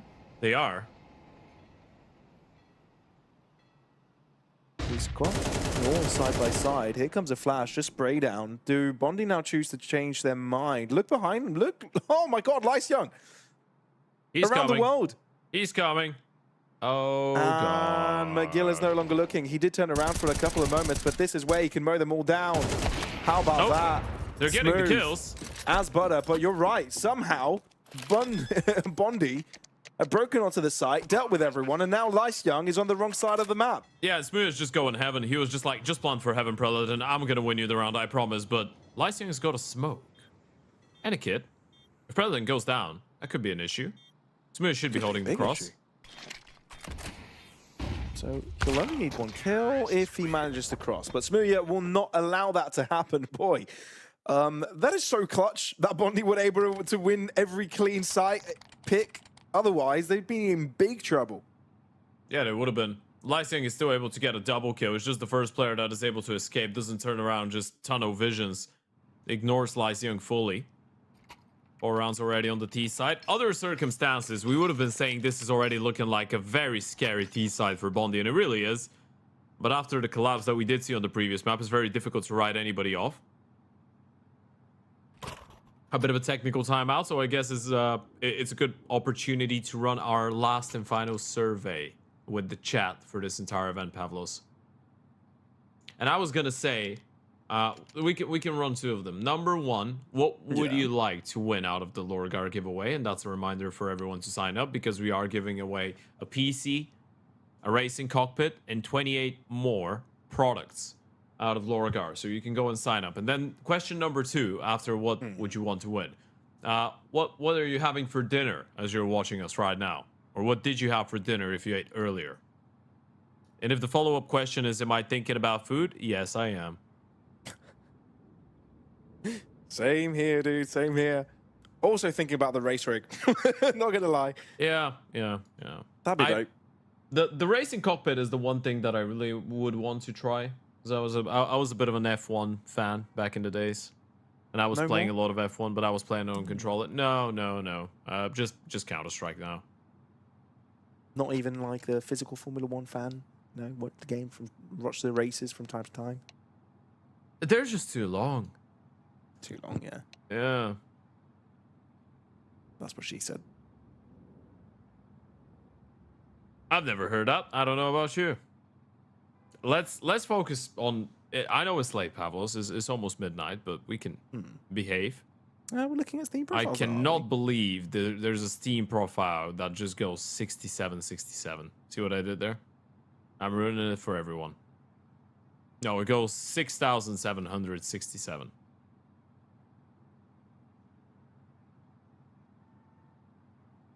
Yes.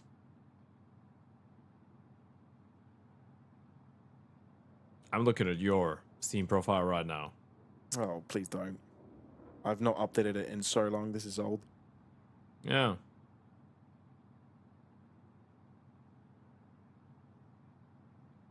Well, I don't think you can update where you're from. Your heritage is kind of, you know, fixed. Yeah, no, that's true. Yeah. Oh, you've included your childhood memories. How sweet that is. Is that in my favorite game section? Is that in the about section? I think it is. Oh, that is great. That's actually phenomenal. I think we might But be they are ready base to get games. back. You can't say anything against that. I didn't even read them out. I just saw them. I laughed a bit, and I'm sorry. I'll go back and okay. You're just going to read things to judge and not really look at the essence. Yeah, basically. Okay. I'm glad well, you got the let's concept. look at the essence of this game, shall we? Enough. Away from Steam profiles. Away from all that. Let's not get distracted. This is a qualification game to the main event that these two teams have been battling out since the start of the tournament, just a few weeks ago. And on this map, they get the chance to get there. Well, one thing that Bondi have identified is the fact that Inner Circle Academy are not really fighting for short control. So Smooya back-to-back rounds has tried to get these openings, but this time against the Pistols, this is ill-advised because of that possibility. Oh, picked up. Nice. Misses an opportunity. 2 opes here. McGill is a lucky man to be alive. He heard the first player running back, so now you know they've got 2 big greens, probably. Well, Huge force. Yeah. He's been given basically a name trainer there, but there's not much of a reconfiguring on the crosshair, right? It's all in one position, all coming from the same direction. And Inner Circle Academy is showing them a little bit about that double AWP situation from Dust 2. They want a bit of that action too. It's not over for Rel if he gets a clean headshot here, but runs out of bullets eventually. And job done by the Ukrainian side. Yeah, that's a little bit weird because that's the smoke that you give on the on the T side as well, right, for a connector. But then the rifle, you probably need it to be a little bit more active because we was standing there for a very long time, and in general, going for an opening kill with the AWP when they don't have a lot of money might be not the wisest option ever. Into or short, that is, of course, depends on where you go. Tight space, you give them away an ope. That's what happens.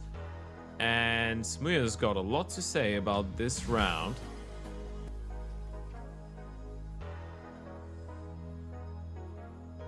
It won't be a forced buy. They've been reset. Oh, never mind. Smooya's buying. Are they going all in? They are. Ah, that's interesting. If you're in the Circle Academy, you should have a read on the economy. You should know they're ecoing here. They've got the money for an eco round, but they are going for a force. Smooya being very vocal throughout that as well. Either way, with a tactical timeout, that should basically give it away. I doubt you're thinking Bondi are just sat there having a attack before full eco.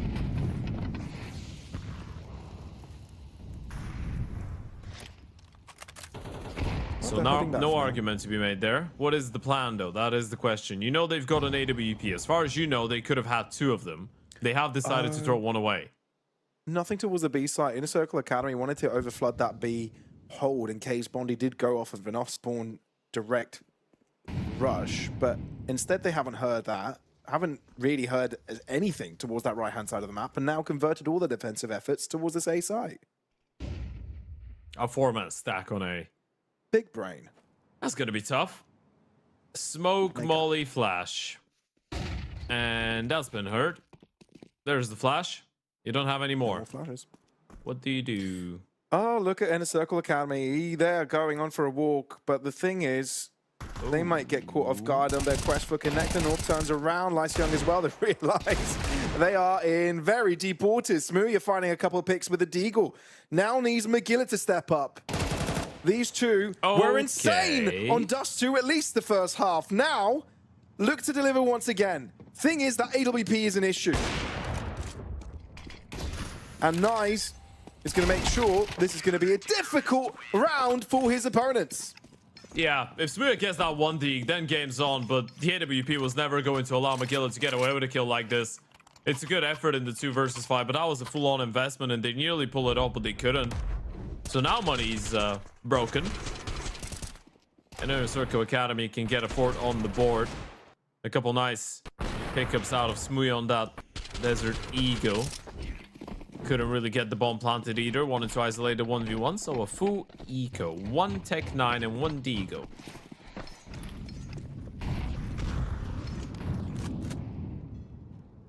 This allows complete equilibrium if Inner Circle Academy are able to wrap this up without any issues.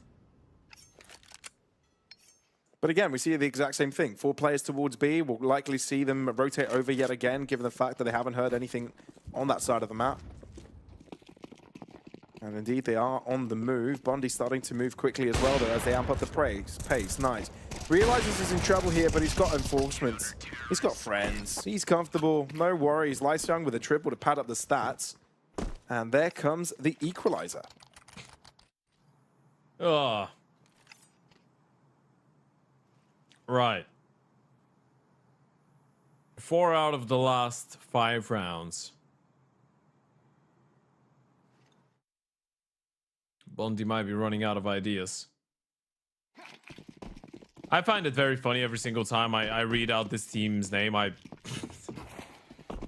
Because you know where Bondi's coming from, right? It's Navi's manager, and he's Lithuanian.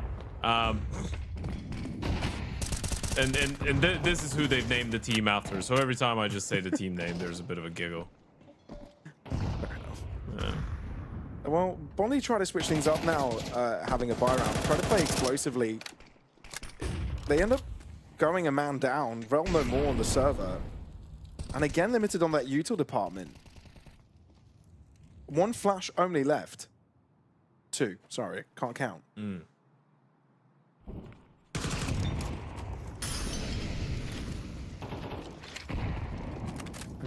3-man hold on B is treacherous. You don't really want to go into this if you don't get a pick here off the boost.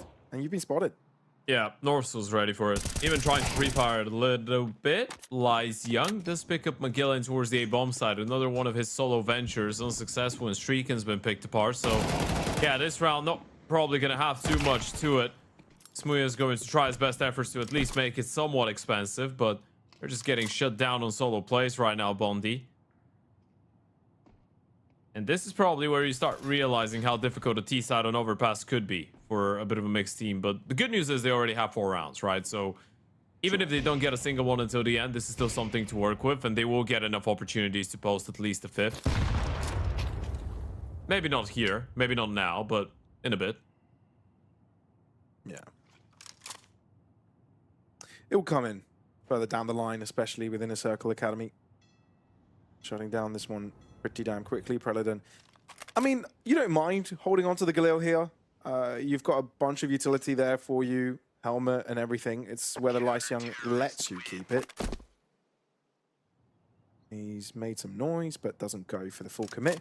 And yeah, so you at least have something on your team's eco.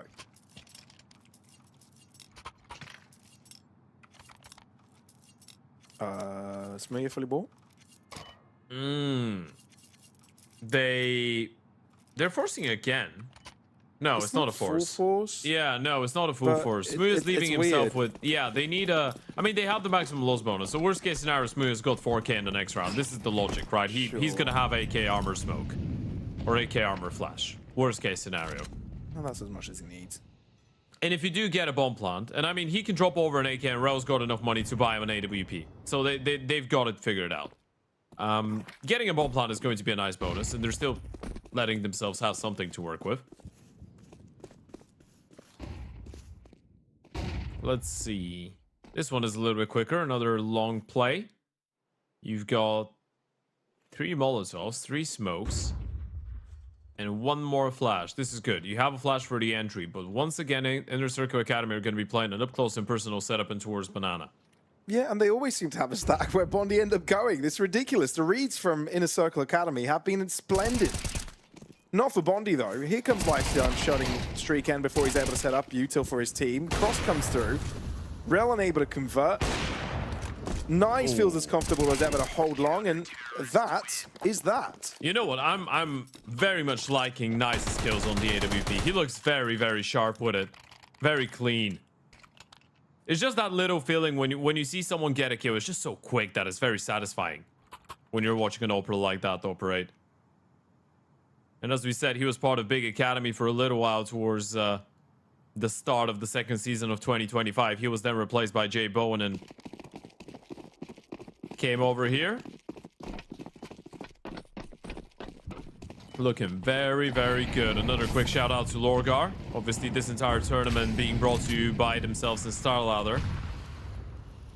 Go and check out LORGAR Ready to Play, which is the LORGAR platform. And obviously, if you need anything for a gaming session, you can find it over at LORGAR. How many times can I say one name in the matter of 15 seconds?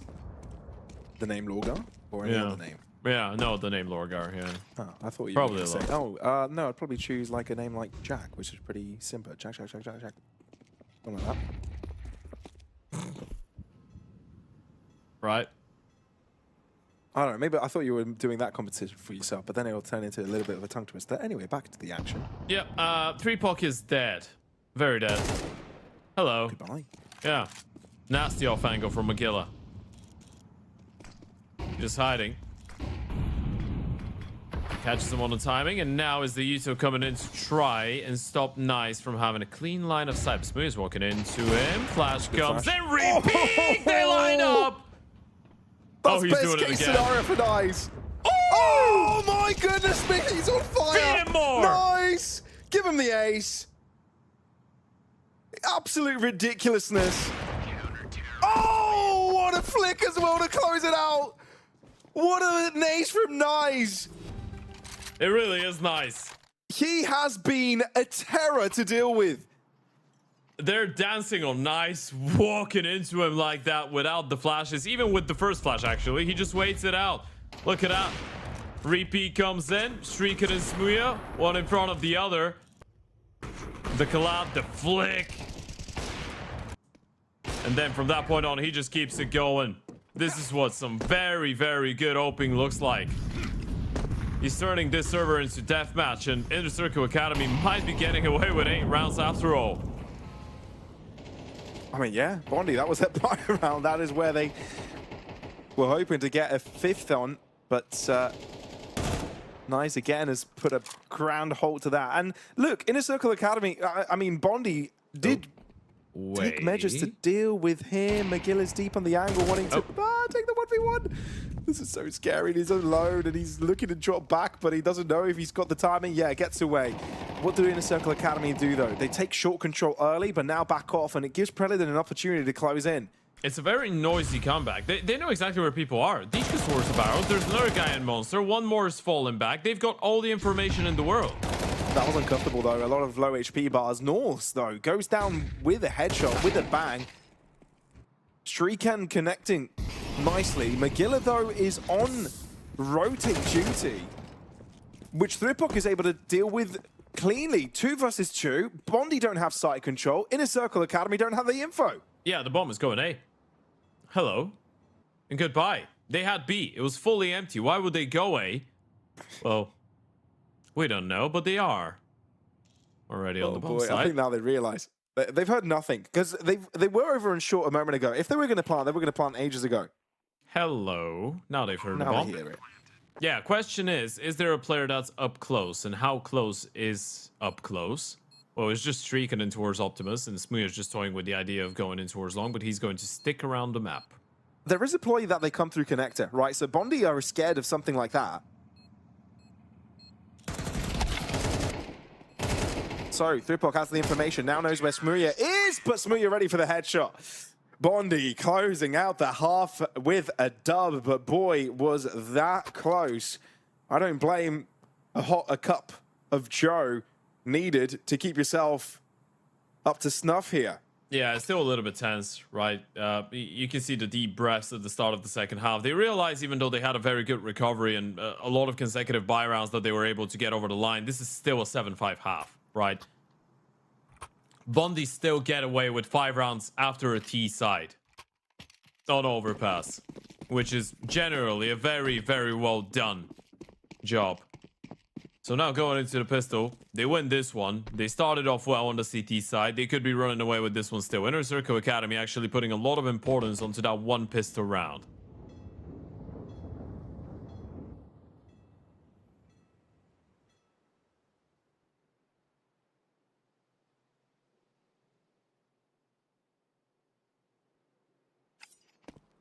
little bit silent at the start. Oh, is it a connector ploy? Well, they want to clear it, so there's no potential flank. So they can fully focus on the site ahead of them. Predator maneuvering over to this A side. So this is looking like a decent hold for Bondi. Yeah, it's all on the back of the short push, right? They've not seen anybody there, so they feel more than comfortable with just leaving Streak and Rewell alone.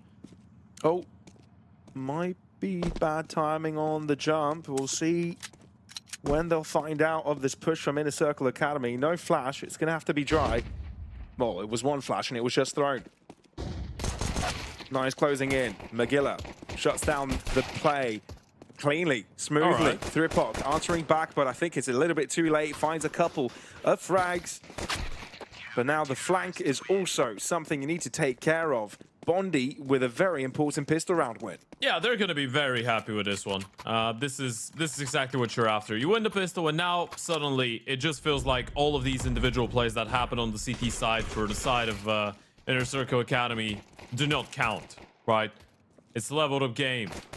You've picked up both pistol rounds here on Overpass, and generally, as we said at the start, we're looking at this game as a best of one. When we're talking about a best of one, winning both pistols should be enough to put you in a very winnable position.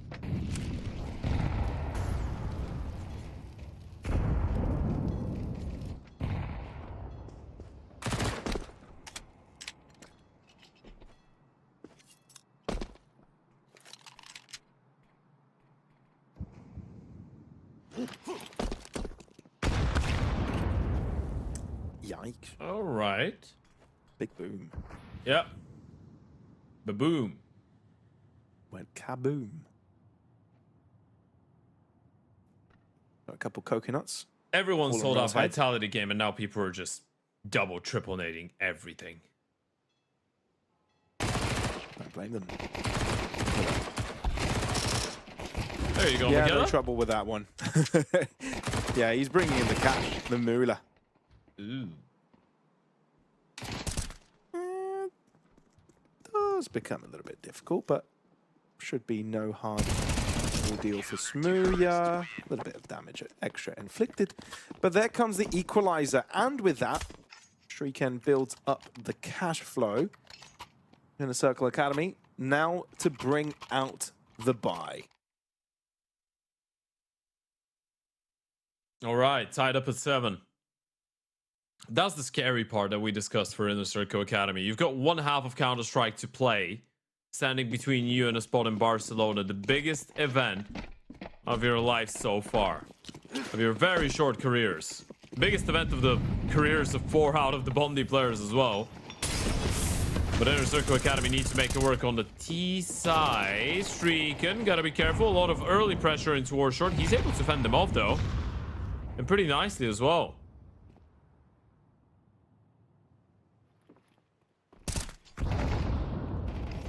All right. Naded. So they double naded wood last time around, and now they double nade the barrels. They are trying to switch up the positions with the utility to keep on doing damage. Unfortunately for them, no one in there this time around. It's still going to be a B play. Important moment coming in for Rel. Oh, hit him with the smoke. That's giving it away.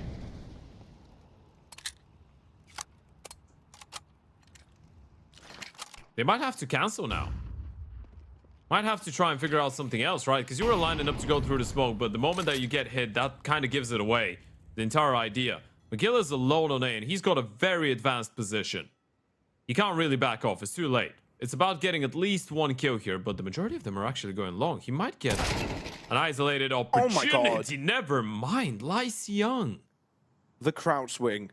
Monstrous. Exactly what Inner Circle Academy needed. Now, Smooya knows his position is more than vital, but dropping there, I feel like that blows the whistle on the round. Yeah, it sells it completely. You need to call it off.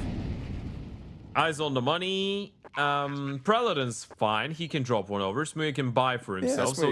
Yeah, so they'll have a good buy. They'll have a good buy in the next if they hold on to all the guns. Huh.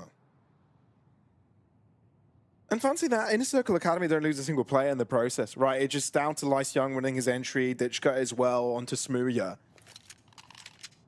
That's all that was needed, essentially. So it really is fine margins, Ted. As much as we were talking about the CT side now being where Bondi could start to net rounds, they don't mind being a little bit far behind on that first half of the game. It might not matter if they're not allowed to get the ball rolling.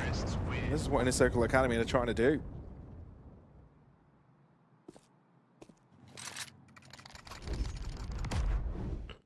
There's the replay.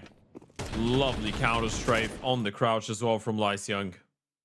And Smooya is, yeah. He's unhappy with this. Things aren't going well. Maybe another chocolate eclair would help.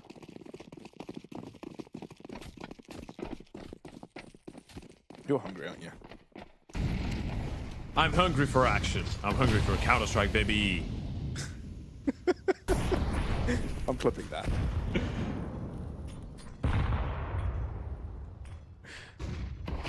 So, Bondi, are they taking matters to their own hands? Look how far they've pushed, over the way into Fountain, but Streaken loses life in the process. So, if you're Bondi, you want to be stable on a site before you think about the flank. Magilla, as long as he as far as deep as he was before, now is a few steps further. He could catch the bomb. He can hear Nyes closing in. Oh, you should realize someone is walked behind you. If the bomb is running that way, surely you realize someone was up playground and is behind you. But Magilla's going to keep going in towards connector. He's very active. And Rebels found 3-pod. Wow. They've pushed B. They've cleared out Monster and Short. Magilla's dropped Con. This is such a big play. They're going to be wasting so much time trying to look for him. And now he's heard a step. He knows they've picked up the bomb. Smooya's already on A. He's waiting for North to try and take the space. And we'll have cover from him for now. North is going to try and check every corner, see if there's anyone down and long, but this is where Smooya gets the timing on him. Magilla won't be able to answer back, and that's exactly what Inner Circle Academy needed to get back into the round. Bomb heading towards the A site, but you can see Lice Young very much occupied with what is going on. The other side of the realm, Preledon. He can hear it all coming. 17 seconds. Ditchka not dropping back, wanting to commit. Will be winning the 1v1. 10 seconds. And now, in yet another duel situation, having to plant the bomb, Smooya looking to shut it down from happening. And he knows it was too close for comfort. Oh, God. You see the eyebrow going up, the head tilting a little bit. He's like, well, all right. We won it, I guess. A big play coming out of Magilla. Nearly wins them the round single-handedly. He did a little bit of support out of Smooya, who's been very, very convincing in some of these 1v1 fights. And in general, it is Magilla and Smooya carrying through here on overpass as of right now. Inner Circle Academy doing a very good job of abusing the B bomb site with some of these early entries. And now taking that space, that's a very good call for the A-walk. You know the CTs don't have enough money for an AWP, so you can take all that space all alone without utility. Magilla doesn't know. This is such a quick timing. They're so fast up bananas. Smooya might not be ready for this. Oh dear. Yeah, hello. Indeed, he gets caught pants down. Magilla, though, is also creating a bit of a lurking opportunity, but the fact that Ditchka's on the lookout may nullify his impact here. Preledon dies. So the Bondi side is getting weaker and weaker. Magilla needs more than just a kill. Bomb down. The mere presence that he has here. And the illusion that it's safe for Streak to jump in is his downfall. Ditchka, so big. That double kill turns the round upside down for Bondi. And nets Inner Circle Academy what could be their lead. That's a very cool call for two reasons. Not only because you know they wouldn't have enough money for the AWP, but because you were so good at finding the openings in towards B in the last couple of rounds. So you might be reading into Bondi putting more emphasis on the B bomb side at the beginning, right? So this is one of these moments where you know there's a high chance if Bondi were to start with 4 and towards B or try something a little bit cheeky and, you know, play A from behind or without a lot of information because you had the B issues, that would be the round when they do it. So you just walk middle, straight away. Smooya's not ready for the timing. Magilla is able to get 1 kill, but what can they really do about it? You're giving them, you're getting a free bomb site with an opening kill. Are they forcing up again? They are. Oh my god. I don't know if this is just frustration kicking in. I'm not sure about that.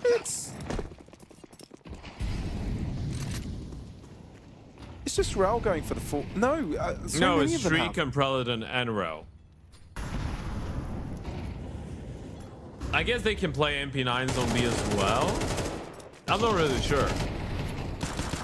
Once the Inner Circle Academy realizes it's a stack, surely they'll need to rotate. Triple boost.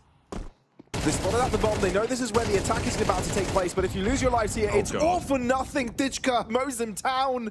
He's pulled a lawnmower, and Bondi are on the ground like grass. Rog gets one as an answer, and Magilla closes in to help out, but 5-7 versus Rifles is not a good shout. Inner Circle Academy have put a dent into Bondi. Right, I'm really interested to take a look at the money because now they full eco. Okay. Oh, so it was supposed to be a forest buy. Apparently they had very low money before the start of the previous round. All right, it does make sense now. Though we see Preladon and Streaken. They had just 1900 loss bonus going into this one, so it's fine. And Smuya's got enough money for an AWP.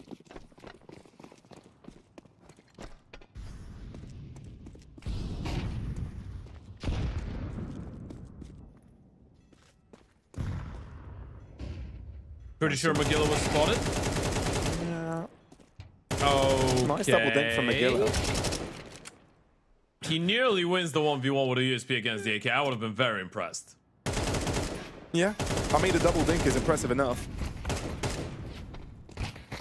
Bondi playing this one super aggressive.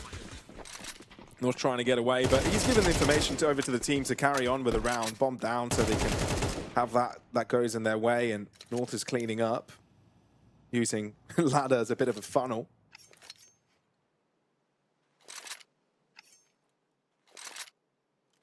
Streaken will get what he can. How have the tables turned? He's not Inner going to Circle survive. Academy 11-8 up, and he's not holding on to that AK-47. This is the round, Pavlos. It's all or nothing. Smuya's going to have enough for an AWP. It's an insta purchase. Magilla goes for the double op setup. 1 on A, 1 on B. This was the idea behind that force buy 2 rounds ago, apparently. Magilla and Smuya leaving themselves with enough money for that double big green to try and amplify the impact. Cover as much ground as possible. Spread around the map and hope for the best. And Smuya's got that mid spawn. He's not going to go for an aggressive beat though. It's another 4-man starting towards B. They don't smoke Monster off. That should be a giveaway for Ditchka. Smooger's alone on this side of the map. If he's tested, we'll have to respect the presence. Rel goes down off the rip. How did that happen? Yeah, they're pushing Monster. Ditchka should be going down. Oh god. What? There's no way. And Magilla gets off the angle as soon as Ditchka swings. It's ridiculous. It's going in further in a Circle Academy, and Bondi can't do anything about it. They're just breaking their backs. And you can't afford for it to be a retake. No, not really. I mean, you're not retaking with the 2 ults, right? It might as well be a save, and Smuya's wayward with the shot. Oh, this is going from bad to worse. This game might be over. Right here, right now, Bondi. That could have been your last opportunity, and McGill is hearing the steps, but this is just one player going down Con. He knows it's a B play. He needs something special. Well, he's found one, and he hears the rest as they approach. The smoke has lined, but the timing doesn't quite work out for Magilla. Has to try something desperate. No flash, goes out dry. If he had the time, if he didn't have 2 other players, maybe he could have gotten a pick. Frustration mounting for Bondi, but for Inner Circle Academy, they can't stop smiling. They can't stop laughing. They know their opponents are under a heap load of pressure. They know where they were 1 map ago, 11-3 down. Not only did they convert that into a success story, but now they are on the verge of making a LAN that could change the trajectory of their Academy days. That's insane. When you think about it, this is an Academy team. An Academy team. Your main team is playing Draculan, BC Game Masters, CCTs, and you're about to qualify for a $50,000 LAN event as the Academy. A bunch of players, not a single one of them has more than, what, 60 maps on HLTV. Some of them have less than 40. A lot of them were not playing professional Counter-Strike before 2025. North's 16 years of age. Smooth's on the run. And they're Nowhere to doing hide. it. Has to go into the flames, and that is one quick way to get out of the conversation. Magilla's bumped into Thripok, but Thripok able to spray down first. This is it. Ted, I feel like Bondi not only need a dream to come true or magic to come out from a wand of one of the Bondi players. They need the falling star. There's a no falling magic. universe. There's no magic left here.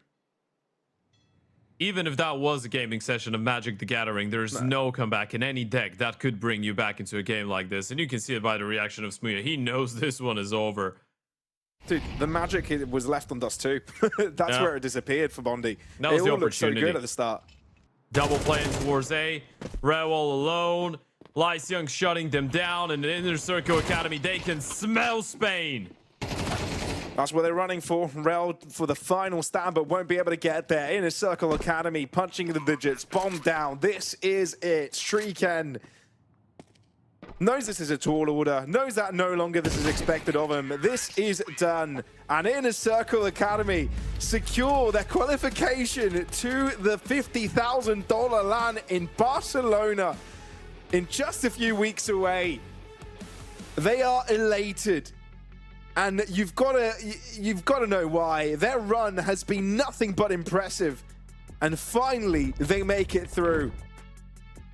This is what dreams are made of for such a young team, right? They come into this qualifier with the sole purpose of just getting a couple more reps under their belt, right? Playing a little bit of officials, playing some Counter-Strike against teams that are supposedly, you know, decent, but not the best in the tier 2 space. And with a good opportunity to potentially get a couple upset wins, right? And then in the end of the day, they top their group, they go into the play-ins, they drop their first game, but then they get back-to-back wins to make it all the way into the LAN. It is very heartbreaking for the side of Bondi, especially I feel like for Magilla and for Smooya is going to be very dire, considering they did leave it all in the server. But for some of the others as well that had a very good performance, I think for Preledon and Streaken as well, I guess grew up to love these players as the event went on, and being 11-3 up on the second map, not being able to close it out, and then ended up losing the entire series. It is such a dire feeling. It is, man. It is. And you can see Magilla was fighting tooth and nail. I think we saw that from the entire squad. The frustration added up all across the line here for Bondi.